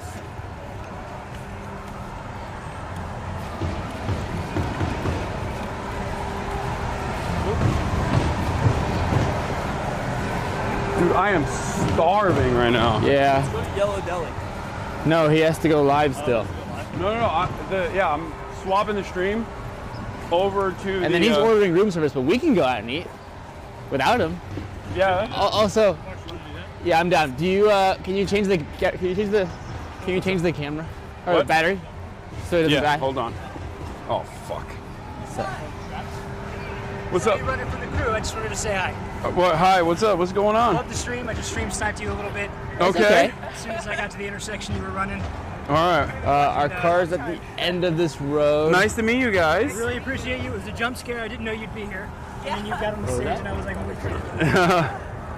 All I right. know where I'm going. Thanks for being here, guys. Oh no, for sure. Have a good one. Thank you, though. Thank you. I'm a seasoned traveler. Watch, I'm gonna regret saying that. We're gonna get stuck. You get trapped. Or worse, traffic. Uh-oh. I'm a 33-year-old minor. They'd eat you Wait, alive. hold on. Lolo, can you hold this? Which? Yeah. This one for a second. Hold on. Such a nice little piece of meat you are. What the fuck? Look, pay top dollar for you, boy. I'm so sorry. I don't know. I'm so delirious and sleep deprived. What the fuck? Why isn't this? God damn it. You got it. Got stragglers. I'm gonna pull this out for a second. So delirious. He doesn't know that. They're right behind him, aren't they? Guys. Show this crowd. Guys, they're right behind me. All right, there it is. Okay, our car's at the end of the road. One second. Whoa, whoa, whoa. Don't move yet. You can hold on to that for now. Hey, do this. I don't want to do whatever you do. Sexo, do sexo, dude. What's sexo? Do this, I don't come know any of this stuff. I don't want to do that stuff. Do it. Like this? Yeah, there you go. Like this? There you go, kind of. Yeah, you don't. You only move the lower half of your body. Only the lower half? There you go. There you go. Thank you for saying that. You heard that? She said my head looks really normal size. I didn't hear that. Yeah, well. I did. Hear that. I did, and that's what matters. Our car is at the end of this road. Is it? The very end, yeah. You know my name is Chuk. Hi. I have something I want to give you. Oh, wow. I Okay. made these drawings for you. Oh my God, this is They're beautiful. just like memory, different snipe screens memories that we really like. His handle is separate size. Been following you for a really Wait, long that's time. so Like, cute. lady or Nice to meet you guys. You want to take a photo? Yes. All right, quick. Let's do it. Yes. Do it. Are you Ellie? Yeah. What's my motherfucking name? I've been on a Ja Rule come kick. in. Come in. Get in there, James. You like Ja Rule? Yeah. All right. Nice to meet you guys. All right, quick. Because our car is here. He sent us. Sure. Thank you, bro. You're a legend. Oh, Hero. Nice to meet you our guys. car Thanks looped for being around. Can they knock it over here? Maybe not. here. Okay. Hi. You don't know, but I went to Chaminade too. Oh yeah, no shit. No shit. Nice to meet you guys. Thank you. Nice to meet you. I know you're leaving, but I mean, you're used to it, right? Yeah, it's all good. All right. Appreciate you, man. All right. Have a good one, guys. Thank you for being here. Where is it? Hi, of course. I loved your like background audio when he went to go to the Cambridge, Yeah. and you were like, "I'm taller than all of them." I thought Sure. it was so funny. I don't remember that, but Yeah, thank you. you. Were just, like, commenting on anything he said. Oh, yeah. That's, Nice to meet you that's what I guys. do when I get bored. Thanks. Thank you. Oh, really? Hi.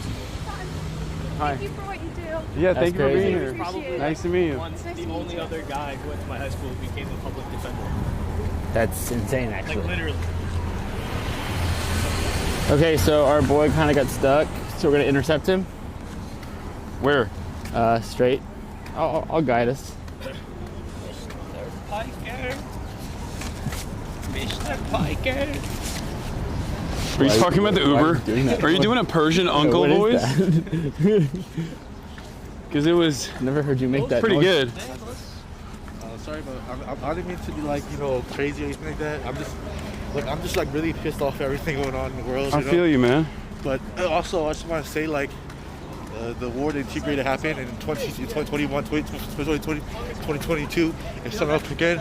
And Oh shit! Wait, hold on. Excuse me. Al Green. Yes, sir. Nice to meet you. I'm Hasan Piker. I'm a political commentator. Oh. I used to be on the Young Turks. Hi, how are you? Hi, I'm his producer. Nice to meet you guys. What are you guys doing? Nice to meet you. We're trying to get home. I'm Oh. trying to catch a plane. Hey, I loved what you did at the joint session. It was great. I think the Democrats should have backed you up a little bit harder than that. We need courageous leadership right now in the party. Thank you for being But it's so nice to kind. meet you. I don't mean to rush off, but I got No, it's all good. Okay? All right. But thank you. I appreciate you stopping at 7. Yeah, no problem. Have a good one. Touch my heart. Thank you. Support arms embargo, please. Al Green is friend of the show. Friend of the show, yeah. Friend of the show. My friend's a big fan, bro. Can you What's say hi up? real quick? Hey, No. what's going on? Hi, bro. Nice to meet you. Someone's All right. FaceTime. All right, thanks, guys. What's up? What do you want to say? I'll talk about the genocide that was happening in 2021 is restarting right now. Okay. They're restarting hostilities between the TPLA and the Ampara militia groups. With the Ethiopian army and the Eritrean army, they have committed mass rape and mass genocide with Tigrayan people. And I just want the world to know that the Tigrayans are alone. That we are here for Tigray, we are here for the Tamils, we are here for the Papuans, we are here for the Sudanese, we are here for every oppressed person in the entire world. All right. Free everybody, man. I'm sorry, All right. you know, if I came off a little radical. No, it's all good. It's all good. Nice to meet you, man. I believe you too, man. Peace, All right. man. Peace. Peace. Have a good one. All right. All these cars are getting stuck. Our guy canceled, but I found another one walking towards him right now. 3 minutes. It's over there, right? Yeah. I'm just walking down the path that he is on. That's so funny. Al Green's just casually walking. Okay, well, I gotta fix the ISO. It's fucking dark. Or it's fucking too bright. Please hold. Sick.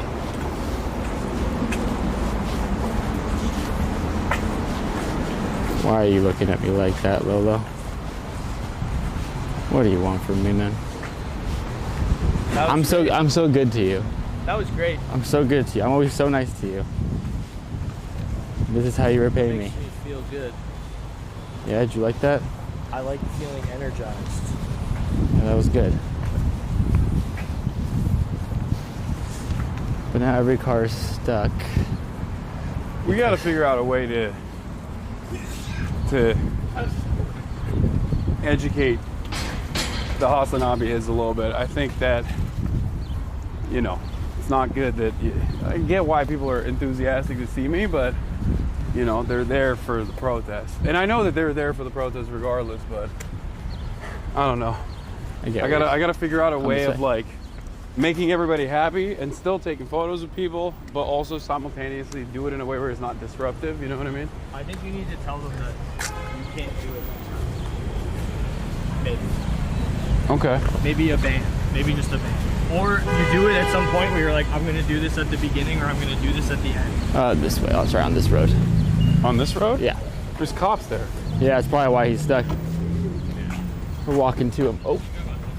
He's canceling? Tell him. No, he's not. Tell him we're walking up right now. I did. I told him.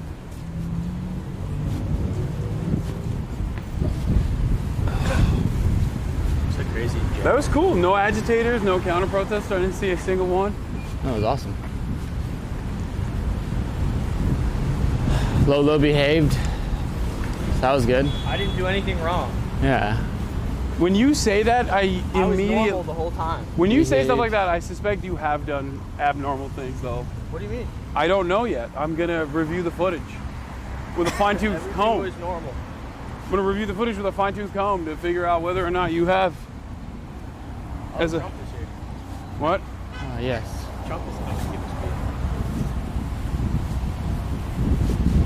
speed. Yeah. Oh God, it's so blown out. Sorry, chat. Who do you think's in there? Trying to navigate. Who do you think that was? Donald Trump, maybe. Senator? Donald Trump. Cory Booker. Bro, if Al Green is raw dogging the streets, I don't think Cory Booker is getting extra protection. What's he got to get protection from? Lib wine moms who want to fuck him? Black Lincoln Navigator with that license plate. It's right here. What is it? Okay. I think it's like literally this guy, maybe.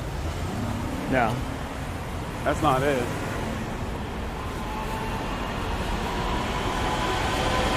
It's gonna be one of these.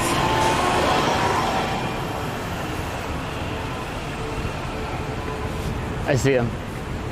Whoa. Should have gotten on the trolley.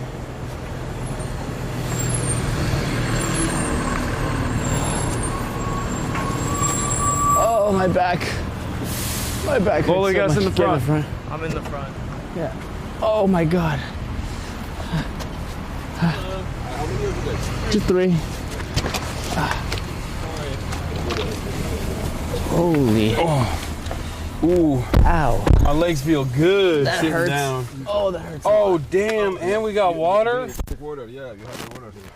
Pull the. Thank you so much. Crank the AC, dude. Oh, my back. It's like. Yeah. That one was rough. Yeah. That one was rough. It doesn't help that I forgot to bust out my Saratoga water. Doing the Sigma grind set at the. It's probably for the best that you didn't do that. What do you mean? You gotta get it to at least 10,000. Looking at it, bro. At least 10,000.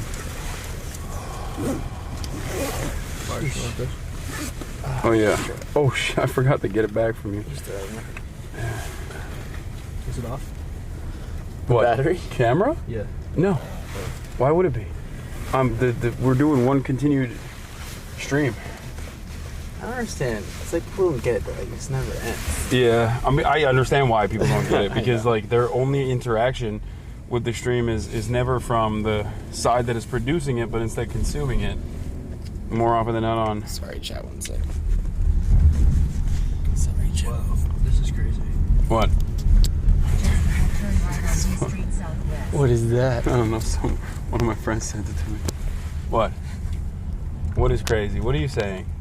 Don't put it up. Don't. Let me see. Marsh, don't. We can't do anything. We're live, but just show me what it is. I won't react. Oh, I won't show it. You're not showing it, right? I won't show it. No. Okay, wait. Look at who. Can you click the profile of the person that just followed me?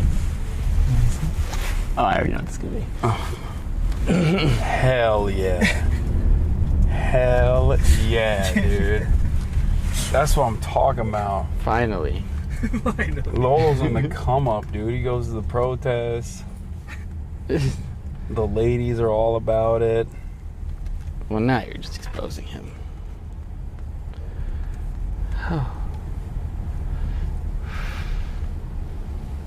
What's that, closed? Yeah. I think so, maybe.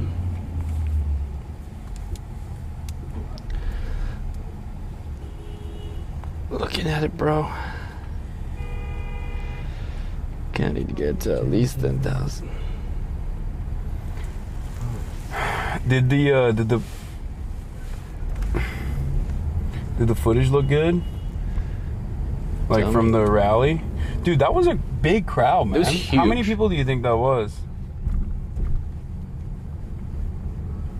Lolo. Yeah. Dodo Wald. Bro, it's because It's because who followed him? Yeah. Dude, you're acting so different now. Yeah, bro. you didn't remember us? Did you even remember us? You're so Hey, your friends are bro. here, by the way. You know, the people that got you here, the people that cared about you. I wish I could say what that was. You can't. You switched up as soon as you got that follow. Huh? I'm not. That's. In a quarter-mile, keep right on 17th Street Southwest using the right 2 lanes. I haven't sweat that much in so long.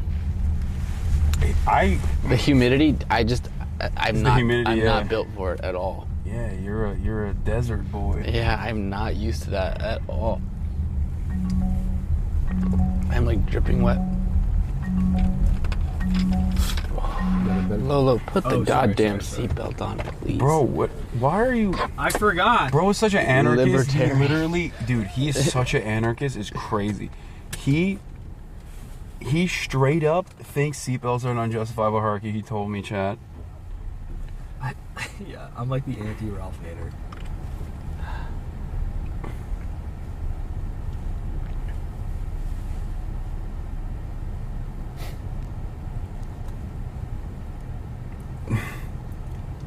Yeah, Ralph Nader was a social fascist.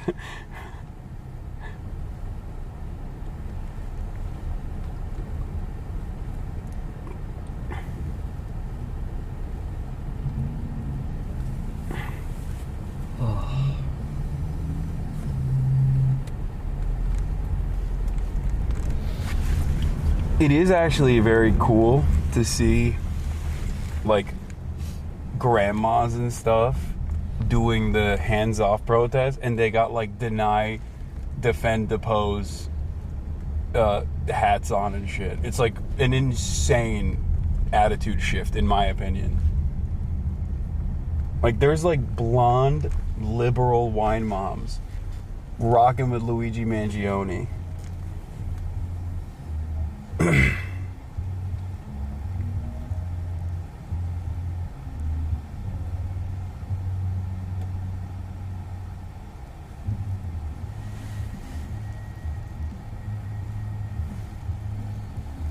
Where did this go?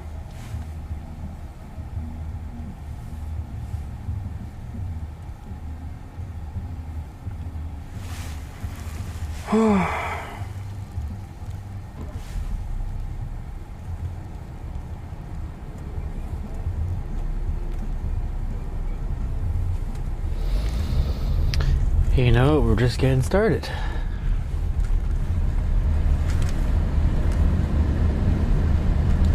Yep.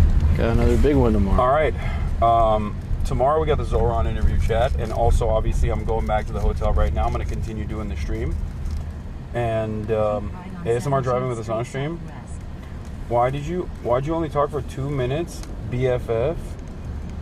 First of all, they wanted everyone to keep their speeches to a minimum. They wanted the speeches to be 2 minutes long. I went over, but everybody else actually went over. Chad, don't start already. Yeah, I'm not. It's not my speech. I'm just slight reflection on your phone on this door. Okay, it's fine. Bro, don't explain yourself to these shooters. Why? Were there a lot of haters in the chat? It was clear. It was concise. I was monitoring. I feel like people was straight to the point, you know? That's what I was trying to do.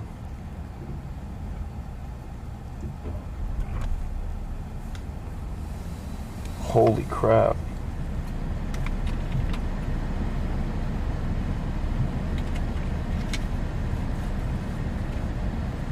Right, Friday. Exercise 16 minutes.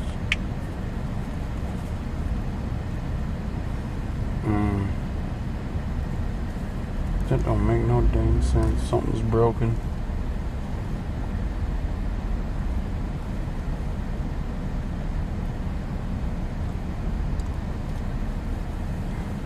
It was more about the president than anything.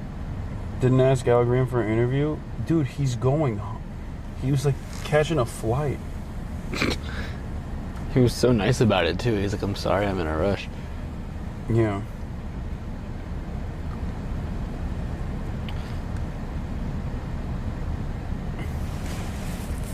He's also like 800 years old. Yeah. 800-year-old man trying to go home, and you want me to be like, are you sufficiently defending the Palestinian liberation movement? In a quarter-mile turn right on Constitution. Congressperson, would you show support to the, would you say Intifada Revolution and put out a messaging bill that says that you have full-throated support for the Palestinian, for the Popular Front, the liberation of Palestine?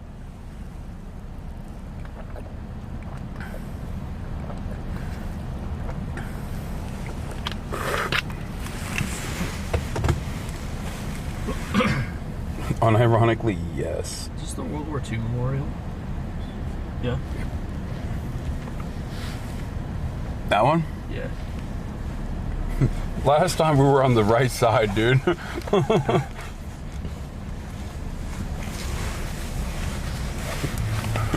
We almost weren't. That also, I mean, well, shouts out FDR. I mean, a lot of the infrastructure, a lot of the Nazi infrastructure was absorbed into. Yeah, but he didn't do that. America. He didn't do that. FDR? Yeah. I mean, they recruited like Nazi scientists and stuff. That's true. In my mind, he's a Stalinist. He was. I'm up there. Yeah, look at that. The recruitment was so that he could do Stalin-style mass executions. It's just like it fell apart, you know? That's what happened. Sticker time. Look at that. Globalized Intifada, and it's a bunch of pubbers. Wait, I love that. Pubbers and Voice Against Genocide. Wait, I want one of these. You want one of these? Yeah. Which one do you want? I want to give it to my dog. Your dog ain't gonna appreciate it. Well, I'll put it on something that he owns. And you're gonna give this after you chop his balls off? I am gonna do that. You're gonna cook him. At 8 years, hey, he got 8 years with them. That's more than most dogs get. He got to enjoy them for 8 years. Wait, your dog is 8. I thought your dog was a puppy. Everybody thinks that because he's so tiny and cute. Yeah. No. What the hell? He's an old man. Bro, his dick don't even work. Why are you trying to shit? His dick work. Wait, really? Yeah. Oh, he wants the hump? Not too much. Look, this is him 2 days ago after he got groomed. Yeah, I thought I saw the photos. I thought that was a baby. Look at my doggy. My boy, Gunner. He's just okay, sweet boy. I'm now anti. Would you consider this dog rotund? No. That's what I said. I had someone recently tell me that he was rotund, and No, I'm I mean, like, I can't tell from that photo because it's like a Chat, good angle. Like he looks. Don't leak my He ID. looks slim. He looks slim in that Chat, angle. does he look rotund? But I will tell you this. He could be. He could be. I'm not gonna say he's not. Chat's mixed. I'm seeing some yeses and some nos. I think Chat wants to be contentious regardless, you know what I mean? That's what it is. That's what's going on here. I didn't cry. That's cool, yeah. That was... Thank God. That's an improvement. That's an improvement from... I didn't cry. Previous stream. Every RL stream we do, you cry. What happened? You just not... Well, we're still live, so... Yeah, there's still time for him to cry. Why not? You crowed. You crowed too many tears. I got nothing left. Yeah. My wife took it all. Jesus Christ. It's a different kind of Zen. It's even more powerful. Isn't that so bad for your gums? Yeah, let me get one of those, bro. That's an 8. It'll kill you. You want a 6? It's like you forget who you're talking to. You want an 8? I'll take anything. I don't It's care. mango flavored. I don't care. And you break it. You take a crush? Yeah, you break it for extra flavor. I've actually had those before. That's the first one I ever had. It was look, Chat. Here. I'm gonna put it in your mouth. What are we doing? I'm sorry. No. Let me see that. No. Let me see. No. Showing Chat the sights. You're not even allowed to see it. Why? Not here. Take a picture for the memes. While I'm here, you know, I might as well It's go exposed. ahead. It's so exposed you can't even see the Washington Monument.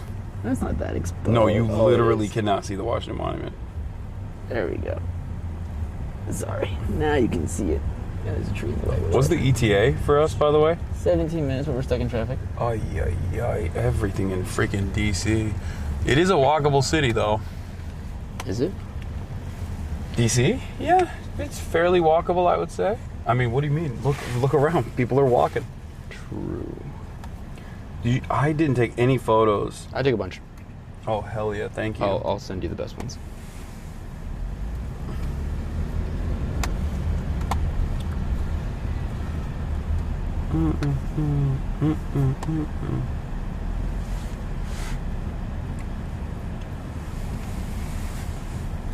I'm just going through Twitter to see. I'm also kind of what's going through it. popping. Oh. That's not what you meant.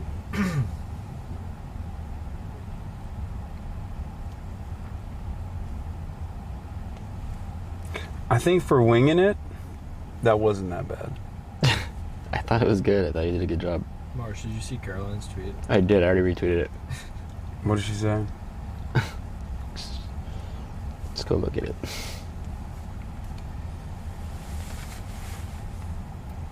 And she's right. What the hell? What is it? Oh, the Zendaya. Dude, the intensity in your eyes. Well, yeah, I was locked in. You were like, you look the most Asian you've ever looked in your life. There, you look like you're in an anime. Well, you got the anime eyebrows on that one. Well, I am Asian, so.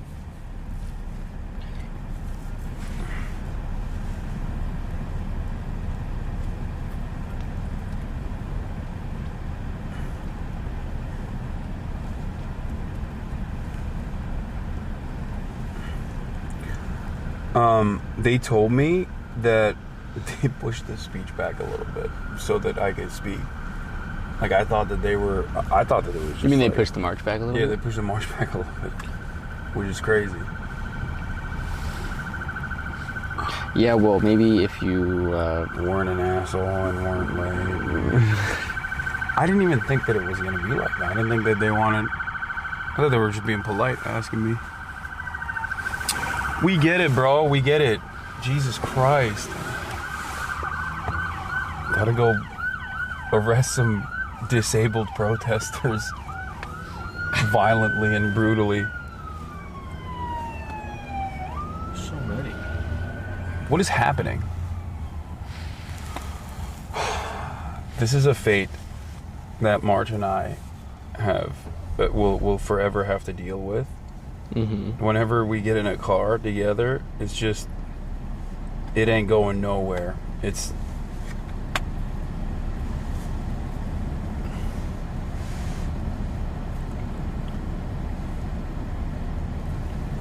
You see Black. You don't ever go to the movies, do you? I do. Have you seen Black Bag yet? No. Don't let them lie to you. I want to see the encampment. I was trying to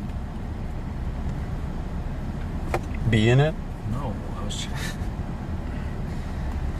in the screening of it when I thought you were going to come to New York first. Oh. Someone said there's a bolo for a blind guy that jaywalked. If you were a real one, you would go be his lawyer. Is Hasan anti-theater? Yes. No. Yes. He hates the arts. He hates the arts, yeah. He hates the movies. Yeah. He didn't hates want music. To see, what movie did I want to see? Nosferatu. You didn't want to see Nosferatu. I should have seen that one. That one was like actually. You didn't want to see him bounce on a crazy style. You didn't want to see anything. I love the movies. You have an appreciation for the arts. I love the arts. The theater. Yeah, it's true. I don't have an appreciation for it.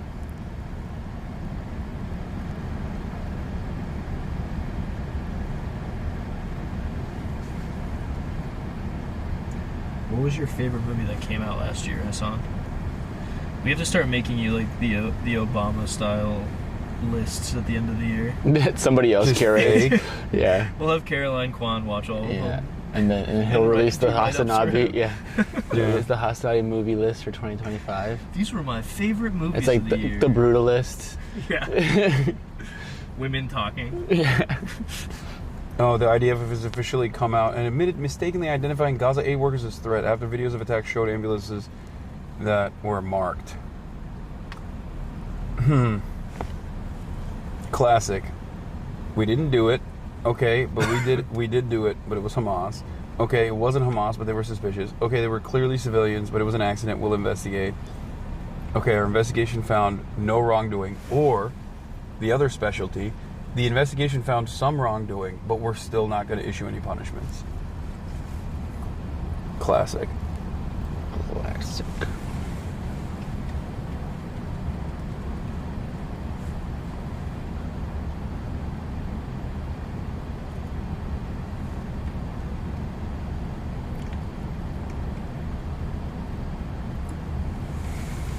Classic.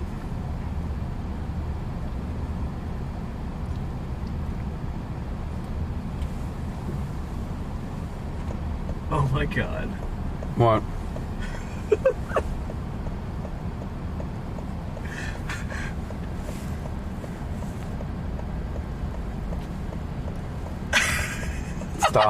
Stop.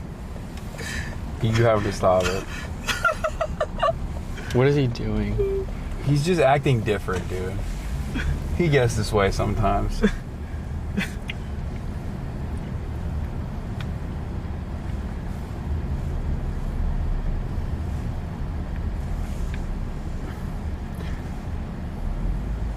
I forgot to say deport Elon Musk. That was the one thing I didn't get to. I think that people would have liked that one. You know what I mean? It would have been a good one. Yeah. It is what it is. I feel like this is not a 13-minute situation. Definitely not. You want to walk it? Should we? I don't really. It's gonna be. I don't really want to. It's gonna be hard to do. Tomorrow, can I get The light will be okay.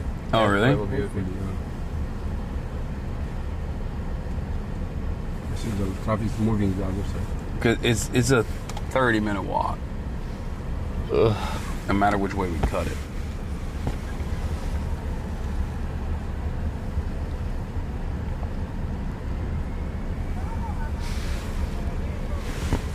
Marsh, you want to go to the Yellow Deli? What is that? It's a Palestinian place. Super. Wait, I want to go. Well, you're gonna go be a desktop streamer. We could go there. Is it close to the place? I don't know. Also, shout out. What was that? What was her name? Nina? I don't know who you're talking about. From one of the organizers. Mm-hmm. What's her name? Nina? I think you were talking to her at some point. I don't know. Maybe. What's up? Why? Hijabi? Mm-hmm. This is really not whittling. Narrowing it down at all, yeah. Like, do you know how many hijabi organizers I talked to today? 3? Because I definitely more than 3. Yo, I got some fucking heaters. Look at this one. That's a good one, right? Yeah.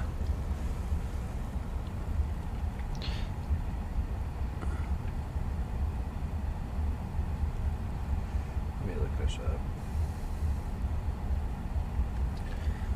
Adrian Ross is freaking out about the stock market, freaking out about the economy, after he lost a quarter of his net worth within the last 2 months. That's so funny. You did that, man. He literally... He's just all in Bitcoin.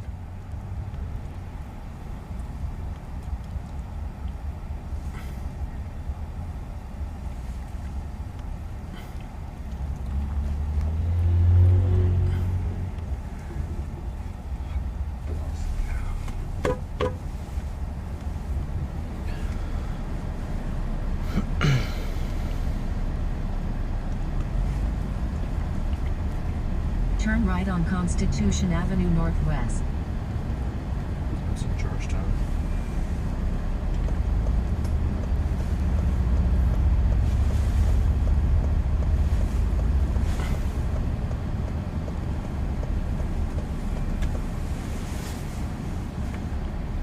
Financial Times reports Trump is rapidly losing support on the economy. How'd that happen? Lola. Yep. What am I looking at? Okay, not that one. What? I mean, I don't know. Just a lot of messages. Okay, guys, not the Yellow Deli. Sorry. Not it's something else. Jesus Christ. What? I'm sorry, guys. Oh, is Chad correcting him? Yeah, Chad is correcting. Chad is Apparently correcting. they're just like freaking out because it's like some kind of fucked up.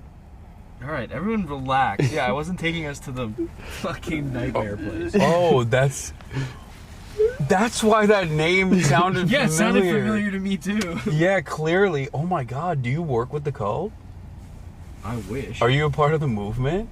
I thought No, you were... there's a place in Georgetown called Yellow. And apparently it's Palestinian owned. Well, no. I don't eat. Yellow the cafe. Yeah. Do you know if the food is good, or are you just like... Nina said it was good. I mean, the pastries look good. Bro, I am starving.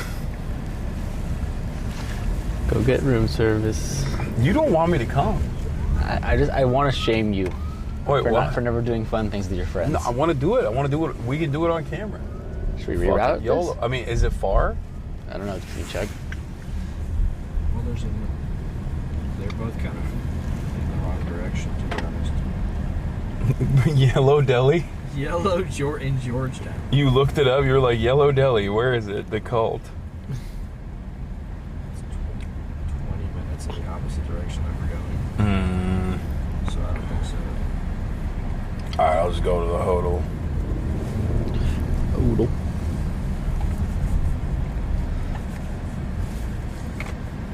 You guys can bring me back some pastries. Yeah, we can do that. When are you leaving? Let me get that back, by the way, before you forget. I'm keeping this. What? No. You have an addiction. He does have an addiction. Come on. I do. Doing this for your Daddy own good. needs it. I do. I do have an addiction. I'm doing it. We're doing an intervention. I'm gonna fight Everyone you. in this I'm group gonna, cares about you. This is gonna get the physical fisticuffs. Your addiction to Zins Needs is a coming smack. in between your real life relationship. How? Right now, when you're All you do is talk about Zins all the time. I never talk about them. Dude, look at this glorious monument that the Ottoman Empire helped build. Wow. Well, these Americans didn't deserve it. Al Green is speaking right now at the Hands Off rally? Damn, he lied to us. He's like, I have to catch a flight. He lied. He was like, I gotta catch a flight. Turns out he was just catching hands.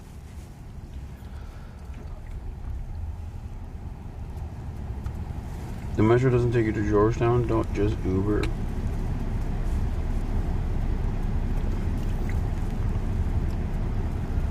I'm always talking about globalizing the Zintifada. Chat knows.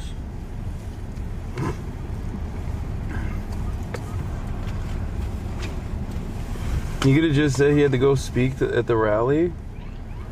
Yeah, I don't know why. Because he knew that you were weird. He didn't want to talk Yeah, to you. He didn't like your vibe. He didn't dig your vibe at all. Dude, he could see.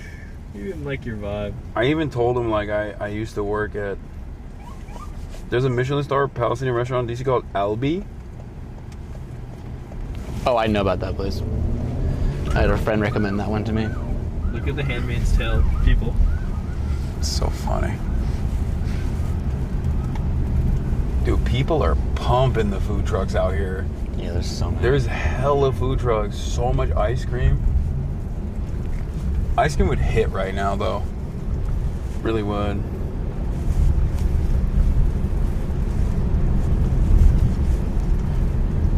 You should have saw the way he checked the camera. Oh, did he throw a look your way, like a sexy one? Turn left on 12th Street Northwest. He was ready to use that cane on March.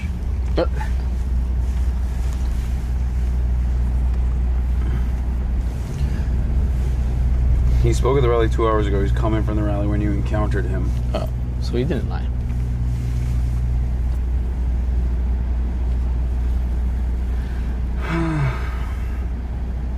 Those are the mid trucks.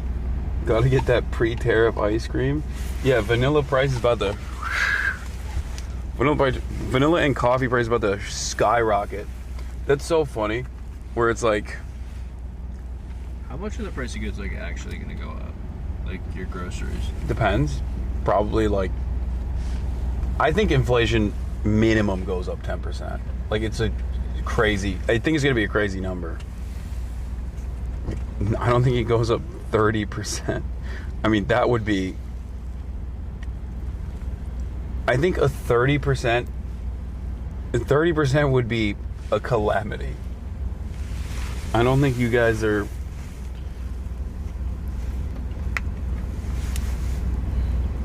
Looking at it, bro, at least 10,000. Minimum 30% you're wrong is on. Guys, 10% is pretty bad.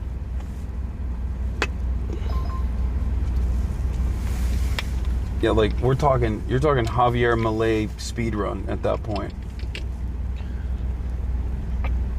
Bread queues are coming up. Yeah, you see, the problem with America is we don't have fucking bread lines because the government doesn't take care of its citizens. So no, there won't even be fucking bread lines in this goddamn country. Like, people always point to the bread lines and be like, oh, the USSR, they have bread lines, blah, blah, blah. It's like, bitch, we don't even have that. You're just gonna die. Like, you're just like, oh, you're starving? Well, guess you die, I guess. Not really much else to do.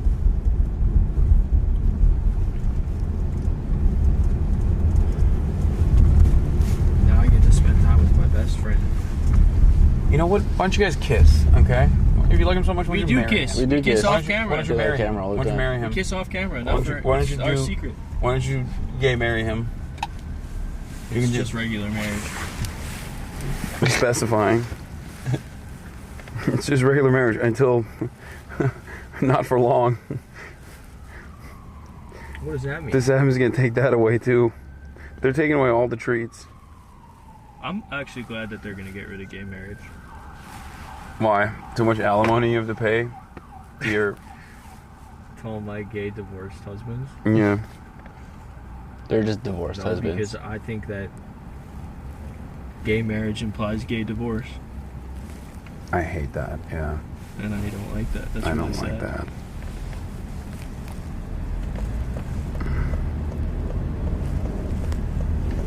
Yeah, I want the gays to just grind harder. Yeah, as a gay Christian, for their civil he doesn't liberties. believe in divorce.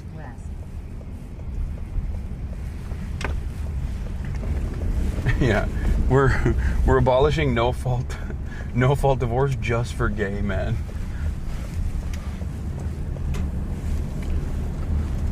Tariffs ruined my orange juice addiction is like $9 in Canada. Canada.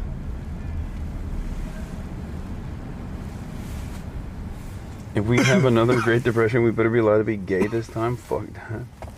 I think people were still being gay during the Gay Depression. The Great Depression, also known as the Gay Depression. I cannot believe it's 5 p.m. and I've only had one cookie. I normally... That cookie low-key saved me. Yeah, if I had not had that cookie, I'd be dead right now. Bless you, sir.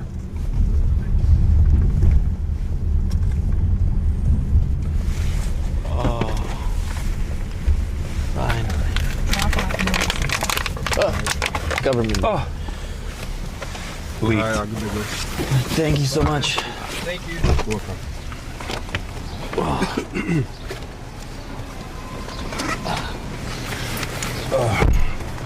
Wait, I'm gonna get out through this side. What is the hookup? That's fair. Keeping this. Oh. Yeah, don't give it back to him. I'm not giving it back. Whatever you do. We walked for his up own good. We walked a storm, dude. We walked up and down. Ooh. Ah, damn. Okay. So you guys are gonna go hang out? Are you gonna bring me pastries? Sure. Yeah, we'll bring you pastries. If you don't, you're dead to me. You say that every time. Time we leaving? Yeah, you've died to me so many times. You've been dead. I'm gonna get on a third airplane in 24 hours. Let's go. Hell yeah. Yeah, I had a connection because our flight got canceled. We went on separate flights. He got a direct. There was only one seat left on that one, and then I took a connection. It's been a rough morning for old Marchie, man. I hate JetBlue, yeah. Enjoyed it? Yeah, it's great. Good, good. All right. Excuse me, sir. Thank you.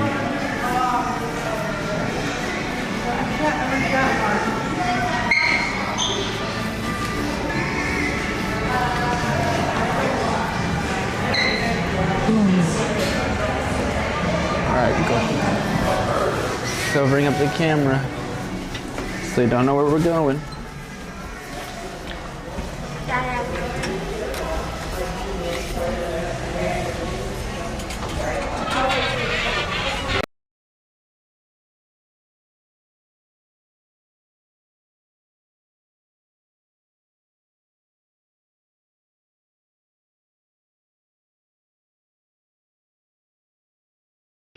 pro-Palestinian demonstration. Oh, okay, Yeah. 7th floor going up. Have a good one. No, this is the 7th floor. Oh, it's the 7th? Oh, yeah, this is your floor. See ya. It doesn't matter. Okay. You're right. I'm not going to be here for long. I'm here for a good time, not a long one, you know what I mean? You don't have to show the room, but... 9th floor going up. Oh, whoa. Congratulations.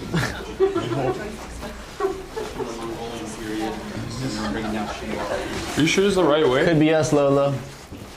Could be us. Getting gay married? That could be us. Gay married. Hello. It's just regular marriage. It's just regular.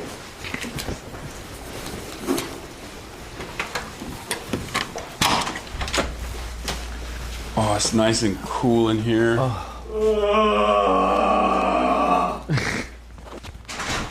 Oh, they brought another desk. Swap it back over. Oh, nice. March time. Oh my god. I'm so gross. Yeah. I am so gross. I feel, yeah. Train for 3 hours. Swap it back. Hold on. All right, we're back. There it is. Okay. March is going to put the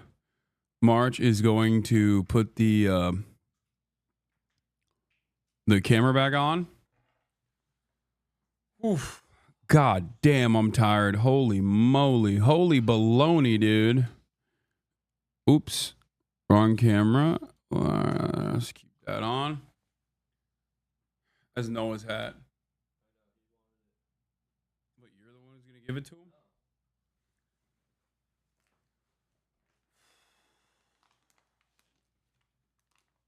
Bro. I'm feeling it. I'm definitely feeling it. March, you killed it, dude. Lolo, you were there. A presence. You know, a force to be reckoned with. Okay. Alrighty.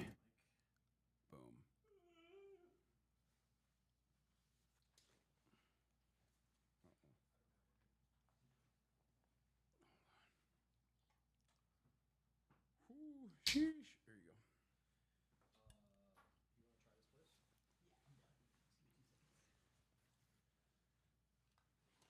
How are you in a jacket? Do you know how cold it is in this room? It's amazing. It's actually amazingly cold in this. It's perfect. Olo, please give me back my Zen. That's crazy that you're just you don't have to steal things from me every time we hang out. You know what I mean? Dude. That's crazy. This is wild. I can't even show it. It's sick. Okay. He didn't steal it. He reappropriated it. Okay, dude. Don't give him the grace. Okay, don't make it seem like he's doing a good thing. All right. Well, times are tough, and that's precisely what we're going to be talking about right now. That's right, ladies and gentlemen. We're getting back to the stock market. All right. Have fun, boys. Oops. But not too much fun. Thank you.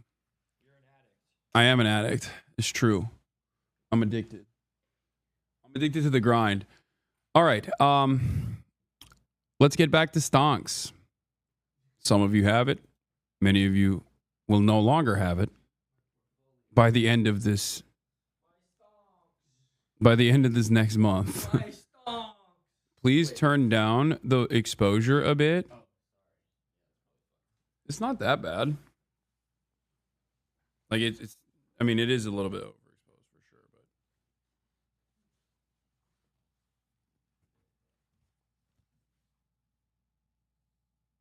what are you doing?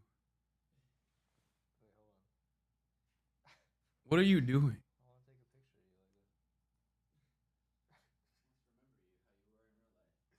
Why do I let this man do these things to me? I don't understand. All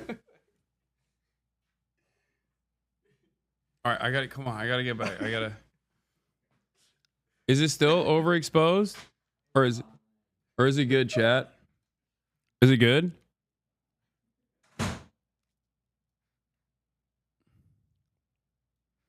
He's your lawyer. You should listen to him. If I listen to him, I get nothing done. All right. But yeah, let's get back to the stonks. Let's get back to the American economy. That was quite the eventful day. I hope you guys appreciated that. I certainly did. Post-protest depression or euphoria? No, I'm just like, I always feel great after going to these things. Like, it is an amazing way. Oh wow, this is from the Fox 5 camera. It is an amazing way to feel like you're not alone. You know, it's the quickest way to realize that there are a lot of people who see the world in the exact same way that you do. Check out this crowd in Boston. Unreal amount of Palestine solidarity here.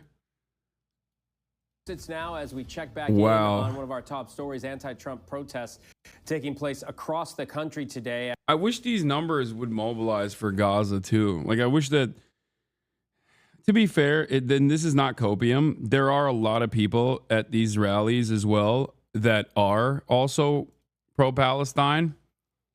And, it is one of the, I would say it's one of the other,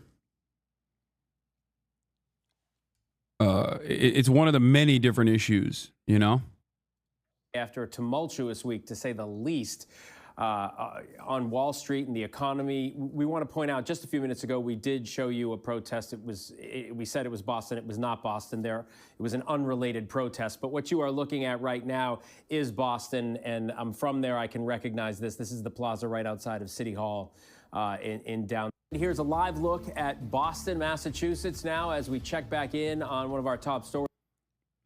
Meanwhile, he's fucking golfing. I know, he's golfing through it all. My unbothered queen. Welcome to the stage, there's Hasan, Piker!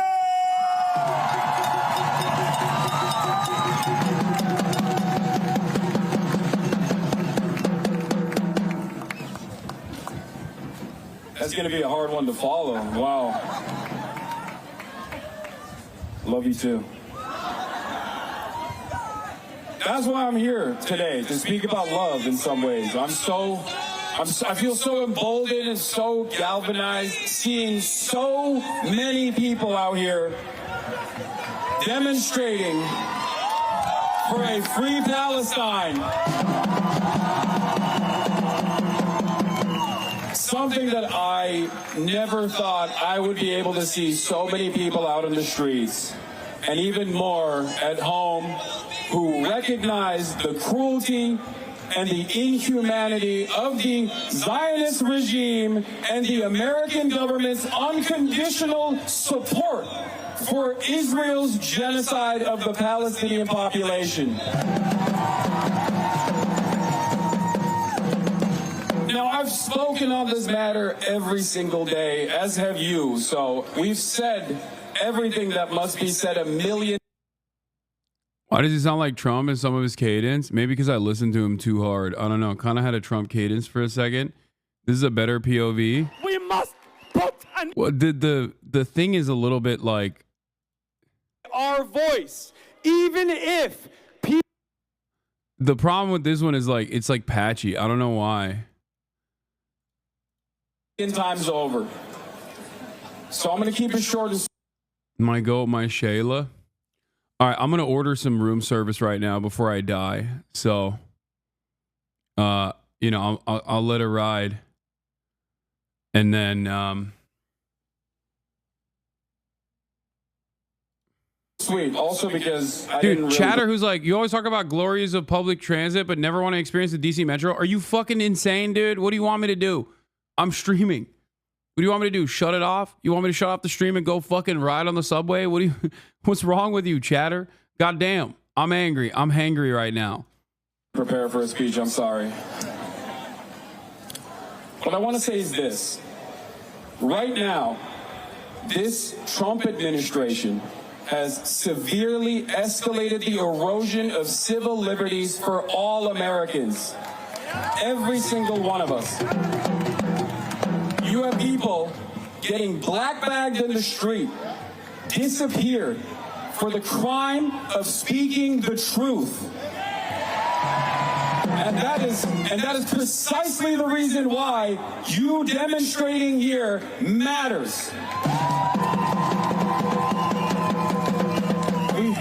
We must never allow these fascists to take away our voice, even if people don't recognize, even if people don't understand that one day they might be the ones who get black-bagged and sent to a slave labor colony in El Salvador without due process. We will fight for them too.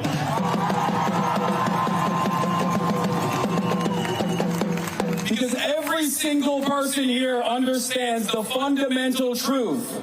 None of us are free until all of us are free. So and I want to end with that and say, free Mahmoud, free Humaira, free all of the political prisoners. From the river to the sea, Palestine will be free. Your voices will not be silenced.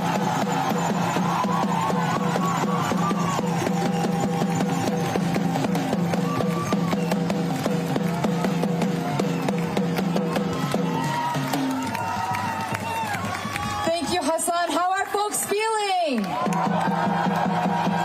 Are we ready to march on ice? All right, we got 2 more speakers, so I want y'all to hold tight. But before I introduce our next speaker, I want to let you all know that we've just received an appeal from the Palestinian General Federation of Trade Unions in Gaza, who have just shared on the eve of International Workers' Day to join and expand the campaign targeting Israeli companies and their support. This angle makes it feel like only 100 people showed up. It was thousands. I mean, we can look through my stream. You could see. I think you could see from my stream. It was crazy.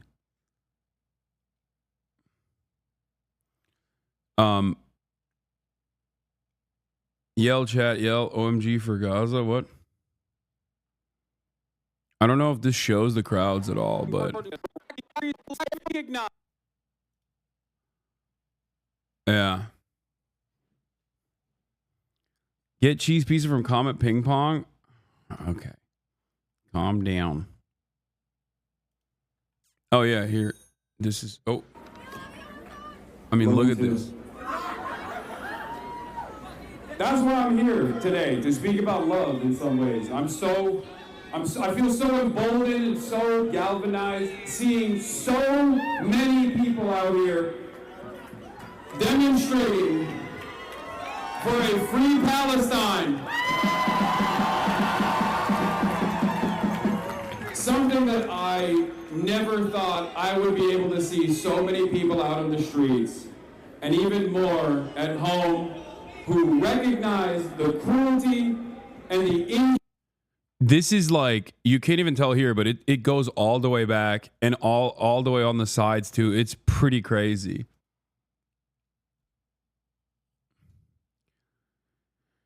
It was wild. You have to do more of these. You're honestly better than this than burning your AFC. No, I'm not. I don't have a lot of experience with this stuff, and I should have.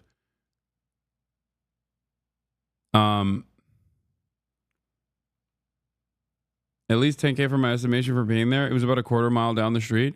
At least 10,000. Looking at it, bro.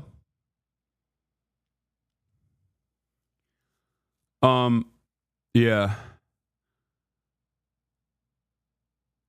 I wung it. I winged it. Is this your biggest in-person crowd? I don't know. Probably. All right, let's get to the tariffs. On that list of countries and territories whose tariffs from President Trump start today are the... Oh, my interview with BTS Newsroom as well. Piker here. the Free Palestine rally. Hasan, what brings you here? I'm about to speak at the march right now. I did not really prepare any words for it, but I feel like all the words that could have been said about the ongoing genocide have already been said a million times over. So I'm just here to show solidarity and hopefully bring some people here as well, so that we can demonstrate with large numbers and become undeniable. Hasan, you have a huge base of people that watch you, that listen to what you say. People are feeling really scared right now. They're feeling tired right now. What's your response to that attitude? It's something that I think about quite a bit. Honestly, the reason why they're really clamping down on any sort of speech that says the truth about what Israel is doing, that speaks to the atrocities, the inhumanity, the cruel treatment, the genocide of Palestinians in Gaza. The real reasons as to why they're becoming more aggressive in their policing of speech and undermining constitutional protections is because they're scared, is because a lot of people recognize that there is a real fissure between what the public's demands are, what they see, what they recognize, and what the politicians and the lobbyists here in D.C. are advocating for on the issue of Israel. And that's precisely the reason why they want to clamp down as hard as they can. But I think instead of feeling insecure in this moment, we should feel emboldened.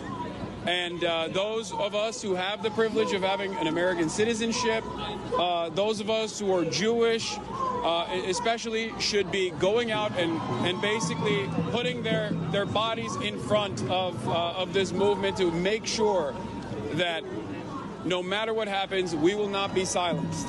And one last thing, you know, these guys like Trump and Musk and this sort of like MAGA attitude of like...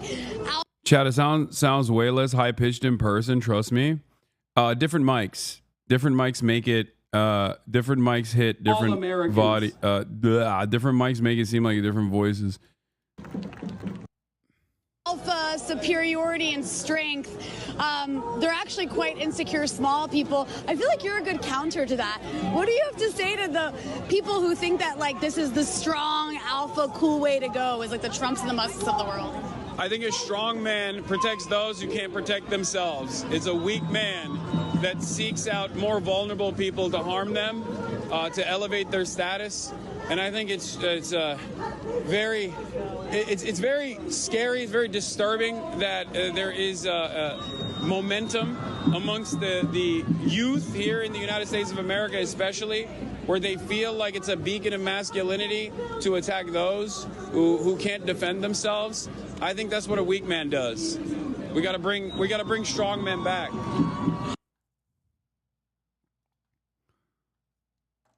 You look so white there, ha ha ha. Good. I'll avoid arrest. How'd you like DC? How was the rally? I wish I could have been there. The rally was amazing. The crowd was amazing. Quickest way to recognize that your work is impactful and that your voice is being heard. That's why I always tell you guys, go out to the protests. Always show up. Always directly show solidarity, because every single time you do that, you will feel more emboldened than you did prior, because, you know, it just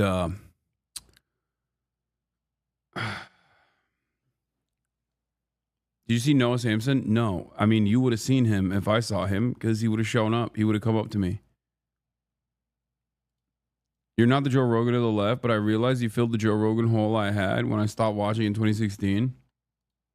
Heard in McDonald Islands. Okay. The Wall Street sell-off triggered. Let's get back to the fucking tariffs, baby. It's tariff time. By the tariffs and trade policies announced by President Trump this week. Friday. I wasn't here the entire time, dude. Has shit to do. I wasn't being contentious. I'm just saying you would have seen it if he was there. Losses intensified after China matched the president's tariffs. The Dow, S&P 500, and NASDAQ all fell more than 5.5%. That added to Thursday's losses, making this the worst two-day streak for the market since the early days of the COVID pandemic. The president is spending the weekend at his Florida resort. CBS News senior White House correspondent Weijia Zhang is traveling with the president and joins us now. Weijia, good morning. Good morning to you, Dana, and good morning to everybody. You know, last night, President Trump attended a lavish fundraising dinner that cost $1 million a person after spending much of the day at his golf club. He says he is not worried about those nosediving markets and that big business is not worried about the tariffs because, quote, they are sick. He's not worried about it. Great. Well, if he's not worried about it, then it's fine, I guess. Dude. Again and again and again, I repeat myself on this, but it is crazy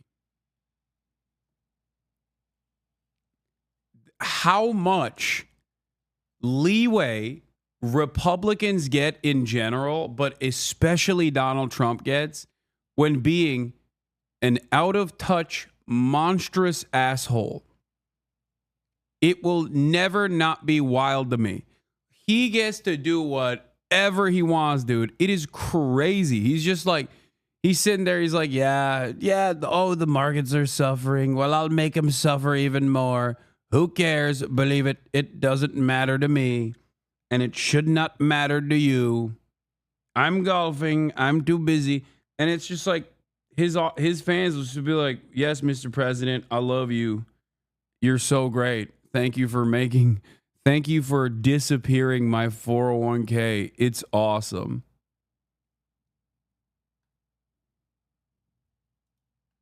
To stay. But we spoke with one small business owner who says she is already feeling financial pain. At the Lotus Food Market in Lake Worth, Florida. Owner Marwa Ahmed brews Italian espresso beans, sells lamb from New Zealand, sweets from Turkey, and roasted sesame oil from Japan. How much of the stuff on your shelves is imported? Yeah, bro, look at this. Look at this. The White House provides this update on President Trump's weekend. The president won his second round matchup in the Senior Club Championship today in Jupiter, Florida, and advances the championship round tomorrow. Maggie Haberman says Trump skipped fallen soldier ceremony for golf because he stopped caring about optics. This would also explain the White House celebrating Trump's golf score today. Like, he is straight up taking a what are you going to do about it attitude. And it's kind of interesting because I wonder what this does to his base. Like, will they still rally around him unconditionally? All signs point to yes, but I will say it won't go on like this. I don't foresee this. I don't foresee his careless nature. I don't see his careless nature being seen as a positive for as long as he thinks he can get away with it. I think there is going to come there's gonna be a moment where he realizes like his fans are also fucking mad. Like, there will always be a number of people at this stage that will glaze Donald Trump no matter what he does, okay? No matter what he does. He fancies himself to be the king, and there are people that will unconditionally defend his decisions no matter what. But that number is not going to stay at like 40%. And it's not going to stay at even 30%. And once it reaches a certain pivotal point, especially if he keeps crashing the economy. Yeah, if he keeps crashing the economy like a total dipshit, I think he might actually get removed from office. Lamar, this is my wild take. Watching CNBC yesterday convinced me the Capitals were dooming. Yeah. Because the one thing you can't do is fuck up the bag. As long as you don't fuck up the bag, you're golden, right? And he's fucking up the bag. And not only is he fucking up the bag, but he's fucking up the bag in a very spectacular fashion with not even any sort of care or consideration. Like, it's Chapo Boys vindicated, Officer Revolt. Yeah, I still have some friends and family who still support him. Yes, but what did they say? A lot of you have relatives that are Trump supporters. Ask them, and I believe what they will say right now is, oh, there's a plan here. Oh, like, I get that there's going to be a period of struggle, but I think it's for a good thing overall. That is different from what they thought yesterday. Because what they thought yesterday was, oh, he's glorious. There's nothing wrong. Shut up, libtard. This is what I voted for. Right? That, over the course of 2 days, has turned into, yeah, this will work out in the long run. I believe it. Trust the process. Which is one step removed. I mean, it's certainly not the same as it was 2 days ago, 3 days ago, where it was like, yeah, we're winning so much. I love winning. To, it's trust the process. It's going to work. And it will eventually turn into, if this works out, it's going to be great. And everyone's going to know it's great. And you will all be wrong. And eventually it will turn into, okay, this is not great at all. What is he doing? To, you know, a bunch of former Trump supporters turning into the Butler, Pennsylvania guy. And those are the guys with the guns. And those are the guys who are angry and get very angry and have a proclivity towards violent demonstration. So, just saying, it can't go on like this for too long. There is going to be, because I'm noticing that even the Trump supporters are basically saying, like, I don't know. I'm sure this will work out in the long run, right? That's different than what they were saying 2 days ago before he plummeted the stock market. Feel me? A quick thread of charts showing how Trump's economic agenda is going so far. Trump has had the same impact on economic uncertainty as a global pandemic. That's amazing. That is amazing. That's incredible. Like, global pandemic killing millions has the same impact. Businesses shutting down globally, supply chains completely crippled, has the same impact as Donald Trump haphazardly putting together a fucking chat GPT, a chat GPT economic policy.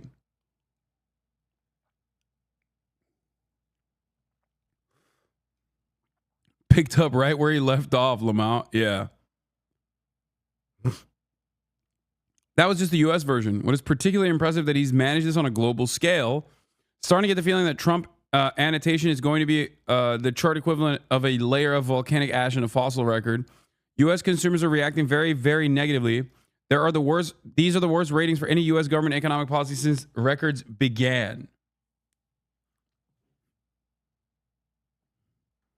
Well over half of Americans expect the economy to deteriorate over the next year. Again, the highest figure ever recorded. People are also very, very worried about job losses.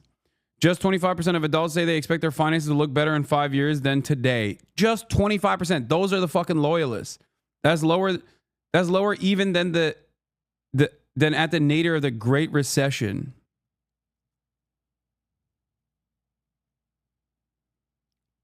This one is fun. Remember when Trump won the inflation election as voters united behind him because they were pissed off at rising prices? Fast forward a few months and Americans' inflation expectations are now as high as they were at the peak of the Biden era price rises. Dude, JP Morgan is saying that Americans are going to experience negative real wage growth again by Q3 of this year. Q2 and Q3 of this year is when Americans are going to feel the impact. That is record breaking. That is also incredibly unsustainable. The fact that they already experienced negative real wage growth under the Biden administration caused a complete collapse of the Biden favorabilities. It destroyed Biden's legacy, paired up with obviously the genocide that Biden was participating in. But like that was a major factor. Negative real wage growth is like twice. Negative real wage growth in two different terms back to back is psychotic, dude. This is the wealthiest country on the planet. Hotel Wi-Fi moment? What do you mean? What happened?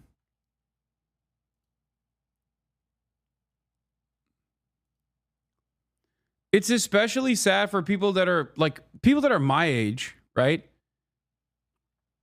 You go to college, horrible job market. Like, think about it. I went to college in 2009. It was over at that point. You know what I mean? I went to college in 2009, got out by 2013.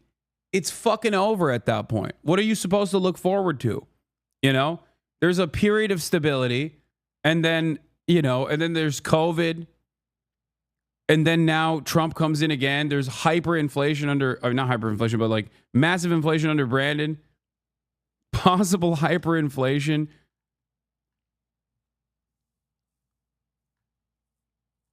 Possible hyperinflation under Trump.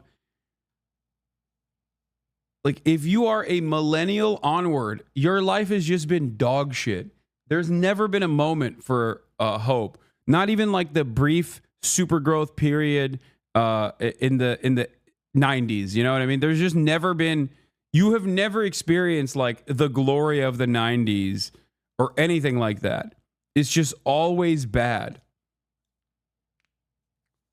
That is not sustainable.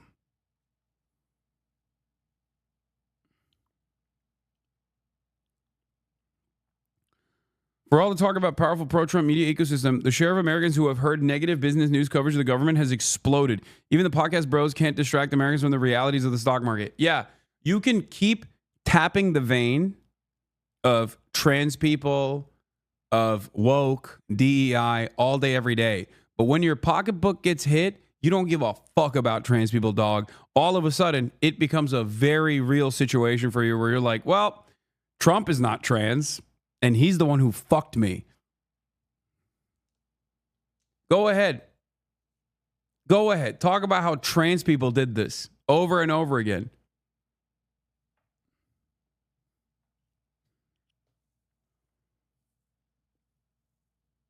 You see what I'm saying? It's the one thing. I mean, it was the irony here is that this was the reason why, like the most significant reason why Brandon lost. The most significant reason why Biden lost was the economy, was the fact that the recovery came too late. The fact that, I mean, there wasn't really a recovery, but a rebound came too late. And also in the process, like, Americans did not forget experiencing negative real wage growth for a year and a half under the Brandon administration. That's something you don't forget. Your salary goes up marginally, but the cost of living explodes. All of a sudden, your dollar doesn't go the same distance that it once did. You are making less money while doing the same job. And the expectation in a healthy society is that the older you get, the more you work, the more money that you're supposed to make, the more purchasing power you're supposed to have, because how much money you make at the end of the day is entirely related to your purchasing power. Pair that up with the already existing unaddressed underemployment crisis in this country, where people are just working gig economy jobs to make a living, to make ends meet, and you have a real volatile situation in your hands. Donald Trump threw a Molotov cocktail on that for no reason. It is crazy. Trump's approval is holding up well with MAGA, but he's rapidly losing support among the rest of the coalition who voted for him in November. Or to put it another way, the view from inside the MAGA echo chamber remains rosy, outside not so much. And he will ply away day by day, even the MAGA people. When it gets to losing 30% of their nest egg, when it gets to losing 40% of their nest egg, when it gets to losing 50% of their nest egg, there's only so much economic pain and economic uncertainty that even the biggest diehard MAGA loyalists can take. Now, I'm not saying there won't be people who will defend it unconditionally and vociferously. There will be, okay? These guys are very dumb. They're not particularly intelligent people. They just want to close their eyes and think about a powerful, strong man who sometimes does things that are unpredictable, but he's doing it. He's setting events in motion that are directionally the right things to do. He's got our best interests in mind, right? What did this guy say? Weren't you one of the people who said it didn't matter whether you vote for Kamala or Trump due to the Palestine issue? Aren't you directly contributing yourself to this issue by dividing the left? Wait, what? This guy's still... Bro, this guy is still holding on to this idea that I'm responsible for fucking Kamala Harris's dog shit campaign. Kamala Harris lost because she didn't listen to voices that I was representing. I was right. You should go take it up with her. Okay? Kamala lost to this. It is so wild. It is so wild to me that you still have the audacity to refuse to listen when your grandparents recognize that reality now. That's the funniest part about this is like, we were out in the streets earlier today. You think those fucking old people are as libbed up as this one random dumbass who still, for free, defends the DNC's horrible decisions? How crazy is that? Isn't that wild? Isn't that wild that, like, there are still neoliberals that just only care about this back and forth and, like, defending the DNC, I guess, no matter how bad they get? When you got grandmas and grandpas putting on fucking T-shirts, going out, taking it to the streets and protesting, demanding that the Democrats do something, demanding that the Democrats do anything. You can't be getting outflanked by your grandparents, chatter. Fix your fucking brain. You don't even have decades of propaganda that have socially conditioned you into being a loyal servant of the DNC. The DNC or the Democratic Party hasn't even given you enough amenities for you to do this. There are servants. They serve us. We don't serve them. You can't come in here and be like, the Democratic Party cannot fail. The Democratic Party can only be made to fail. We failed the Democrats. Idiot.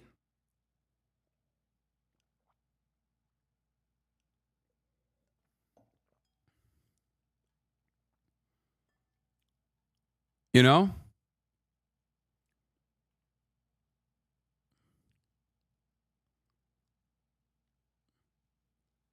It's crazy.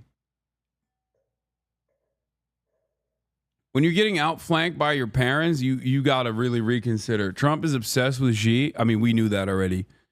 The AP is reporting for Jupiter, Florida, where president is spending the second day golfing. Captures Trump morning newspaper. Trump goes all in, bet with a heavy price of tariffs will pay off for Americans. China, yeah, try.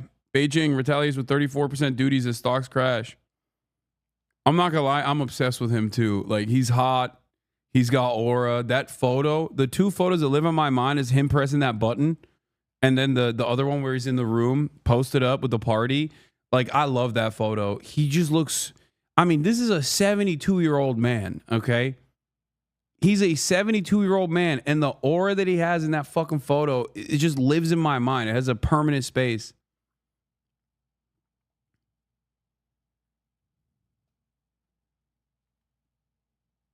I wish Xi was my stepdad.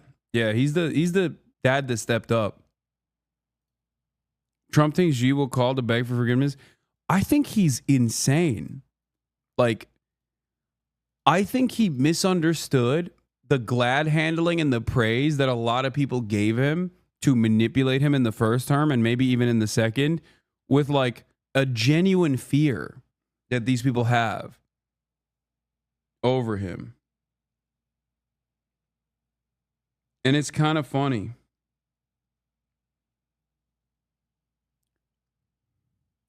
No, don't say that. They will know you are a Chinese spy. Yeah, I am. I'm a spy for China. Like, that's the reason why Shinzo Abe, he loves Shinzo. He loves Shinzo Abe. Why? Because Shinzo Abe was one of the only Western-aligned leaders that actually glazed them early on, because he recognized, like, oh, if I give this guy praise and I respect him, he will give me good deals. He is he's a unstable madman, but he is so narcissistic that he loves when someone is like saying, yes, Mr. President, you're the best. And I think he heard that so much, because I think Putin does that too. Like he likes authoritarian strongmen who are firm, but also are nice to him. And Xi definitely did that. So on the one hand, he respects the amount of power that they have, the command that they have over their people. He doesn't realize where that comes from, I think, especially with Xi. Like, that command doesn't exclusively come from a repressive state apparatus that's constantly telling people, like, you can't criticize the dear leader. That's, in his mind, he probably thinks that. But that command literally does not exclusively stem from social repression. It comes from good policies that people can see. If in your lifetime you have watched your country develop at a rapid clip, like, you're gonna like the government.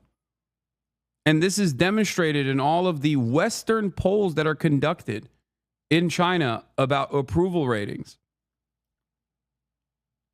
You would also know this if you talk to any Chinese person as well, where the attitude that I hear all the time from Chinese people is they know there are certain things you can't say. They know that there are certain conversations that you can't have. And for an American, they're like, that's unimaginable, you know? They're like, what the fuck? That's crazy. And I agree. I don't disagree with you on that. But as long as you keep your head down in your work, you know that the government's got your back. That is what the attitude is overall. They live in ain't good, no wars, ain't shit to complain about. They live in good, ain't doing no wars, ain't shit to complain about. Yeah, and development. I don't think a lot of Chinese minorities would agree with you there. Please stop, brother, please. Has the CCP invited you to a talk or outreach? Is what happens in North Korea is so close, lol, in Russia? I think we delude ourselves into thinking that it's all fucking, all stick, no carrot in these places. I would go so far as to say that there's probably a contingency of fans amongst Vladimir Putin for bad reasons and for the reasons that I demonstrated as well. Like, in terms of managing the decline in the post-USSR world and like rebuilding Russia, ruling with an iron fist, certainly. But there is like, or even the negative reasons, like rebuilding the Russian Empire. Like, that mentality, I think, for a lot of boomers especially, is solid. They're like, oh yeah, we're restoring the glory of Russia, right? Like, that is probably another reason why people like Putin. But of course, his approval ratings are different than Xi Jinping, I think.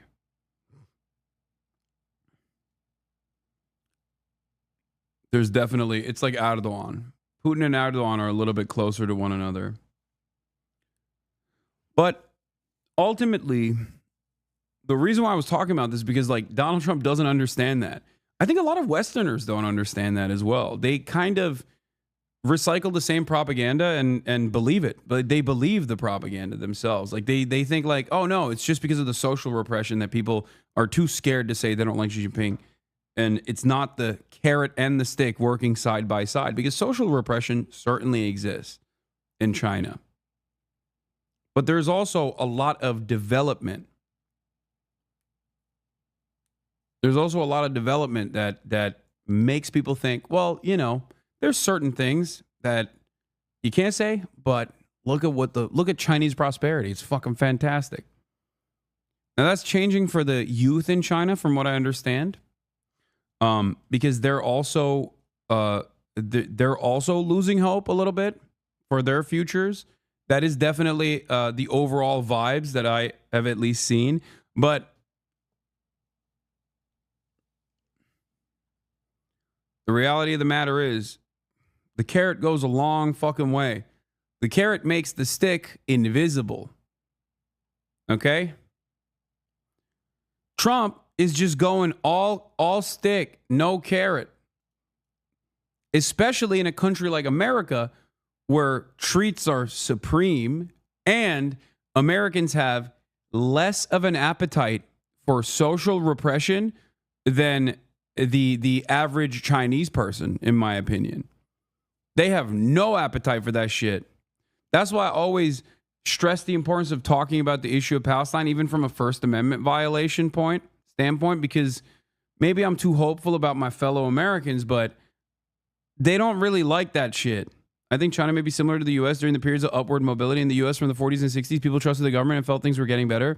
As things stagnated in the 70s, people lost trust. We're starting to see the same in China as the decades of upward mobility have slowed. Yes. No, that is precisely what it is. Yes, upwards mobility gives people a semblance of hope. That's it. It's that simple. When people think, oh, well, my needs are met, they're happy. It's not that complicated of a conversation to have. If you have something to look forward to, that's it. You're like, okay, well, there's some downsides for sure. No country's perfect. It also creates a sense of pride in your nation, a sense of pride in like what it has accomplished on the global stage even. So it's hard to even broach the subject with Americans. Like, I've not been proud of this country. I can't recall a time when I did. From the outside looking in, I was like, man, America seems awesome. I want to go there so bad, but like, my expectations were not met. When I was overcome with the true nature of American reality. It just,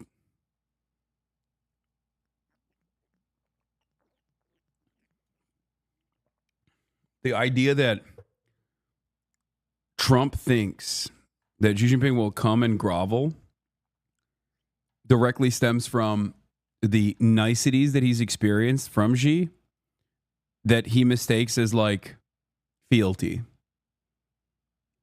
It's stupid. I think he's narcissistic and stupid. He's good at reading the room, but I think this is a major weakness for him.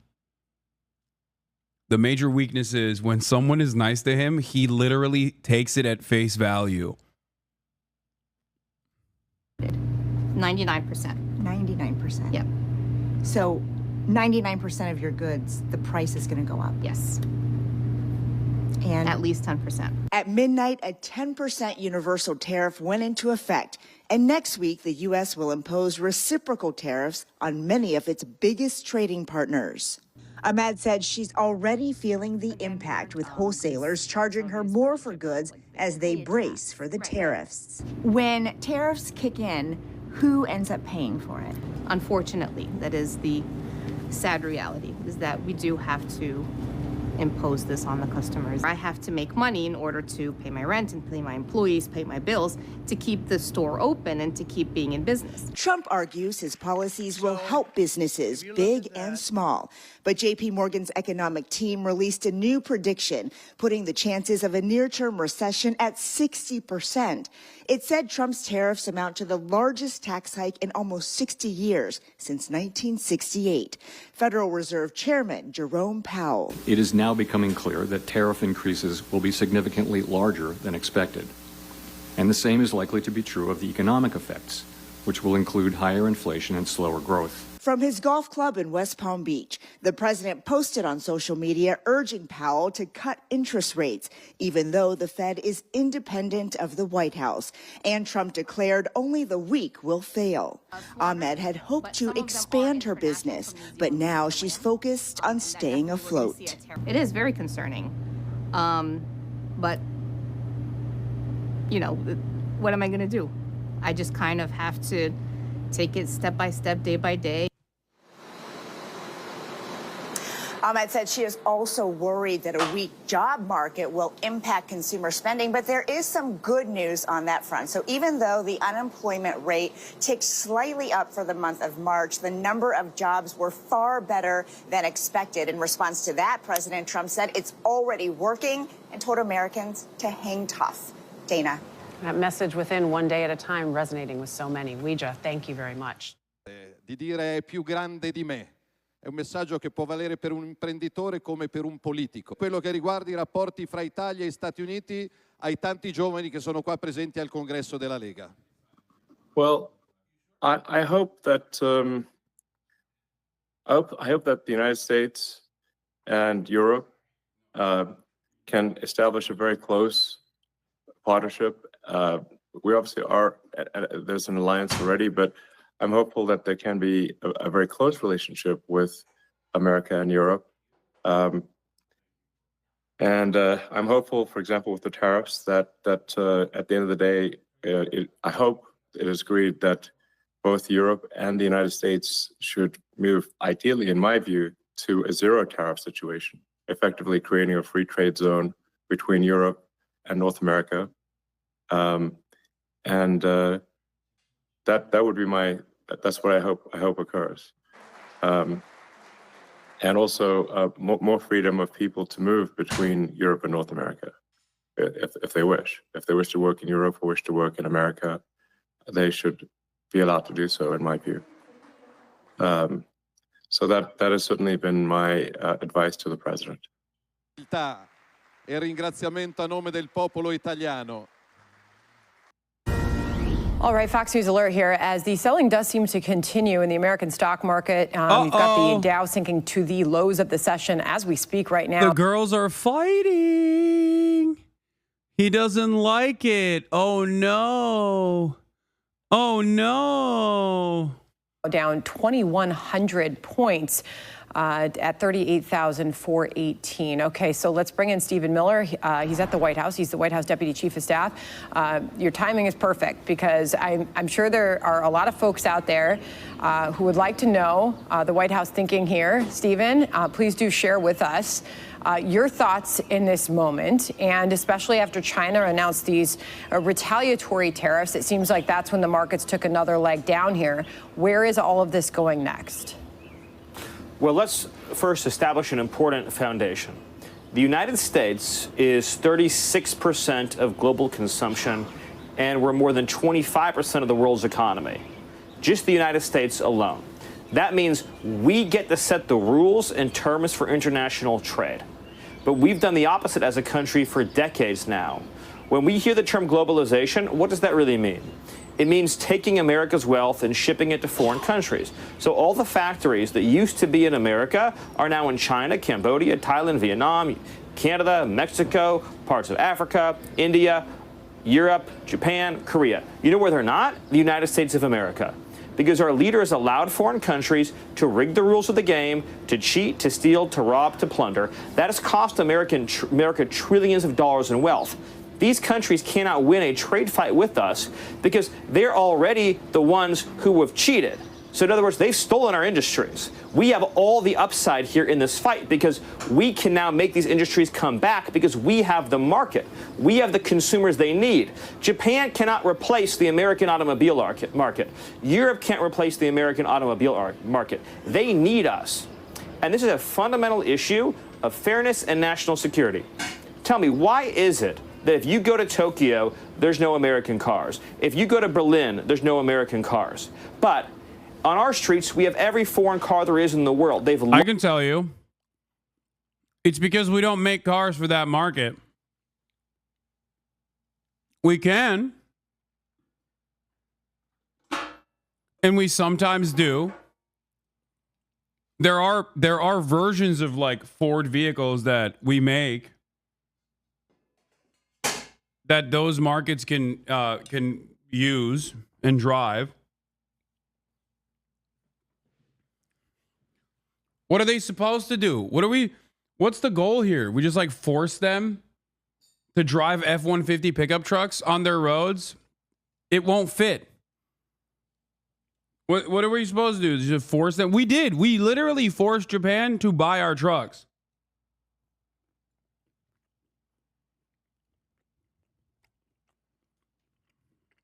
And they couldn't even sell them.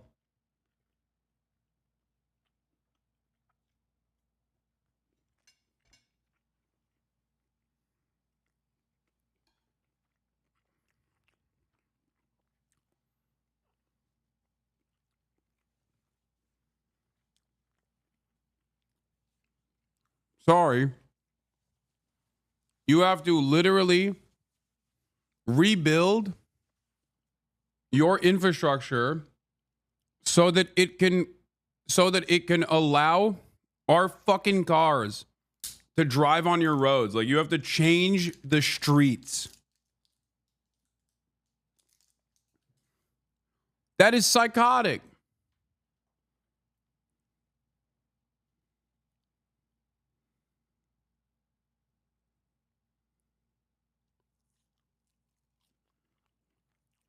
You have to change your domestic policies for food. You have to change your food, health, and safety regulations so that you can purchase our beef. That is insane.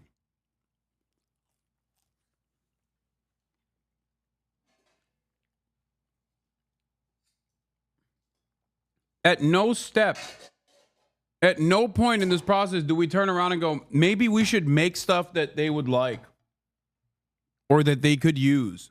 Nope. Not at all. It's fucking insane, dude. Locked their markets to our cars. They have stolen from our workers and our people. And President Trump is saying that has to end. We need our wealth back and our jobs back. And the quality of America, the American quality of life will rise exponentially as these policies kick in and as the great onshoring and return of American wealth occurs. Are you confident we can replace that production and we can do so in a way that Americans can actually afford and like those cars? Without question. In fact, the changes in advanced manufacturing technology, 3D printing, robotics, artificial intelligence, this makes it more and more affordable to manufacture, produce, and build at scale in the United States. American workers... Dude. That's also crazy because this is directly him recognizing that it's not even going to be made with American workers. It's going to be made cheap because we're going to use robots.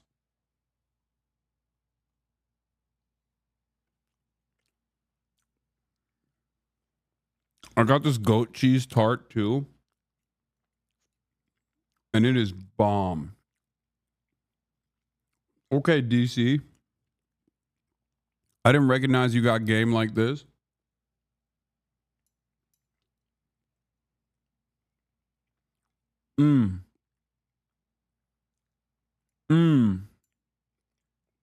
It's good as fuck.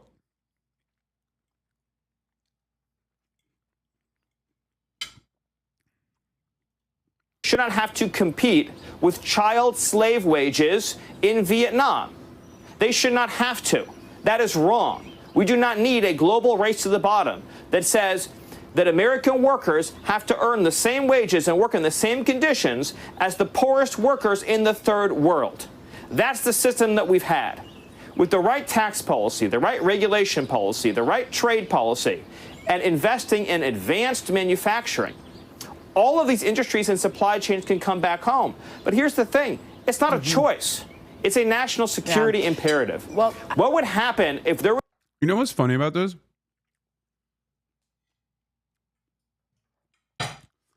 I wonder if people will recognize this.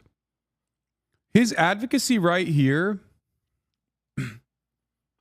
is quite literally the abundance agenda.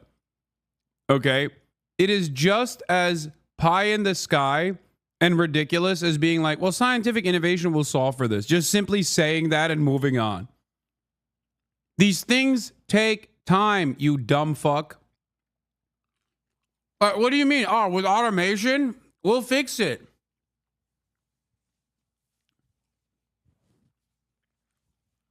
It's so funny because, like,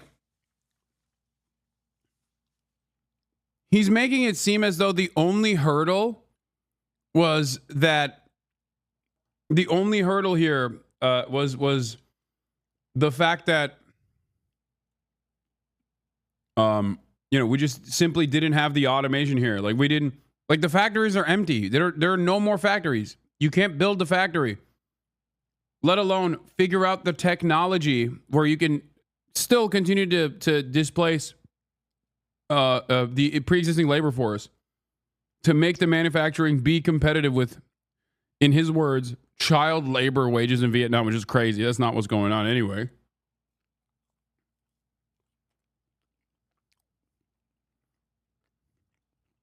there was a war and we didn't have the ability to manufacture our own steel, our own aluminum, our own medicine, our own automobiles, our own aircraft, what would happen to the United States of America?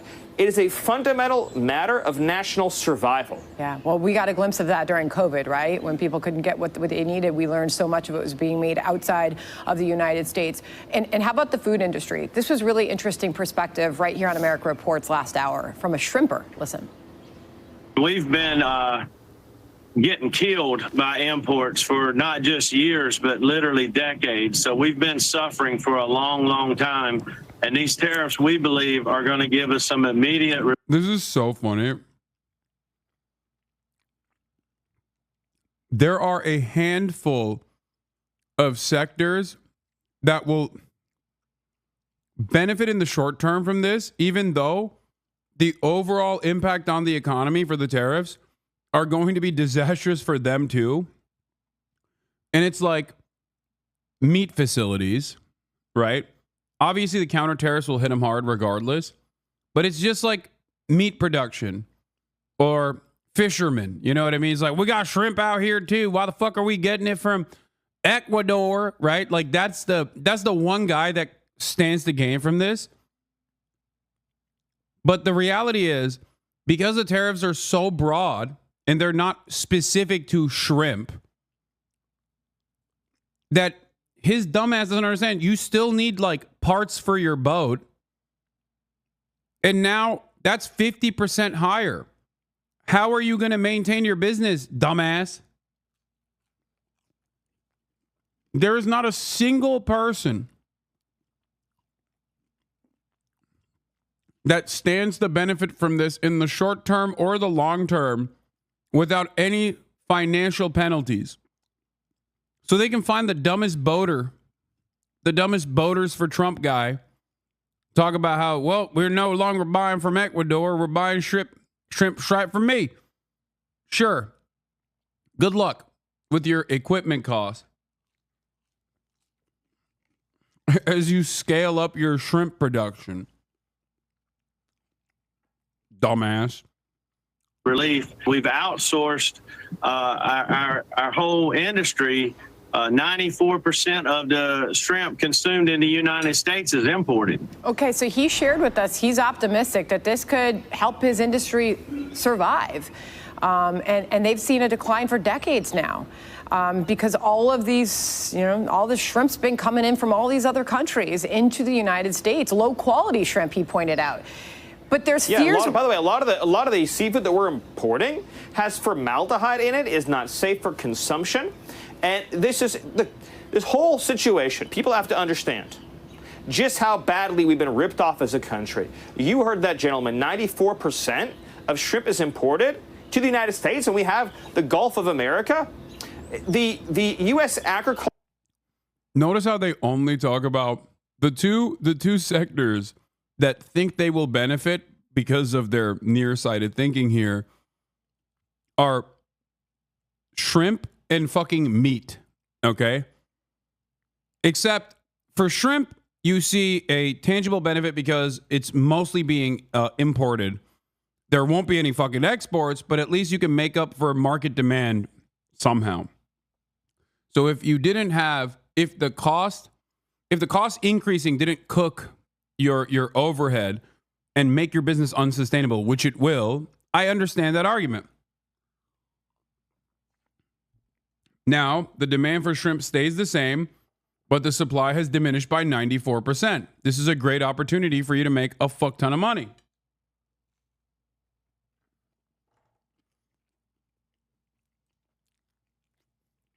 The problem is,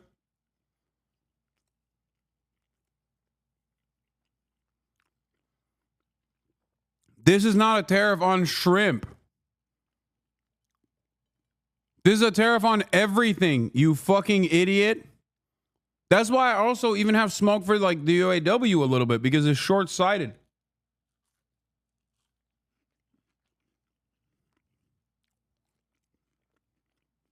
The UAW is excited at the prospect of American manufacturing being a low-cost alternative because they're increasing the prices of their of all exports. Fine. Or I mean all imports. Fine.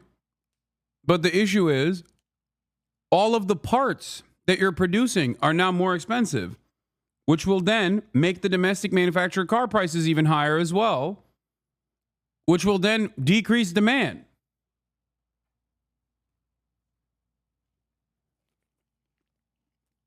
And I think it will lead to layoffs in the long term. Culture and seafood industry has been decimated because we allow for subpar cheap foreign imports without limit that are subsidized by foreign countries to put our farmers and our shrimpers out of business while their markets are close to ours. Can someone explain to me? Okay, dude, American farmers, really? Trump is doing a Pol Pot style genocide on the American farmland. And you're over here talking about how, oh, we're going to help our farmers. Dude, one, you cooked USAID, which directly fucked the farmers. Then you do this trade thing and you double fuck the farmers because now you can't even you can't even send soybeans to fucking China.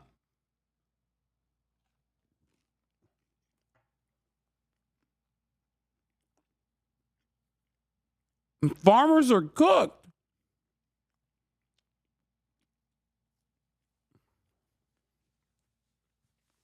Yeah. He wants to cut food stamps again.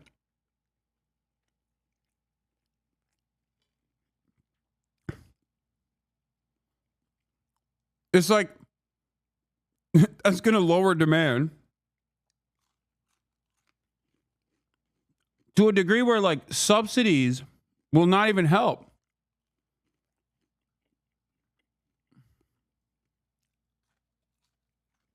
How did USAID help farmers?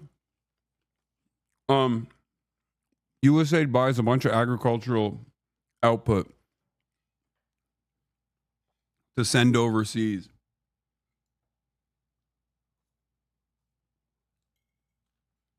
Which, ironically enough, actually has a uniquely destabilizing impact on the domestic economies of countries like Somalia.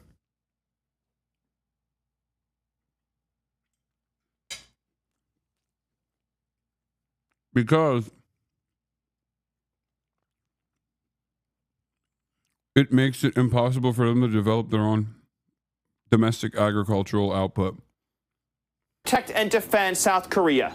And in exchange, they steal our automobile industry, they steal our electronics industry. We protect and defend Japan, and in exchange, they close their market to our cars. We protect and defend Canada, and they run up a massive trade deficit with us. We protect and defend all of Europe at a cost of trillions of dollars over time, and what do?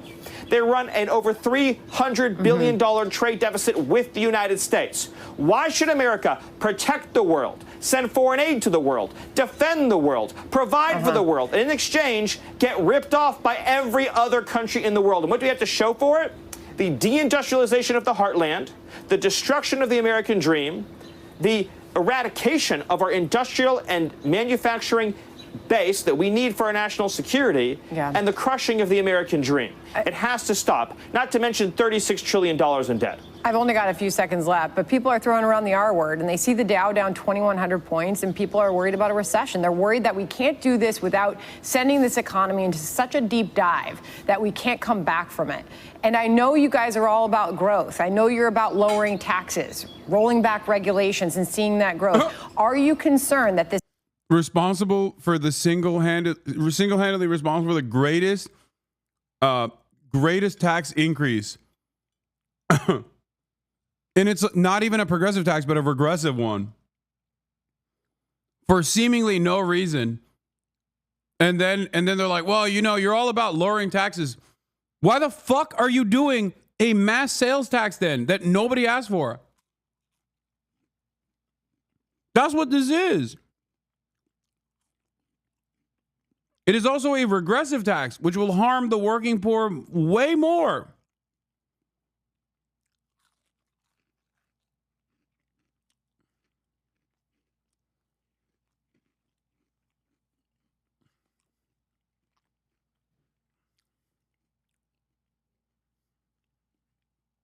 No.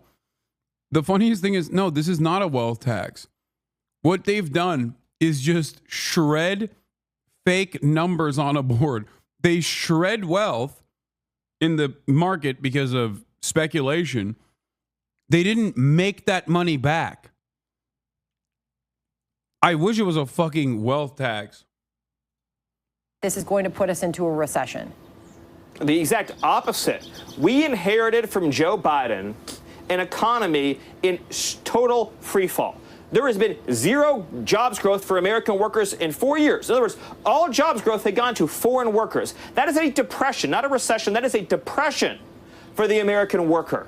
We had debt and deficits that were rising unsustainably that would lead us into a certain debt and deficit crisis. We had inflation that was in high double digits, crushing the American family, making it impossible to afford the essentials of life. We had an economy that was in a state of calamity and catastrophe. President Trump's policy of reshoring our supply chains, pushing for total expensing of capital gains, eliminating regulation, eliminating intrusive Green New Scam environmental rules, pushing for the biggest, broadest. Bro, I never thought I would ever see the world where I would be like, as someone who does not mind trade protectionism, I can't believe I'm listening to a guy who's describing, with the correct words, mind you, what the goals are supposed to be. And I just know he's lying, so I can't even fucking, like, I know he's lying and I know it's impossible because you didn't do the things that you were supposed to do before you even got to the tariffs, and you should have never done universal tariffs anyway. That, like, we have a historic destabilization that's taking place, and it's only happening in the wrong direction. I cannot believe it. It almost feels like they're doing this to be like, listen, this is why trade protectionism is bad.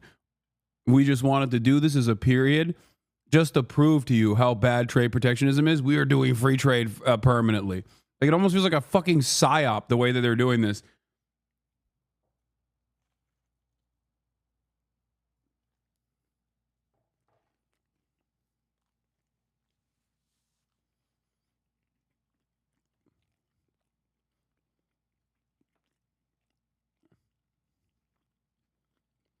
Where's the biggest cope?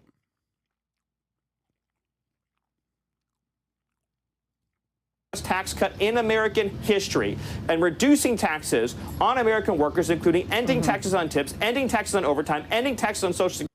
I liked this a few hours ago because I thought it was a joke. No matter how bad my 401k looks, tomorrow I still got this. Yeah, bro, you going to eat the Gulf of America? Are you going to print it out on a piece of paper and eat the paper? What are you going to do with that? Man, these people are fucking... Bro, they are so dumb, dude. It is crazy how dumb the average American is. Oh my God. The average American Republican is living on a different planet, dude. They're not even living on a different planet. They're like, I feel like they're in a vegetative state.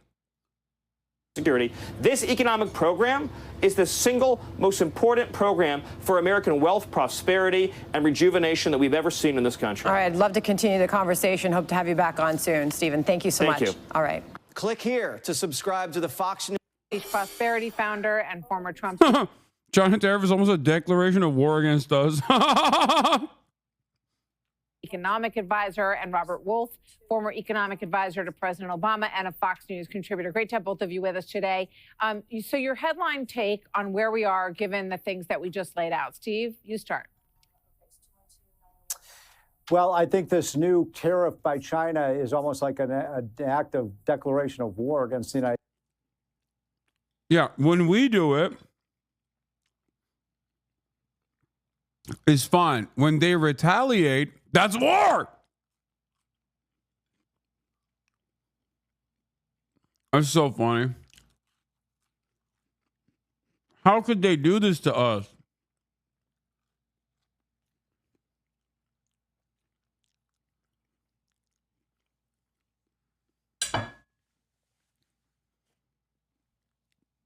Yeah, they have no right. How dare they?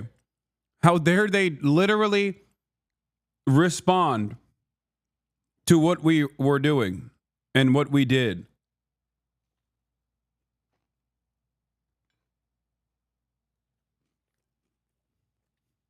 United States. And what I'd like to see Trump do, and I know they're thinking of different strategies about how to move forward, is really aim these tariffs at the villain of the world, which is China.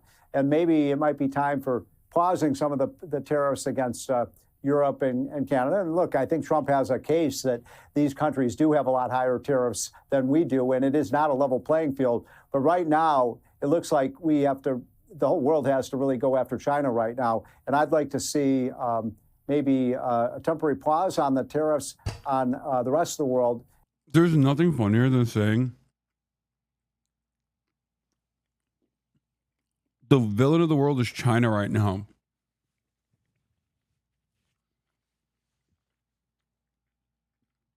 Like right now. At this very moment. This is perhaps the worst moment to say China is the villain. We are the villain of the world. What are you talking about? These guys are living on an on a totally separate planet, dude.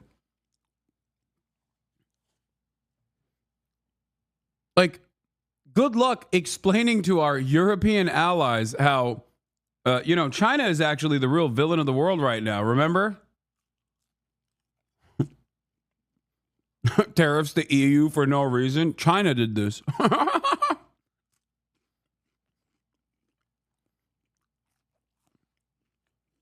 I'll have you know, we are tariffing you because of China. And really getting tough with China. China, I was just listening to the interview you guys did with Stephen Miller, and Stephen Miller's right. China can't survive. Their economy can't survive if they can't trade with the United States. So maybe it's time to put pressure on them. It's interesting, Robert. Yesterday, there was a lot of talk about the first country that steps up and says, okay, pick up the phone, let's talk, we will negotiate with you, is going to be the winner in this. And the ones who come around towards the end are likely to be the losers. And today, this is what President Trump said about his call with officials from Vietnam. I just had a very productive call with To Lam, General Secretary of the Communist Party of Vietnam, who told me... He's so funny. He's like, I bet you would hate it if I killed myself. I bet you'd be sad. I'm going to kill myself right now. You better do something. And then no one does anything. And he's like, oh, I'm doing it. I'm going through with it.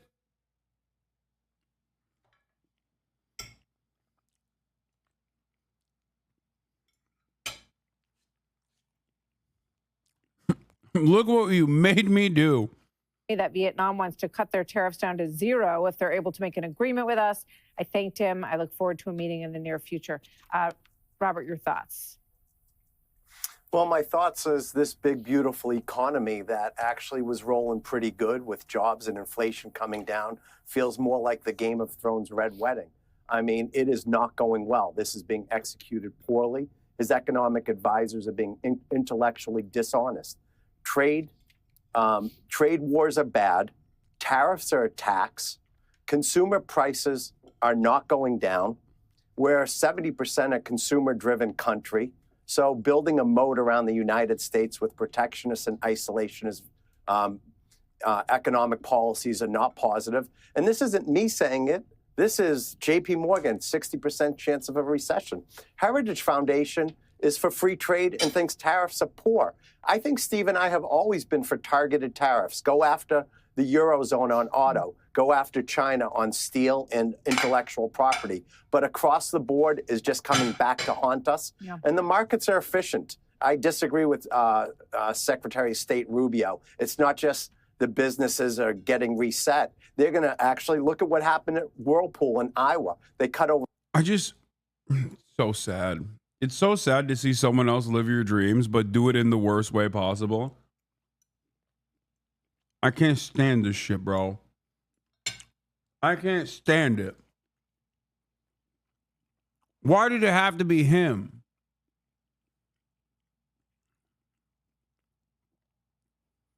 Like, I dream of a future where there's like a competent anti-capitalist administration that's doing massive jobs programs, right? Like at the federal level, they're doing eminent domain left and right. They're like, yeah, we're building factories, bitch. Oh, I'm sorry, you don't like it? Well, sucks to suck. Here, we'll pay for your farmland, right? We'll pay for your acres, but there's going to be a factory there. And that factory is going to have good paying jobs with tremendous benefits. It's going to be so good where the workers do have a say in the process, that people are going to want to work in that factory, just like America once was. Except we didn't do any of that stuff. We're just doing tariffs for no fucking reason. It's so annoying.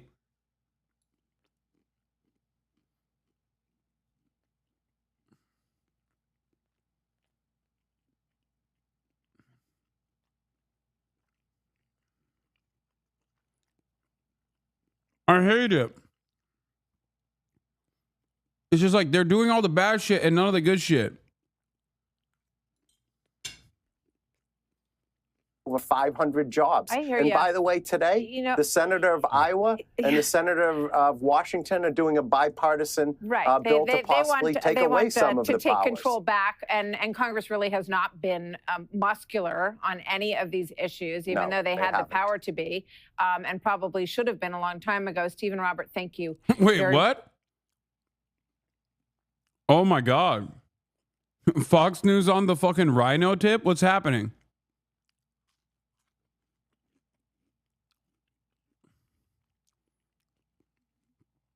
Fox News demanding that our Congress finally do something to stop President Donald Trump. That's certainly a good sign. Very much. Good to have you here. Click here to subscribe to the Fox News YouTube page to catch our hottest interviews and most I don't care about your fake and gay stock market collapsing, boomers. You locked me in a decaying comedy block apartment over the flu and cost me my job. I'm nearly 40 in the worst job market ever in a century. Because of your greed and selfishness, I voted for this. I'm 24 and I don't care about 401ks. I mean, I'm going to be honest. Remember what I told you guys the other day about how with the Trump tariffs, people weren't going to care because they don't have stocks and they think it's bullshit? And everybody said there's no way they're going to be thinking this. There's no way they're going to.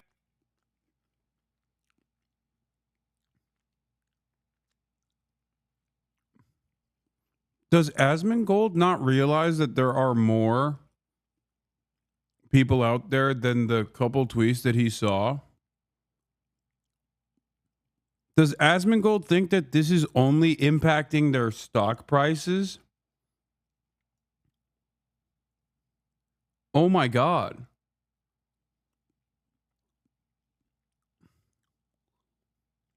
Like the stocks are just reacting to the uncertainty of what is to come.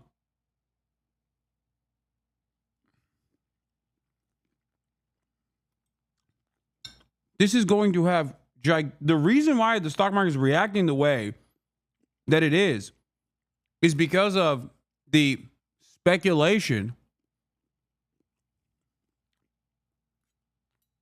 The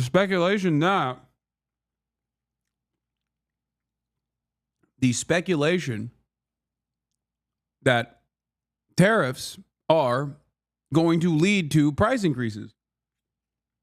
Price increases, massive inflation is going to lead to negative real wage growth. It is going to diminish purchasing power. People are going to start trying to save as much money as possible or not be able to purchase things that they would normally purchase. They're going to start consuming less. And when they start consuming less, companies are going to make less money. When companies make less money, they're going to engage in layoffs. And this downward trend, this downward spiral will repeat itself in perpetuity. The more people get laid off, the less purchasing power the American labor force has overall. Which would lead to a recession and then a depression. A great one. The greatest depression of all time. Believe it, folks. Believe me. So it's not just about stock prices, even though for a lot of wealthy people, like that's the only way that they analyze what's going on. Yeah, they're losing the fake money.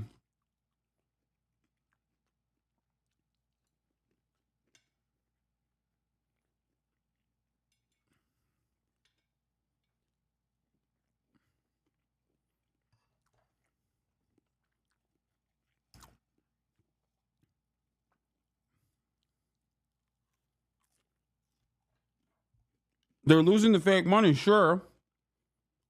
But it's not about the stock. It's not about the prices going, stock market. It's not about the value being wiped out from the stock market that is impactful. I don't give a fuck about that. Many people don't give a fuck about that. What matters is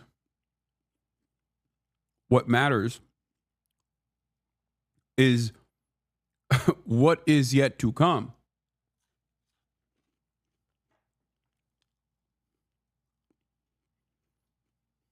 I think this. Well, fuck your 401ks. I want my country back.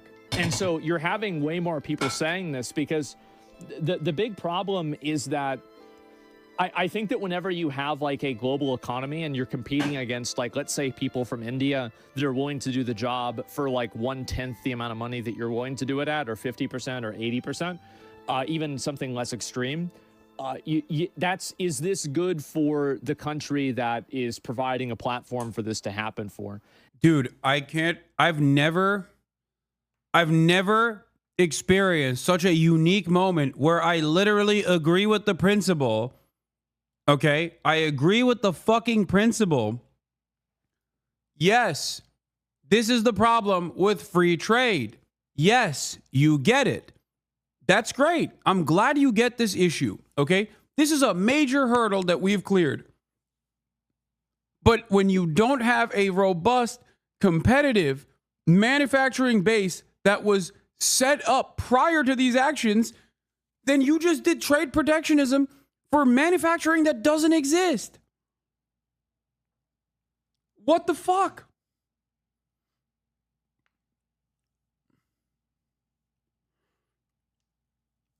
As I said before, it's like you want to build a shed, okay? And a part of that is, using a hammer and a saw and screws and nails, right? Trump did not go and grab the materials necessary. He didn't get the wood necessary to build the shed. There's a shed that exists already. Instead of improving the shed, he just broke it. Yeah. Breaking parts of the shed is a necessity for the improvement, but you didn't fucking get the materials. You didn't get the rest of the materials to rebuild it. Now, all you've done is just break the fucking shed, bro. Have you ever used a power tool? I have. Have you never seen my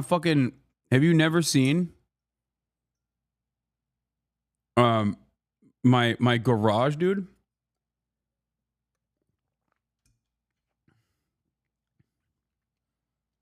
We're fucking harbor freighted out the wazoo over there.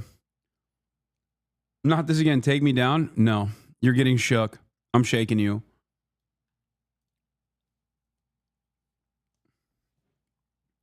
Yeah, it's funny to say, have you ever used a power tool to a guy like me? Normally, it does make sense to say that because I am like, I got soft hands, brother. Like, for sure, right? Except my brother is a madman who literally built a fucking CNC machine from scratch in my garage.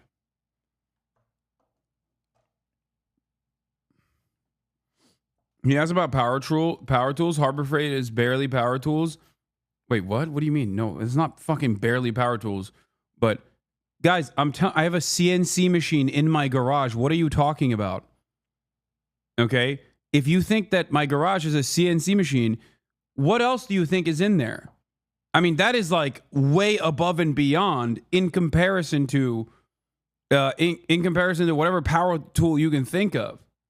Like soldering shit, electric saws, like metal saws. There's just so much.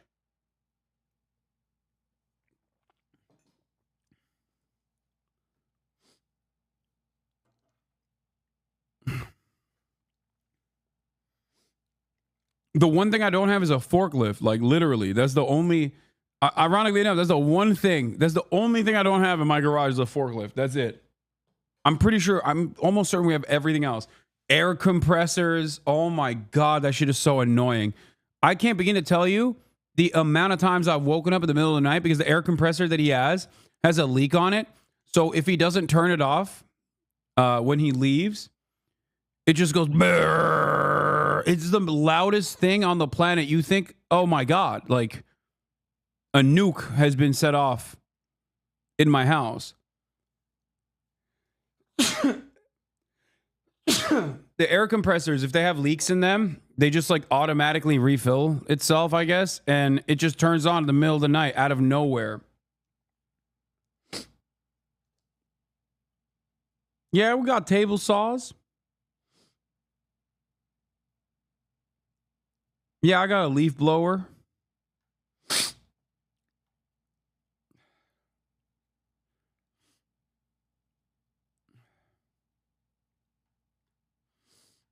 We got welders. I've welded.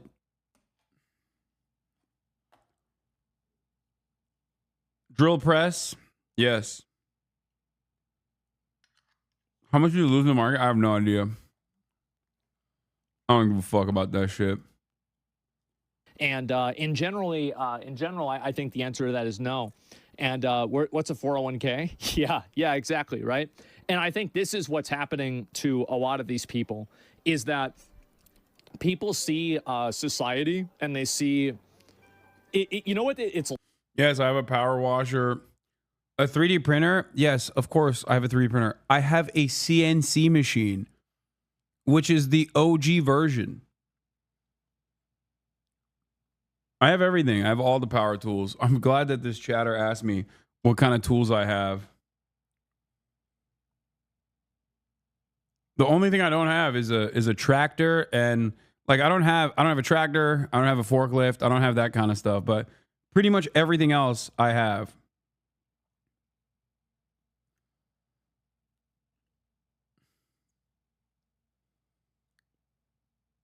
This is how you know bro has no motion no more. Elon Musk said he hopes for a zero tariff system between the US and Europe that would effectively create a free trade zone. Yeah, I mean, he's double cooked. He's cooked on the tech front. EU regulations incoming for Twitter, which, you know, great. It should happen. And he's cooked on the Tesla front as well. I mean, he's already cooked on the Tesla front.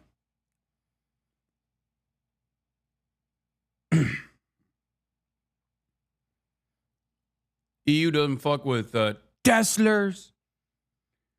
Everything's computer. I love Tesla.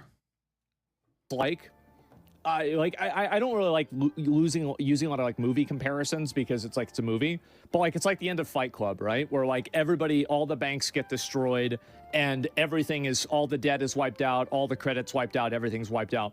The idea that, and why was that so popular among young men? Even then it was. The reason why is that I think that there is a prevailing idea that young men have, that they are born into a rigged system that's actively working against them. And when they see things like, you know, scholarship opportunities for people who have an identity that's different than theirs, like being women or something like that, they kind of are. Well, that's not the point, right? The point is, see, like, it doesn't matter what people, it doesn't matter what's true. It matters what people think is true. And so this is what people think is true. And so, yeah, globalists hate us. Exactly. I hate that he says the quiet part out loud so much. He's like, narrative is more important than the truth. Also, yeah, bro did not watch Fight Club, or if he did not understand the point. Who takes advice from this guy? Tens of thousands of people. He commands the attention of 50,000 of the sweatiest fucking dudes you've ever met, your coworkers. He absolutely is like, he is the Joe Rogan, or fills the Joe Rogan void of, he fills the Joe Rogan void of like guys who are too nerdy for BJJ. And cops, apparently. Coworkers and cops.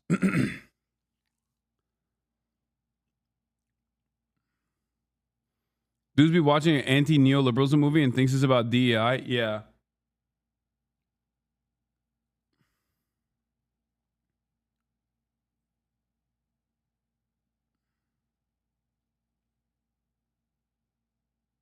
Actually, the only people I know who watch him are unemployed. Yeah. Anyway, this is a ridiculous way to approach the subject matter. There's a lot that he's just like not addressing, and I don't know if it's because he doesn't know the impact that these terrorists will have. But what's always frustrating is hearing about these guys talk about rebuilding American manufacturing, something that I have spent so much time on, something that I've advocated for my whole fucking professional career, something that I very clearly put my money where my mouth is on as well. And it's like, I work with these labor unions. I work with American manufacturers. I work with unionized American manufacturers. Okay?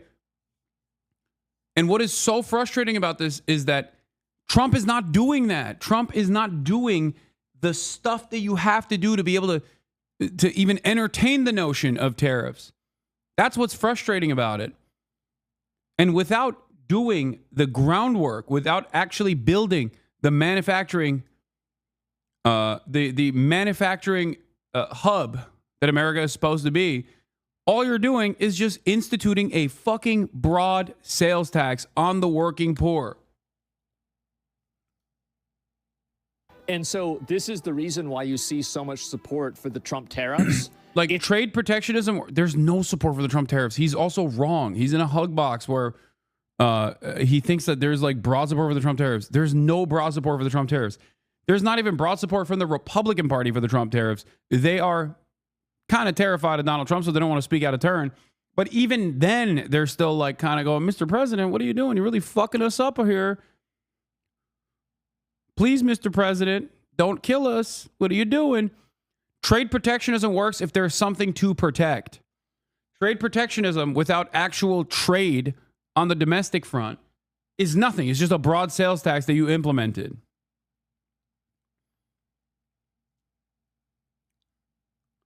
It is interesting seeing him have the same confidence when describing these issues, though, as he does like when he's talking about, like, I don't know, transmog competitions or whatever. And that is probably a part of where this appeal comes from, where people want to hear from someone who is confident and it makes them feel good, like he knows what he's talking about. And I think in that process, especially because it's directionally along the Trump regime, people are desperate. Kind of like how liberals would go to, I don't know, like a David Pacman in the Kamala Harris campaign to hear things about how good it actually was, how good the campaign was. I think that is what he's doing. That's the role he's playing for a lot of Republicans. The role I think Asmongold's playing right now is a person that will confirm the biases that you have, a person that will tell you like, no, Trump is actually based. He's doing this for good reason, and everyone likes it, actually. And it leads people to entertain these delusions. It leads people to entertain delusions. It leads people down this very weird path where they're so biased that they can't see the world outside of their own implicit biases. And it's ironic because people say that about me all the time, but I spend a good deal of my commentary looking directly at what the right wing is saying, and also have an antagonistic relationship with the liberal side of politics as well. So there's never really an opportunity for me to confirm biases that I might have, because they're never demonstrated by any party in the administration. So that's why it's frustrating when people engage in that kind of projection, but it's doubly frustrating when I see it happening in real time. What he's doing is basically telling, like, as a yes man for the admin, he's basically telling people who are desperate to hear something positive from any outlet that they can get, something positive about Trump's tariffs. It's because people look at, for example, like if you look at the stock market, let me just pull it up.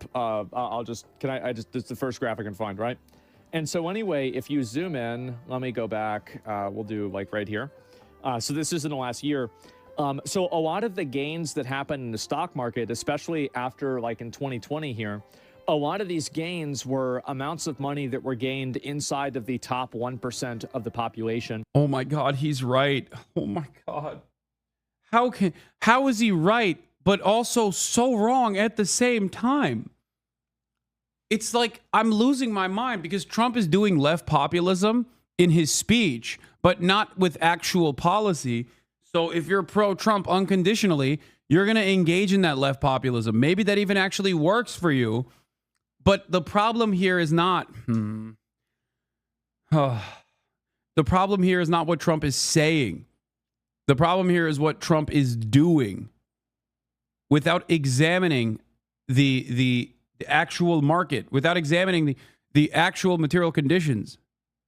And I think what you're going to see here, and this is what the tariffs are showing you, is that we are going to have a convergence of people who are, you know, basically extremely nationalistic, and they want the country to act in their best interest and not in the best interest of like some... You can't say the stock market is immaterial and then turn around and say it's going to rebound and it's going to be good because people are nationalistic and they want manufacturing. You can't have people wish a factory, okay? If that was the case, I would have fucking used my mind power to just beam Detroit back to its fucking glory days overnight. I'd be like, oh, I'm thinking Pittsburgh. Okay, steel industry, it's back. Oh, boom. All of a sudden, factories everywhere. Like, that's not how it works. You need to build it, man. Like, what the fuck?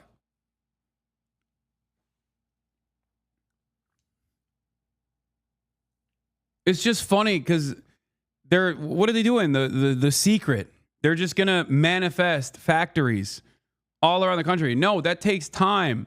There's also training that needs to take place so that you can have the properly trained labor force to be able to work in those fucking assembly lines. Oh my God. You need to train people to even build the fucking factories too. Jesus Christ. I don't understand what you're saying. What I'm saying is we do not have the manufacturing base as it stands currently, and the time that it would take to rebuild an even competitive manufacturing base in this country would be at least a decade if, and that's a big if, we got our shit together.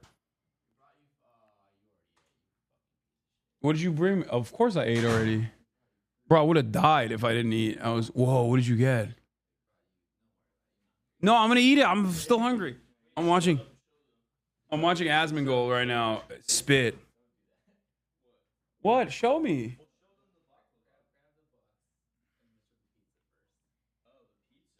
It's not pizza. Is it lahmacun? Is it lahmacun?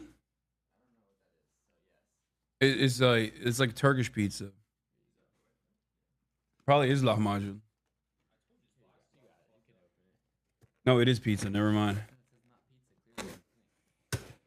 Why is this box fucked up? Oh, you know, it's like, it's pizza, but with like za'atar, I think, right?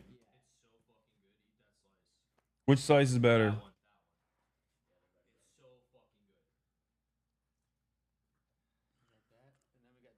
Oh. It's so fucking good. This is yellow in Georgetown. Palestinian. Oh. Let me see the baklava. Okay, that looks pretty good.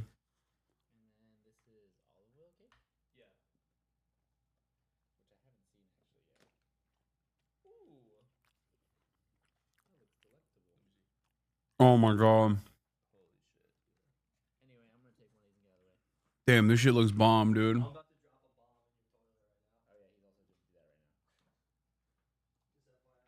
It ain't mine.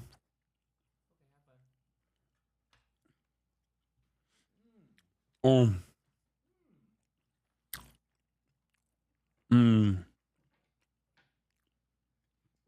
Thank you for bringing this, guys. It was amazing.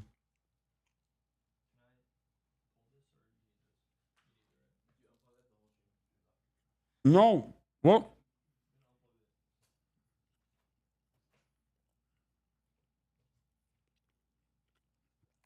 Bro.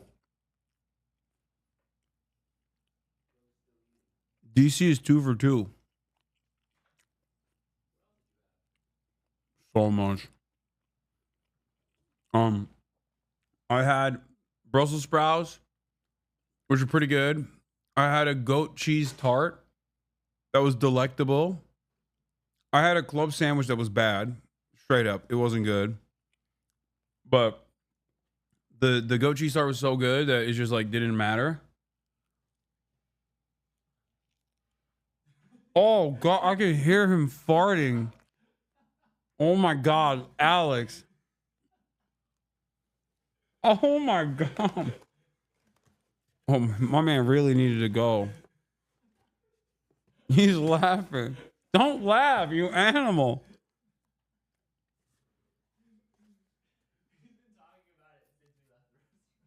Really? He's like, oh, I can't wait to shit. I mean, it's not my bathroom. Also, he stayed at my house. What kind of punishment did he put on my bathroom at my home? He's laughing. Stop laughing.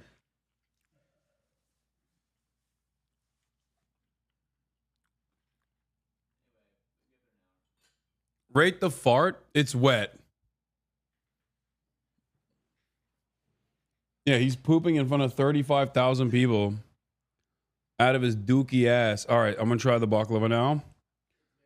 It's a little bit fried. I'll be honest. It's a little too burnt, but we'll see. Mmm. Oh my God. With the salt? Excellent.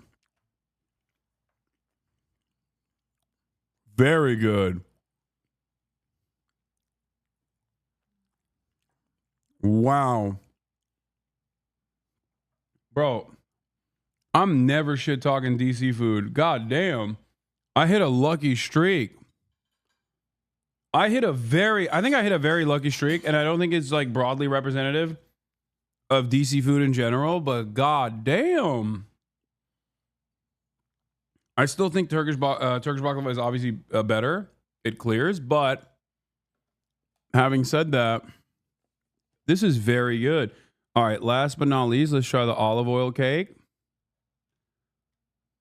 I love olive oil cake. Let's see. It's got pistachio coverings all over it. Oh.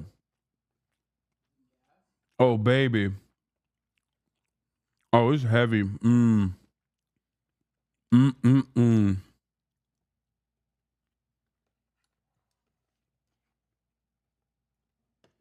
Oh, it's good.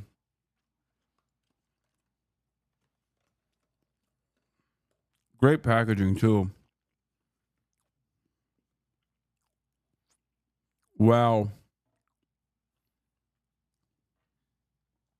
Incredible. Remarkable. A delight.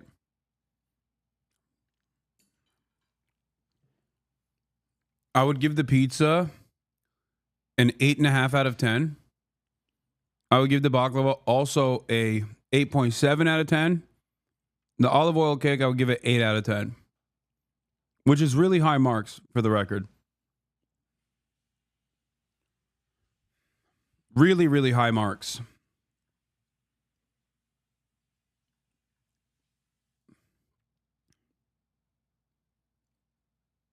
Let's continue. Global, international company. And you're going to see that happen. And you're going to see a convergence of that with like extreme left, like economic policy. And we're already seeing this happening.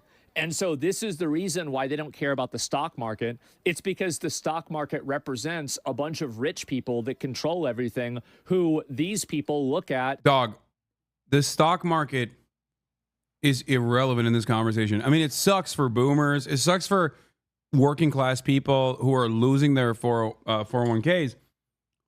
But the stock market is negligible in comparison to what is yet to come. massive price increases. Massive price increases, a cost of affordability crisis, a cost of living crisis, paired up with a recession and mass layoffs that spiral completely out of control. Yeah, Trump demands are like trying to build on quicksand. Exactly. All I tell you about DC food is go to, and there's so much more you haven't tried. Hit me up next time you're in town. No, I believe it now. I'm not kidding when I tell you that his audience is more upset about trans athletes and the DEI than the economy. Look at the subreddit. EU admits climate funds were used against conservatives. What? I don't understand why you sent me Asmongold subreddit. Looking at it, bro. You gotta get it. Are you guys sleeping in the same bed without me? That's fucked up. These guys are doing gay stuff without me. I'm so washed. What? By the way, when do we... Wait, what the fuck? Should we be getting ready? How much more time do we have? Are you sure? You looked it up for sure. Okay. All right. Okay. Okay, stop yelling, dude. Don't yell the name of the airport or anything like that. All right. As the ones who've ruined their The lives. fuck? So why the fuck would a young guy who doesn't have any stocks and they feel like they, you know, this is like if you're a young man, it's hard for you to get a job. There are, you know, systematic ways that you're disenfranchised or denied opportunities. And on like the culture, you know, it seems like it's okay to make fun of young men and other things that are similar to that. No stocks, fuck them. Exactly. They want revenge. Yes, exactly. Rust Belt revenge. That's exactly it. And so this is the reason why you see so many people supporting the Trump tariffs. And this is the part that a lot of people won't say out loud. Dog, there is no... The amount of support for the Trump tariffs is minimal. Okay? Even from the people who support Trump, there is an understandable anxiety coming from them because they're scared about the cost of living going up crazy style in the short term. It's not about the stocks. I don't know why he's hyper focusing on the stocks. Like, I guess it's about the stocks because the Republicans only care about it. I don't know.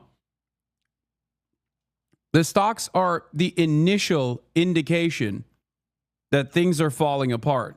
As I've said over and over again, the gains in the stock market are privatized, but the losses are socialized. So when the stock market is doing well, you're not really going to experience that. You're going to get maybe a crumb in your 401k. But when the stock market plummets, you will experience the impact because you're going to get fucking fired. Tying this back up to like the male loneliness epidemic or whatever the fuck, or DEI is insane. There is some truth to what Asmongold is saying in terms of like how men feel, young men feel. He's not wrong about that front. Like a lack of hope, assuming that their future is completely broken, paired up with an educational crisis for young men in particular, because there is a disparity there, right? Because it's not like women or young women are having an easy go at this market, right? That's not the case. But young men are fucked up from an early age because they're not even getting the same educational attainment as young women are. So their opportunities are even more diminished. Like young women go and work at a shitty job after getting a college degree. Young men have even less shitty jobs to work at because they don't even get the college degree. So there is a real feeling of resentment. That part is correct. I agree with what Asmongold is saying. The issue, however, is that he's not redirecting that resentment towards things that matter, and instead He's redirecting that resentment towards things that don't matter, hyper-focusing on DEI and all the other externalities that the Republican Party shifts people's attention towards in an effort to further destabilize the economy, in an effort to keep stealing from the working poor. And it works. It works incredibly successfully. As long as you go, yeah, based, DEI, it's die. DEI is getting died. It's killing DEI. We like it. We're done with the wokes. It's revenge time. Which is also ironic for Asmongold to say, because, like, he's not even in the financial instability that, like, many of his young male fans are. You know, he is very financially stable.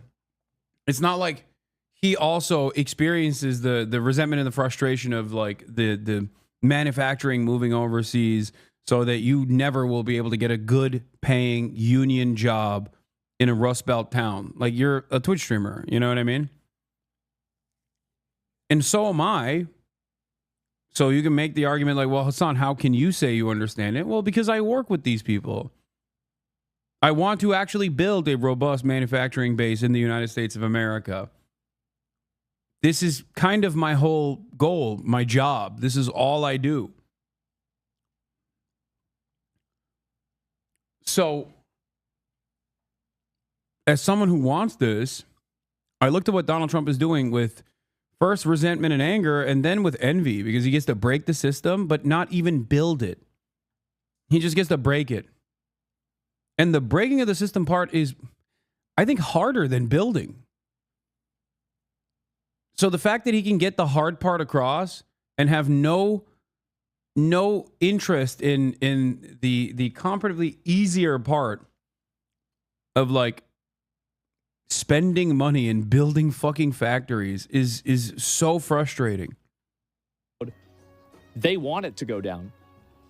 They think, fuck these companies, these international companies that are getting rich off of these. Also, the other side of this that's definitely frustrating is that he does say something that I oppose and vehemently oppose. As a matter of fact, is the truth does not matter. People's feelings matter more than the truth. If everyone feels a certain way, then it might as well be the truth, which I think is at the heart of our disagreements, because the truth matters. It matters more than what people's personal feelings are. You're basically saying, like, as long as you can lie to people successfully enough and they believe it, then it doesn't matter what the truth is. It's a horrifying thing to say. Like fucking sweatshop laborers, and they've put Americans out of a job. They want it to go down. Yeah, buy the dip. No, I'm being serious, right? How does this benefit them, though? Because it hurts somebody that they don't like, and that's good enough. See, this is the part that you don't understand, is that when people feel desperate, they'll set somebody else on fire. If people like this feel cold, they're willing to set somebody. It's crazy he can recognize this, but not recognize, like, why someone could be led to desperation and do incredibly violent acts against, like, the state of Israel, for example, due to 76 years of occupation and apartheid and genocide. It's interesting. So he understands it for school shooters and the stock market equivalent of a school shooting. No discernible purpose, no real ideology, no ideological motivation there, just pure violence for the sake of violence, because you're like, I've had enough and I want to do vengeance. Oftentimes to people who don't deserve it, entirely to people who don't deserve it. That's what Trump's doing right now, or the people that like what Trump is doing, the very limited number of people that like what Trump's doing are they're looking at a school shooting and going, yeah, finally, it happened. Long time coming. But he can't comprehend how someone can be pushed to the brink and do violence as they lash back out at a state that oppresses them for 76 years. Interesting. Else on fire to warm themselves up. That's the way it works. And so that's how it happens. It's 40% right. No, and I'm telling you guys, this is what's going to happen. And you're seeing it now. And tariffs happen like this caused the Great Depression. You're right, though. Yeah, but I don't think that these people are already in the Great Depression in their mind. They're already in the Great Depression. They've been in the Great Depression. These are people that have like crushing student aid debt. They have, you know, no real sense of like upward mobility in the society or anything like that. And so they're like, okay, you want to have a great recession or whatever? That's fine. And I think that really it is a nuclear option. It is an extreme nuclear option. Dude, he is so close. How are you so close to understanding everything that's going on? How? Okay. There's going to be a turning point here for him, I suspect. Well, not for him, because he gets his notes from his fans. He gets his notes from his subreddit and also from his chat. But, like, his chat is eventually going to go, dude, what the fuck? Eggs are like $25. A banana. I don't even eat fruit like that, but I got a banana the other day. I saw a banana at the grocery store. It was $35. Why are you laughing? I'm hypothesizing. I'm thinking of an Asmongold fan. I don't think they eat fruit. Why are you laughing at me? That's crazy. But I think that a lot of young men are more than willing to take it. And that's why if you look at all of these posts and people, almost every single person who's posting positively about the tariffs is a young man. Have you noticed that? Because I've been reading about this a lot. I've been reading about it, trying to figure out, like, what the fuck is going on here. No careers, only entry-level crap. Exactly. And so, yeah, they're Trump cultists. No, it's beyond that. It's beyond that. Basically, it's not beyond that. Those guys have a higher likelihood of being a Trump cultist. No, they are Trump cultists. And he's right about recognizing the resentment that a lot of these people feel towards the wealthy, towards the stock market, towards the elites that have destroyed their futures. That all is real. That is true. He's nailing it. The problem is, Trump is not the solution to this. Trump is, as I've said a million times over, expertly capitalizing on that resentment and carrying himself to victory over that resentment, while simultaneously redirecting that anger back to vulnerable populations that didn't do any of this shit.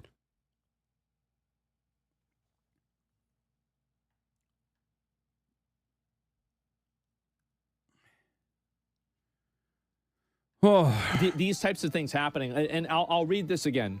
This is the way that people think. I'm 24. One of those young guys, a 40-year-old men's rights guy and a sex tourism author. Oh, that's the one guy. I saw the tweet. He lived in Georgia, right? And wrote about how, like, you can do sex tourism in Georgia. Not the state, the country. Or I don't care about 401ks. I am still paying off my $10,000 car. Not this guy. That I had to buy at 12% interest rate because Biden hiked the rates for first-time buyer rates. I have a $250 a month insurance payment because you let 100 million illegal immigrants drive without licenses. He bought a $10,000 car at a 12% interest rate.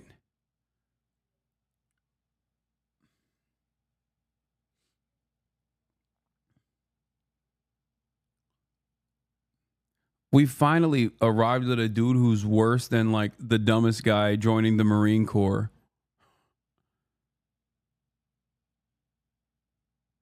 Bro, walk at that point. You know what I'm saying? What the fuck? Yeah, just build your own car at that point. That's crazy.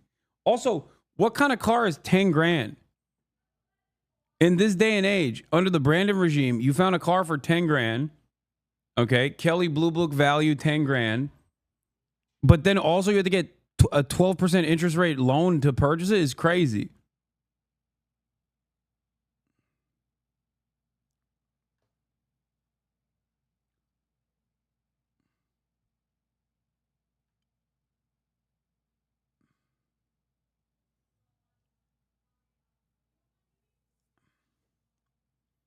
Like, it would have to be like my fucking Toyota Camry, my 2010 Toyota Camry.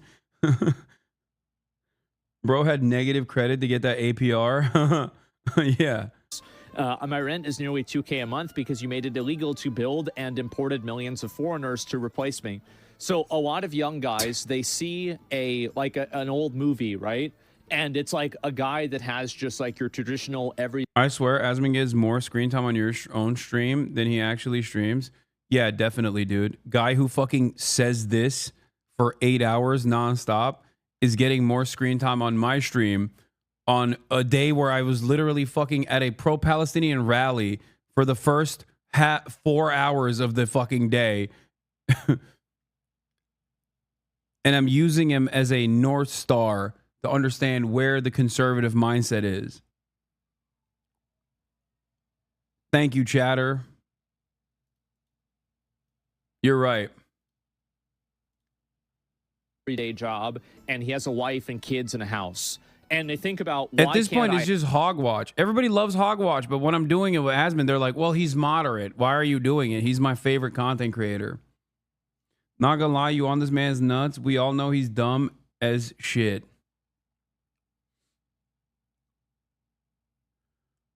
Why is it that no one says this when I talk about fucking Ben Shapiro? It's just very shocking. Like, I'm not talking about Asmongold's like drama or whatever the fuck. I'm talking about his political commentary, specifically as the largest political commentator on the fucking platform. He is the largest right-wing political commentator right now. I am ideologically against his worldview. I oppose his ideas. And it's no different than watching Fox News at this point. Actually, it's even more instructive than watching Fox News at this point. Ask yourself why you go, nah, this is dumb.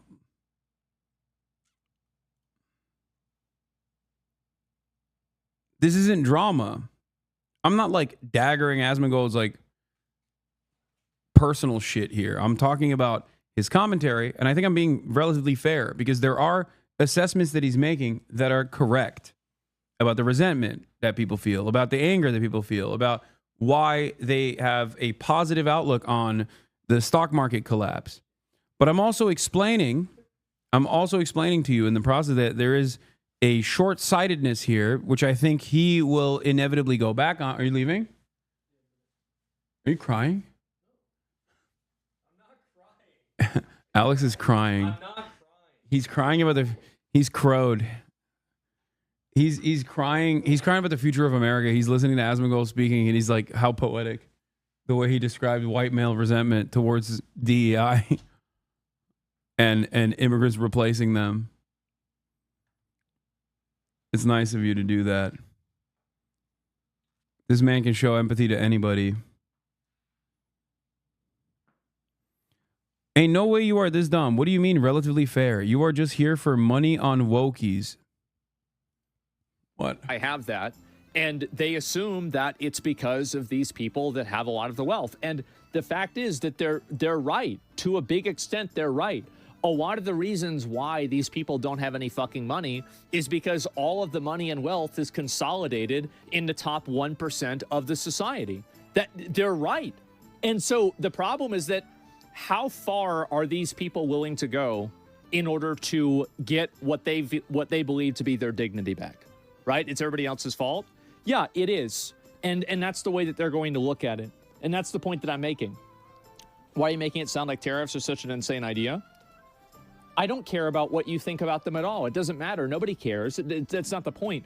The point is, why do people support them? Why are people against them?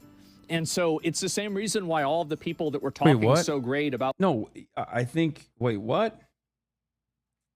What do you mean? That definitely... So he's not giving his own perspective on this at all? He's just simply referencing a person that likes the tariffs. That's all he's doing, and he's explaining what the commentary is. Like, what? Dude, this centrism stuff is crazy. He just dodges...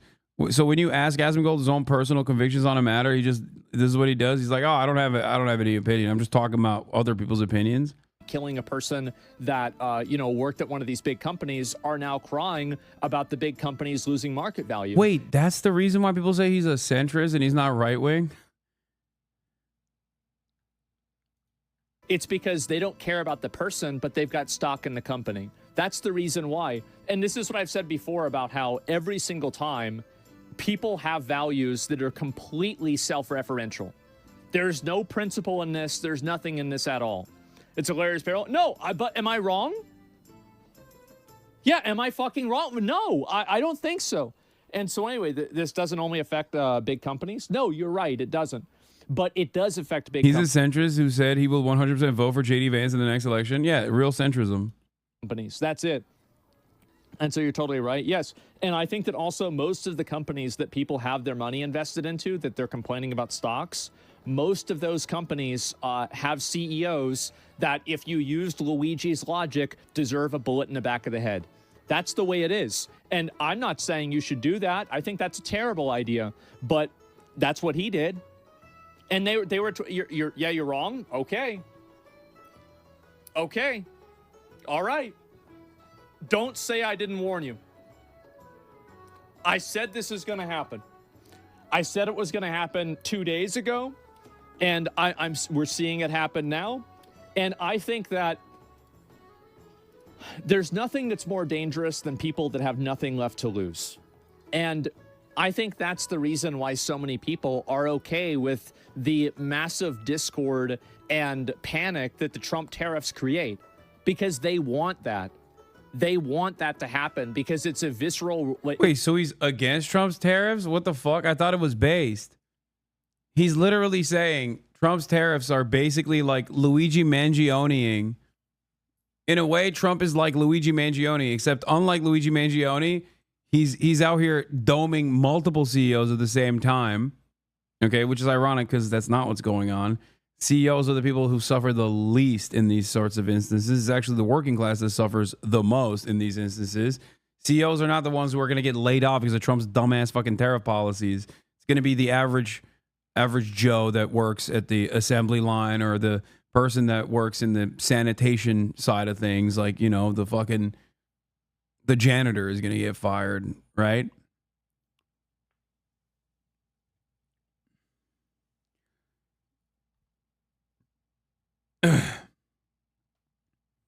It sounds like he's saying everyone dejected young man is a non-ideological accelerationist. He's saying that people complaining about tariffs also support Luigi and hate CEOs. Yeah, that's consistent. You can fucking complain about tariffs because you understand that the way that Donald Trump is actually presenting these tariffs is idiotic. And is going to not just cause a market collapse, but something significantly worse than just market collapse. Mass layoffs, an economic downturn, people no longer being able to afford shit. Did you just steal from my minibar? Bro, you are crazy. You're out? All right. This was a lovely day. What did you get me? A little red book. I'll write my quotations. Wow. Yeah. They call me the chairman. Did you write anything in it already? No. Let me read this. Hold on. Also, Chad, if you haven't read this book, This guy, bro. The Every Memory Police? every time. The Memory Police. He's by saying. Yoko Ogawa. Oh, it's so fucking good. Wait, you did write something here. No, I didn't write anything. You are so much more handsome than me. You are so much cooler than me. That's private. And also, you are right. I am not in favor of complete abolition. That's crazy that you said that. Yeah. It's crazy that you said that. All right. All right. Have a safe journey. See you tomorrow. Bye, chat. I didn't cry Alex, this time. that's Alexander Lol overruled. Isn't that cute? Look at that little Yeah, it is very cute. This is nice. Thank you. This is very nice of you. I should have had this before the speech so I could write my thoughts before, so I could pull it up at the speech, but bye. It's like a visceral revenge that they have against a elite economic ruling class that they feel like has disenfranchised them for their whole life. So they don't have any stocks. They don't care about any of this stuff. They want all of this stuff to burn down. It's like, again, it's the end of Fight Club. And you can say that's bad. You're not thinking too much into the future. And I think, yeah, it is short-sighted in a lot of ways. Absolutely. But it doesn't matter what you think. It matters what they think, because they're the ones that are acting on it, not you. So that's it. I'll read a few more of these comments, and we'll talk about the tariffs more. But I spent like probably 2 hours reading posts about this yesterday, and like trying to understand, like, what are people thinking? Like, why is this happening? Why is there such a big disconnect? And that's what I think is going on here. It's long side, exactly. Actually, well, for them, it's not. I understand that you can have like a long-term perspective, and I think that moving manufacturing to the U.S. is a good idea, especially as we transition to automation, because if we don't have, local national manufacturing, the U.S. will cease to be a producer in almost anything other than like intellectual property. So I think that it's definitely a good decision in some cases to have manufacturing move back over, but this isn't really what people are saying nowadays, right? It's not. You want to know what the irony of this statement is? It doesn't matter if manufacturing is here or overseas, if it's all automated. In terms of the economic impact, sure, you can say, oh, we must have the manufacturing here because we want to, we want to avoid like China shutting off the faucet of manufacturing and find ourselves in shaky ground, right? But in terms of the impact that manufacturing here or overseas will have, as long as it's fucking automated, as long as it's still automated, is marginal in terms of the economy. Let him be right for once. No, it's like, this is only if you think about things from the perspective of like national security. If you bring all the factories back here, but then you don't have people working in those fucking factories, then it doesn't matter whether they were in fucking Vietnam or China or anywhere else for that matter. Do you see what I mean? Because it's not just about building robust American manufacturing, is not just about making sure that we make shit like face masks or toilet paper or toasters or microwaves or commodities, so that if China shuts off the faucet of manufacturing to the United States of America in a period of instability, then we're cooked. That's only one aspect of this. Because if we automate it entirely, then no one actually gets a job. And if no one gets a fucking job, then people are still insanely poor and insanely angry. You understand? Yeah, you're just a fucking feudal serf at that point. And your lordship owns you and your life.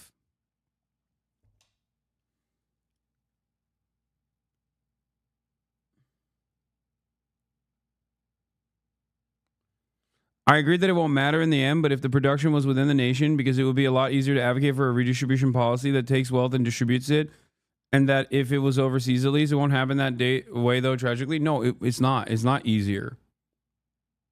Think about the redistributive policies that we can advocate for right now. The reason why we can't advocate for them is because labor power is diminished in this country.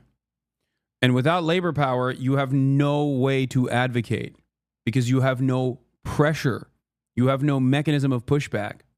So if all of the factories that we open up are built, in the short term, that leads to construction jobs. But in the long term, the amount of jobs that creates, the amount of full-time jobs that it creates is marginal. It's minimal, inconsequential. And as a matter of fact, it probably displaces the existing labor force because now everyone's moving into automated facilities. So if you don't work at those automated facilities, then you're completely outside of the structure of commodity production. So you have no power over it. So you can't stop it from happening in times of in times of necessity when you want to engage in collective bargaining. I have never been against automation. I've never been against technological improvements. Having said that, however, I am against the way that capitalism dictates what is done with the profits due to automation and technological improvements. Automation and technology is not supposed to displace the pre-existing labor force. It's supposed to lower the burden of the pre-existing labor force. It's supposed to allow you to make more money while doing less work. Okay? This is the problem.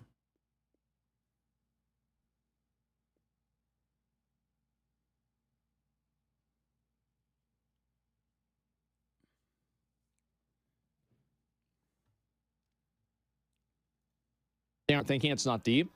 Well, they are thinking. They're thinking that this is one thing that you need to keep in mind. And this is, remember what I said before about how, like, I can understand why a person joins ISIS or why a person joins, like, Hezbollah or, you know, Hamas? And, like, people got mad at me. They were like, oh, well, how could you possibly do that? How could you possibly commiserate with a terrorist? This is the same thing. I mean, he ain't wrong. Never mind. I'll take it back. He does understand it, I guess.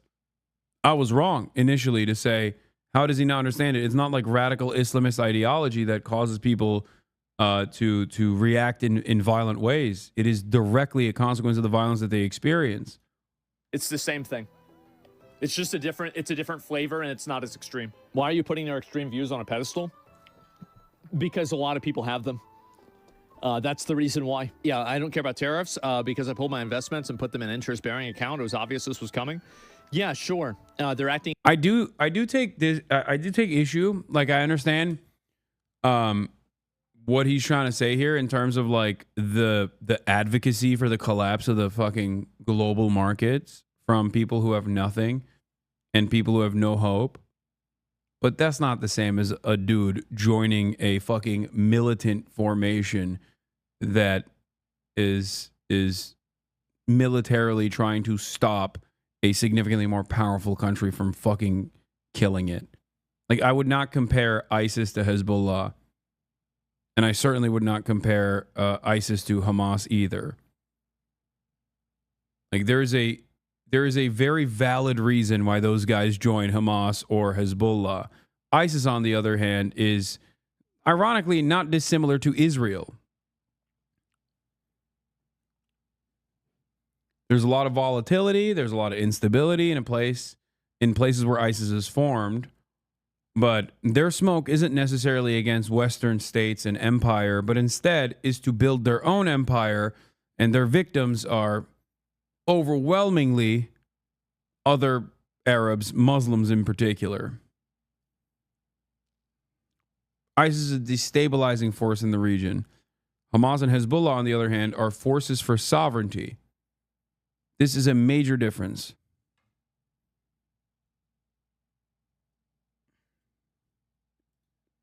In their own immediate interest. What is the 401k? The same. I would say the same for the Houthis as well, for the Ansar Allah movement as well. Matter if they can't afford breakfast or basic goods. This is the premise of a tariff enjoyer. This is absolutely it. They've grown up in recessions and downturns, and the only thing that they saw grow was the numbers of billionaires. Of course, they're mad. They're acting in their own immediate. This feels like I'm watching like QAnon style rallies taking place. Not saying that what he's saying is QAnon, but it reminds me of a time when I was like watching all these anti-vaxxer rallies, and they're like, we hate big pharma billionaires. They're fucking cruel and fucked up.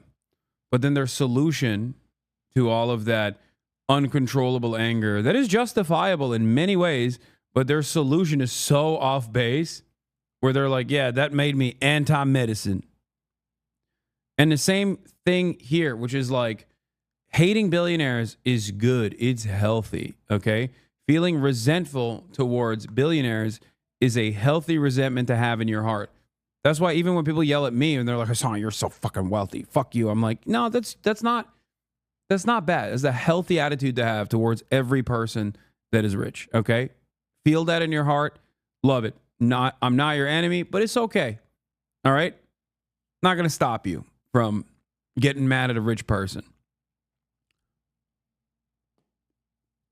The problem here is you get mad at rich people and then you literally follow along their agenda of saying, we're not the enemies, it's trans people. Do you understand? Do you get it?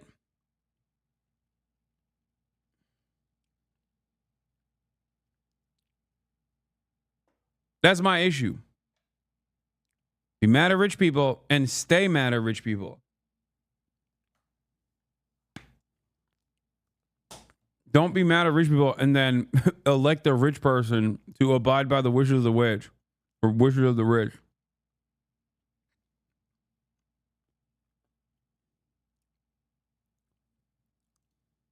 Get interest. What You're not using your wealth to do capitalism, though. I know, but good luck explaining that to people. They don't want to understand it. It does doesn't some matter. 401k matter if they can't afford breakfast or basic goods? That is exactly it. Losers who are bad with money had no retirement plan, no investments, are okay with tariffs, right? Yeah, and Capitalism isn't what's wrong with this country. It's crony capitalism. Capitalism is fine. Yeah, real capitalism hasn't been tried. This is something different. This is what I said before about how, you know, whenever we have automation, we're going to have to bring back slavery or do something that's similar to that, maybe kill a bunch of people. Because what are you going to do with all these people that, you know, don't have a top 10% level of intelligence in order to perform some kind of a job, right? That's still not removed by AI. Well, what do you do with them? Well, you have to do something. People don't see it the way I see it. That people don't. This is only the beginning.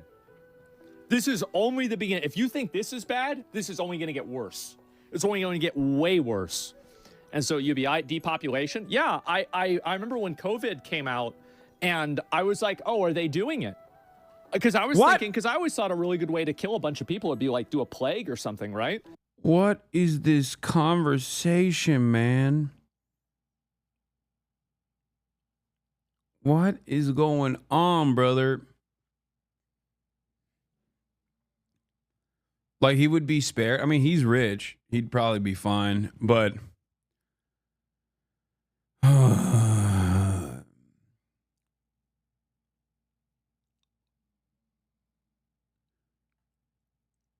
no, I don't think. I mean, I don't think Asmongold believes this either. That COVID was a bioweapon released to like cull the masses. But because like, you know, that worked for Europe, and I it didn't really happen, but that's what I thought it was going to be. Yeah, the COVID. Yeah, well, I mean, you know, yeah, China got early access, and anyway, let's see here. Yeah, what a crazy season release. Yeah, crazy, right? We'll get the Pareto principle. This outcome is mathematical certainty in any economy. Of course it is, and it's a mathematical certainty in all realities. So yeah. What? And let's see here. This is. I want to let you know that following since January, acceptable compelled speech, premise of debate, ban for debating. If you want to argue about one of my moderators, listen, my mods are gods, okay? I'm not going to hear any negative complaining about them. Okay, I agree with all that. All right, I agree with what he's saying about his mods. Things, right? I feel the same way about my mods as well. Otherwise, they pretty much do this for fucking free. Okay. I don't care about. A lot. My view on the tariffs, I don't know. I don't think anybody really knows. You better take that chair home. Yeah, I'm gonna take it. I'm gonna put it in my ass. I think that it's massively destabilizing.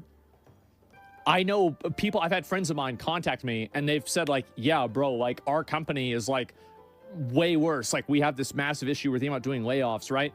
So like I've had people tell me like that they're really bad. Yeah, for sure. Absolutely. Do you think he'll revert it? I think that he'll leverage the tariffs in order to get certain negotiation concessions from different countries. That's what I think will happen. Will the tariffs be, will the tariffs in their current form exist in the long term? I do not think the answer to that is yes. I don't think that in, 6 months from now, we're going to be looking at the exact same tariffs. Now, I could be wrong, but I don't think so. They're already negotiating? Yeah, of course they are. Because it would be bad for them too. It's bad. Dude, there is no, I mean, there are substantive aspects of his commentary when at least he like recognizes the resentment that like young white men especially feel due to their material conditions. But as far as like how these tariffs are applied, what the actual impact of these tariffs are beyond the immediate market volatility, None of that. 15 minutes and not a single mention of like what happens when tariffs are instituted. Why are these tariffs instituted? Why, like what mathematical calculation has the Trump administration erroneously placed ahead of us and to suggest that these other countries are fucking us over? It doesn't make any sense. The fact that people are just like, no, this is brilliant fucking commentary means that I think people are desperate to hear from someone that they see as a position of authority that they agree with. You staying at the Trump Hotel? Yeah.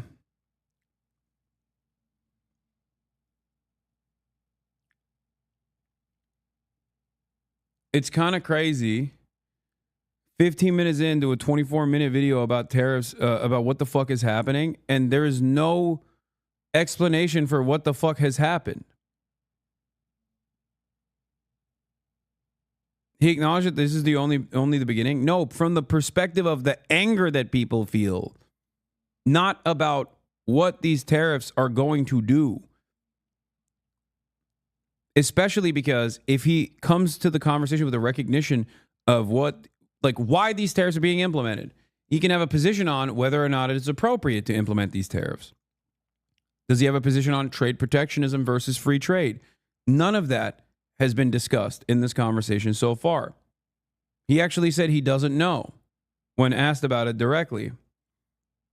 That's what's so shocking to me about this commentary, especially considering that it got 800,000 views. Like, I'm thinking about it as a political commentator myself, and I feel like even Ben Shapiro at least has like a coherent worldview on this matter, and he's not simply just shooting from the hip. You know what I mean? But I guess that in and of itself is also interesting and instructive, because that means that the market has a demand for this kind of commentary over trying to make sense of what is going down, what is happening, what will potentially happen in the future. For us, and it's bad for them. And this is like, again, Trump negotiates, and this is the way that a lot of people that are very good negotiators, they walk the razor's edge of being a great negotiator by being like the tariffs are not implemented here. I'll address it directly, even though I've done a video on this already. You can go watch it if you're confused about the tariff stuff. Holy shit, I spoke at the Palestine rally in DC, already up. Let's go. Let's go, editors. Republicans cope with Trump tariffs. Holy fuck, they just dropped 3 videos in the same hour. This is crazy. It's tariff time. This is informative. This is instructive. This will help you understand what the tariffs are, why they were implemented, how they were implemented, and how stupid the Trump administration is.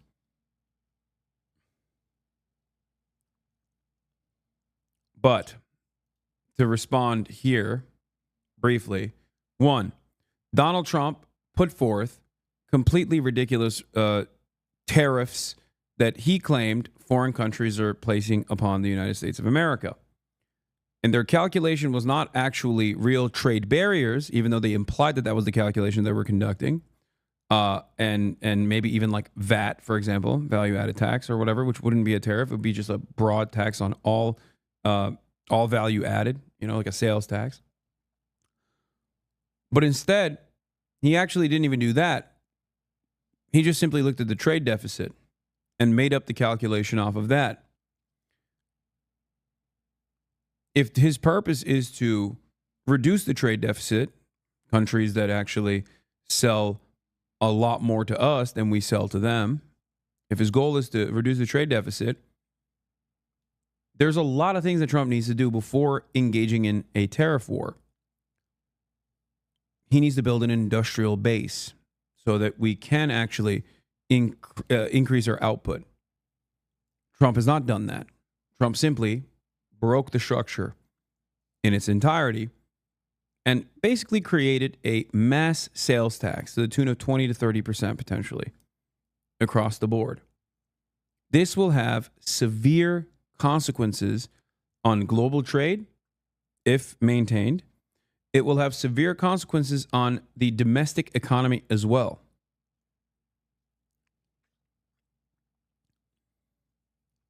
Because it will create massive inflation almost overnight.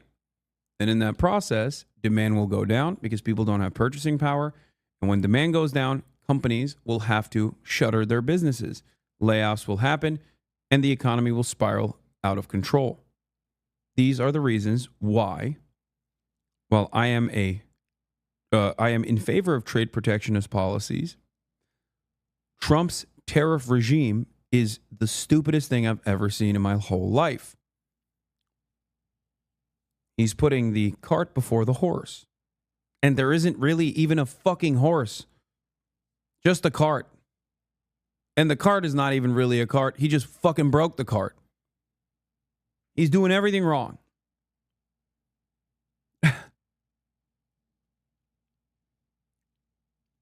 This is precisely the reason why I'm confused as to what he's saying, because he talks about the resentment that people feel and how it's like breaking the economy, and then even compares them to ISIS or Hamas, which are not similar to one another with the exception of being Muslim, I guess.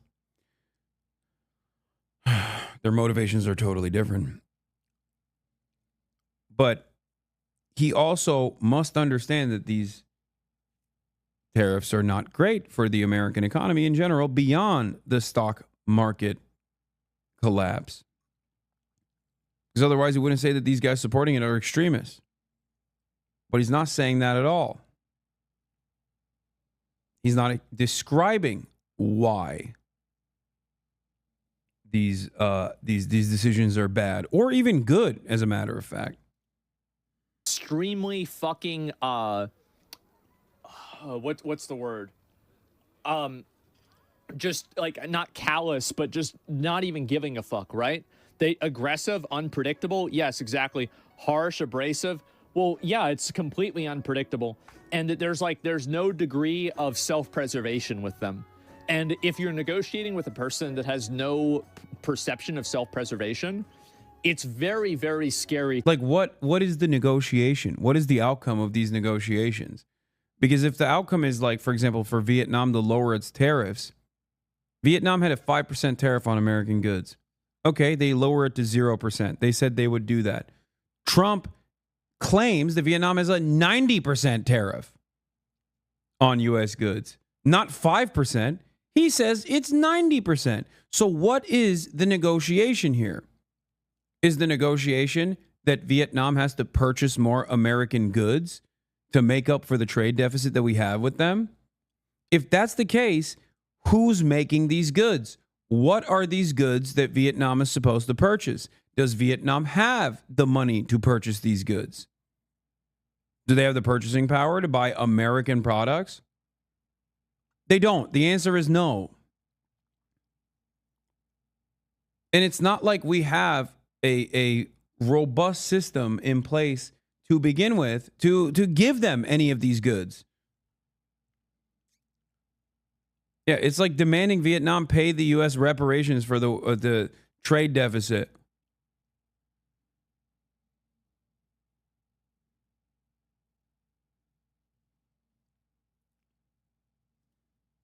To negotiate with a person like that, because you never know what they're going to do. They'll set themselves on fire if they mean it'll burn you.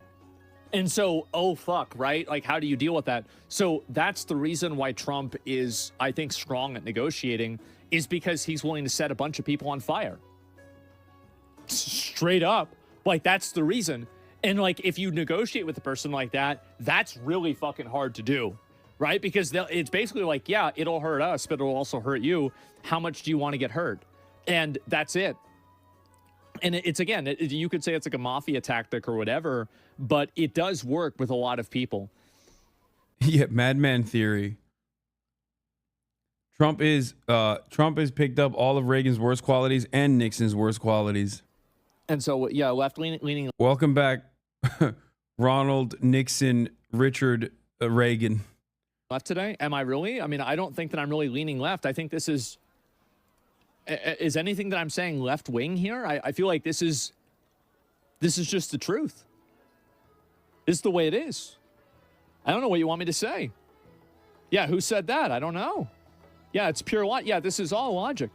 And so anyway, yeah, my reg button is bigger than yours. Exactly. We imposed tariff in 2017. Multiple countries in the U.S. economy flourished under Trump's administration. How is this any different? I'm not. He didn't even say anything. He simply said it'd be good to have manufacturing in the United States of America in order to preserve our national security, especially at a time when all of it will be automated anyway. A leftist position on the matter would be it's good to have manufacturing in the United States of America, not on the virtue of national security, but because that way you have good paying American jobs, people that are engaging in busy work, decent benefits, people with control over their own lives. People want to go to work, feel like they're making something of value, and be able to put food on their table and not have to worry about their finances. That's what's good about having jobs here. Not that like a bunch of fucking robots are going to be on the assembly line. And even if it was a bunch of robots on the assembly line, there should still be people on said assembly line. Even if they're not doing anything, even if they're just sitting over the robot and not doing shit, they should still be there. They should still get the profits.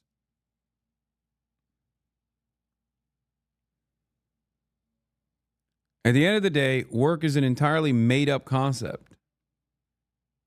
Okay? It's what you make of it.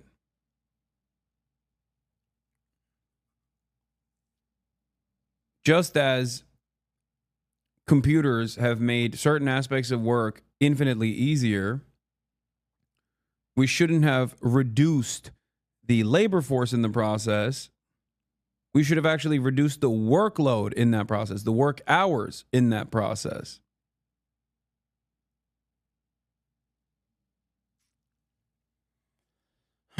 We should have increased the wages in that process, adjusted to the output. But productivity skyrocketed since the 80s, and wages remain stagnant as opposed to the productivity. That means that you're making more and not seeing the benefits of making more. Productivity and profits skyrocket. Wages remain stagnant in the process. That's how profits keep going up. Why, like, nobody knows what's going to happen. Why are we even debating this? Nobody has any idea. That's not true. What the end game for this is. So I mean, there's a little bit of truth of what is predictably going to happen, which is Donald Trump, as it stands currently, no matter how unstable he is, if you listen to what he's saying, if you actually think about what he just did, you will understand that it's a mass sales tax and prices are going to increase. That's a given. That's a certainty. That would already happen even if there was a competent manufacturing base here in the United States of America, by the way. So, yeah, I mean, these are blanket tariffs. It's very different. Well, I'm saying, like, nobody knows. That's my point. Trump bootlickers are nihilists and Joker style, watch it burn, not a serious people. Well, and this is a really good point that you're bringing up here, is that tariff bootlickers are nihilists and Joker style, the watch it all burn, not serious people. Well, they don't need to be serious to cause serious damage, do they? And the Joker blew up a bunch of buildings. So do you want to have somebody like that in your city? Nope, you don't. And so that's the way it is. But no, and he's right. Like, that's absolutely it. But here's the thing, is that when you feel like you've grown up in a circus, you turn into the Joker. What a surprise. And this is the reason why, again, a lot of the people that are supporting these tariffs are young people, especially young men. The stock market's crashing? Yeah, and they don't give a fuck about that. It's fake money anyway. That's the reason. Okay, bozo. No. See, you might not understand. This is what I was saying before. Again, do you see how all this fits together about how, like, they need to, like, bring back some form of, like, neo... Watching Asmongold's commentary has left me more confused than I was prior about what it is that he's actually doing here. He just reacts to like how people are reacting to seemingly market conditions. Like there's not really a lot of analysis beyond people are angry and repeating that over and over again and with different words. Maybe I'm missing something and you guys are, or all these other people are tuning into this frequency and I'm just missing it. I'm being super serious. Or maybe he considers this to be like a managed pivot. You know?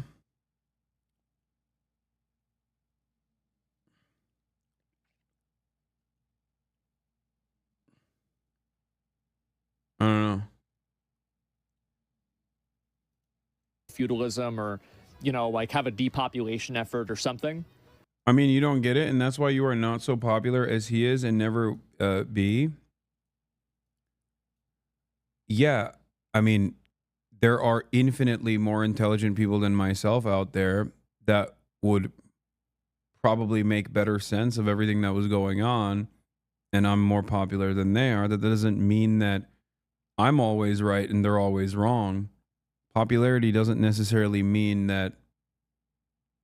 Popularity, I don't think you understand this. Popularity doesn't mean you're smart or making sound analysis.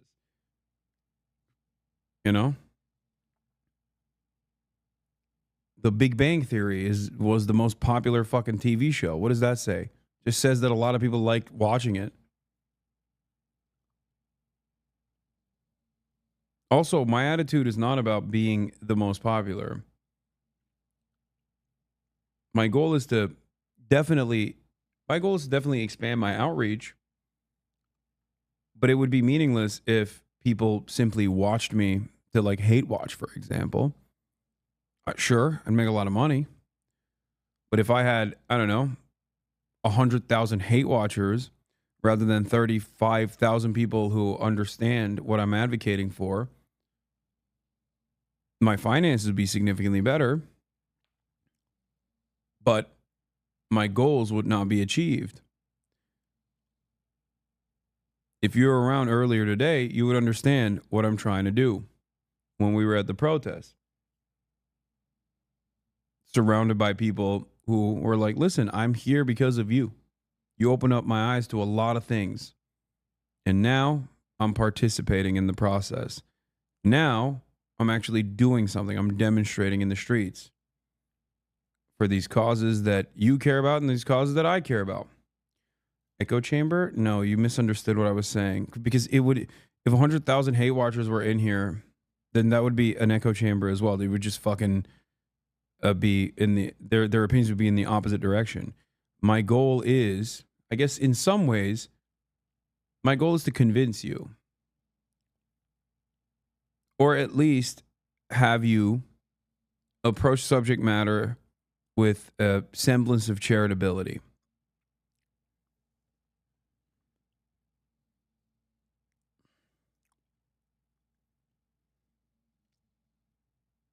That's it. With the hopes that I can change your mind on certain things and then set you on a different path, on a journey of self-improvement where you will inevitably go out and also participate in the work necessary to make change.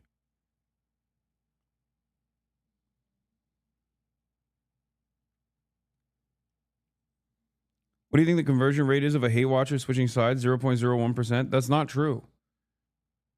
Even at the protest we were at, the dude was an organizer. And he came up to me and he's like, I initially did not like you because my friend showed me a Willie Mack show video of you. And only recently did I watch your commentary and realize like I was wrong. And now I'm a massive fan. That happened literally an hour ago. Dude's a fucking organizer. You get exposed. It was a fake protest.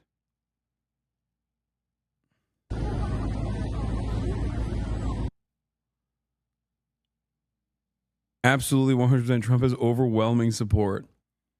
27,000 likes, by the way, on this.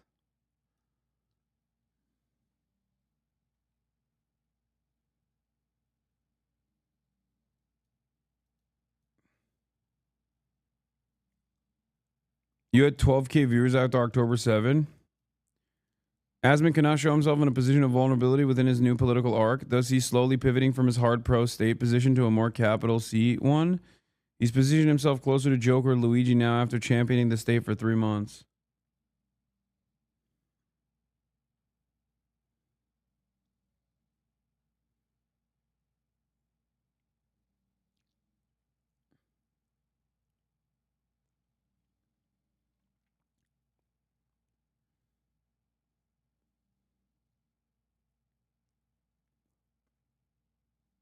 Yeah, I paid everyone to go there, guys. I'm sorry.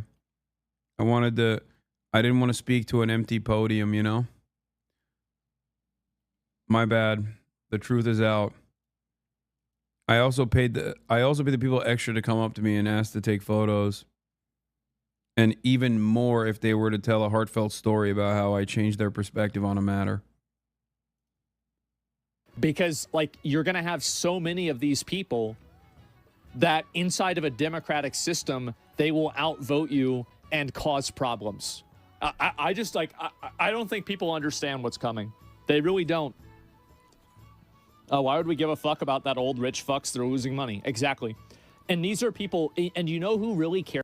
Dude, in this conversation, he doesn't even reveal what his position is. You know what's funny about all this is, like, people get really mad at me because I have firmly held convictions and I'm not afraid of telling you exactly what I believe. You can make up your mind after you hear what I have to say, but I'm not going to shelter you from my perspective. Yes, Benny Johnson used to be a BuzzFeed writer. I know. Why are you surprised to find that out? A man who doesn't tell you what his a person, a commentator, or anyone who says that they're doing common sense doesn't fucking matter. If they're talking about politics and they don't tell you with clarity what their perspective is, they're fucking lying to you. Okay?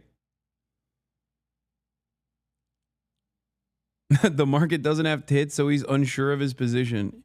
Well, think about it like this. It's like the market forcibly got their titties reduced in size by Donald Trump. And what's crazier about it is that Donald Trump wanted to make bigger titties. He said, I'm doing this to make the market's titties bigger. Okay? As a matter of fact, I'm also bringing ass back into the market. That's what Donald Trump said. Like, if the market is a video game, Donald Trump basically said, I'm going to give this market bigger titties and a bigger ass. Okay? Areolas, you're going to see it. Milky. But what ended up happening is a reduction in tit size and no ass. Because the fundamentals were never there. And he seemingly just made the video games way gayer and with no titties.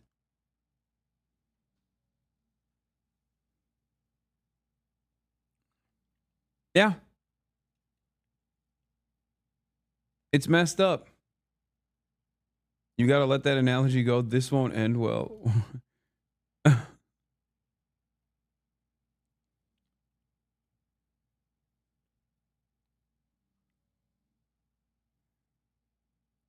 As with a pretty box standard postmodern conservative, doesn't even know what he believes until he sees how people are reacting to it. This video explains it well. I don't even think he's a conservative. I think he is LARPing as a Trump supporter. But he's doing it in a way where he couches all of his assessment in common sense and doesn't assume a position unless he recognizes that there is deep popularity for it, such as deportations. So much so that he'll say things that are truly inhumane. Truly inhumane about, like, you know, joining an ICE deportation raid and presenting himself as like Ash Ketchum. But beyond that, like in this period of uncertainty, he's just trying to read the tea leaves, and he recognizes that there's a lot of people who resent the tariffs. So he's just simply talking about why people like it without ever telling you why he likes it. He's not telling you he likes it. He's not telling you he doesn't like it either. He's simply telling you why some people like it and some people don't like it. Cares a lot about stocks. Two groups of people care a lot about stocks. Number one is, obviously rich people, and number two is old people.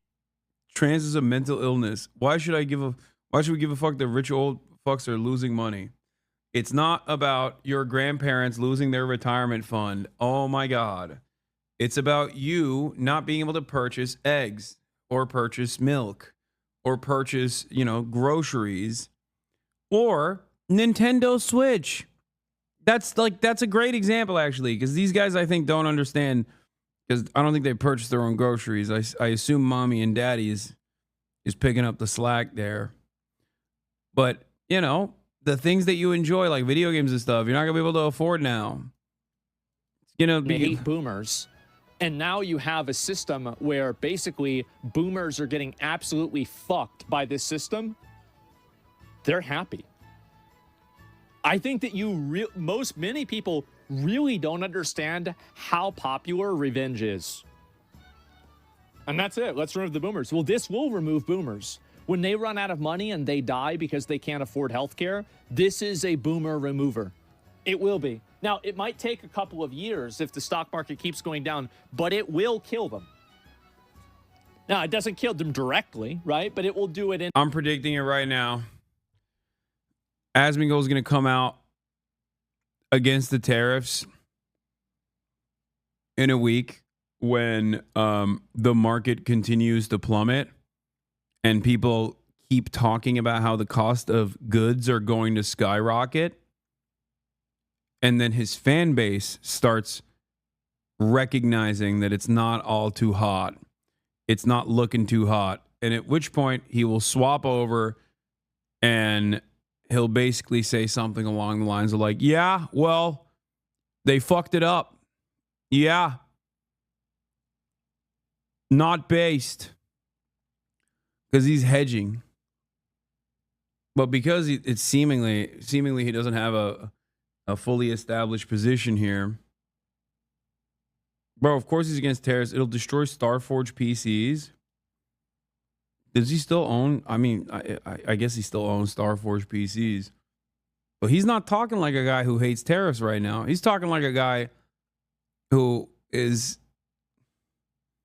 understanding of why a lot of people are resentful towards the stock market crashing without actually talking about the real impact these tariffs are going to have, specifically on the cost of goods and also the overall economy. Anyway, it's 8 March.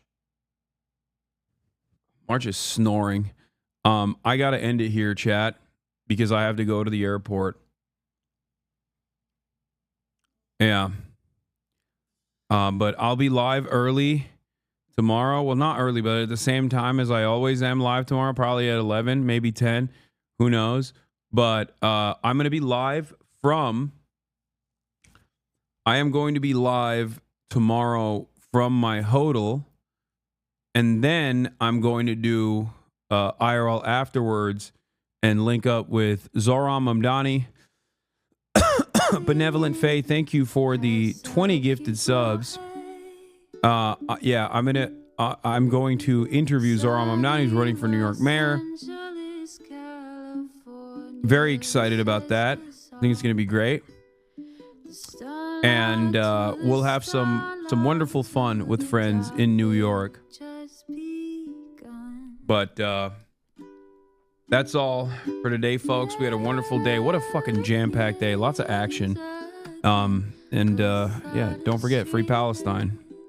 Peace, everybody.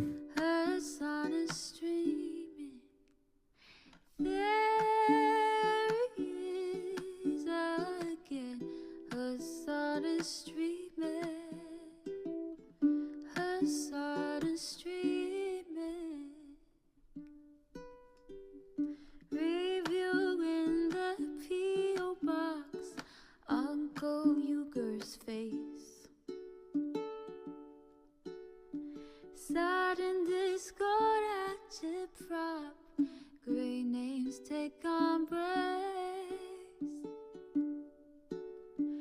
Tiny Bernie Sanders, LGBTQ Air Force.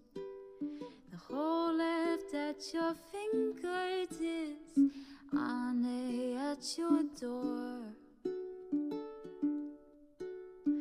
H3 crowded debate, the Young Turks online show. 3 full fucking years of this, plenty more to go. 90-day fiance, talks of champagne bourgeoisie. A Trump rally live reaction, a mass riot at DC. There he is again, Hasan is streaming. Hasan is streaming. There he is again, Hasan is streaming. Hasan is streaming. Reading live stream fair comments, Austin show chat advice. And all the ways the right-wing pipeline can suck you in online. JCS react, Lord frame gets broken, cover blown.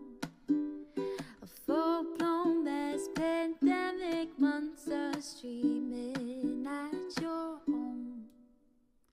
Total radicalization coming out to find.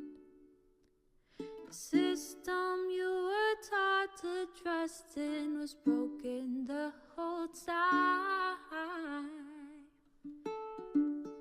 All these daily streams, whether big or whether small, have helped me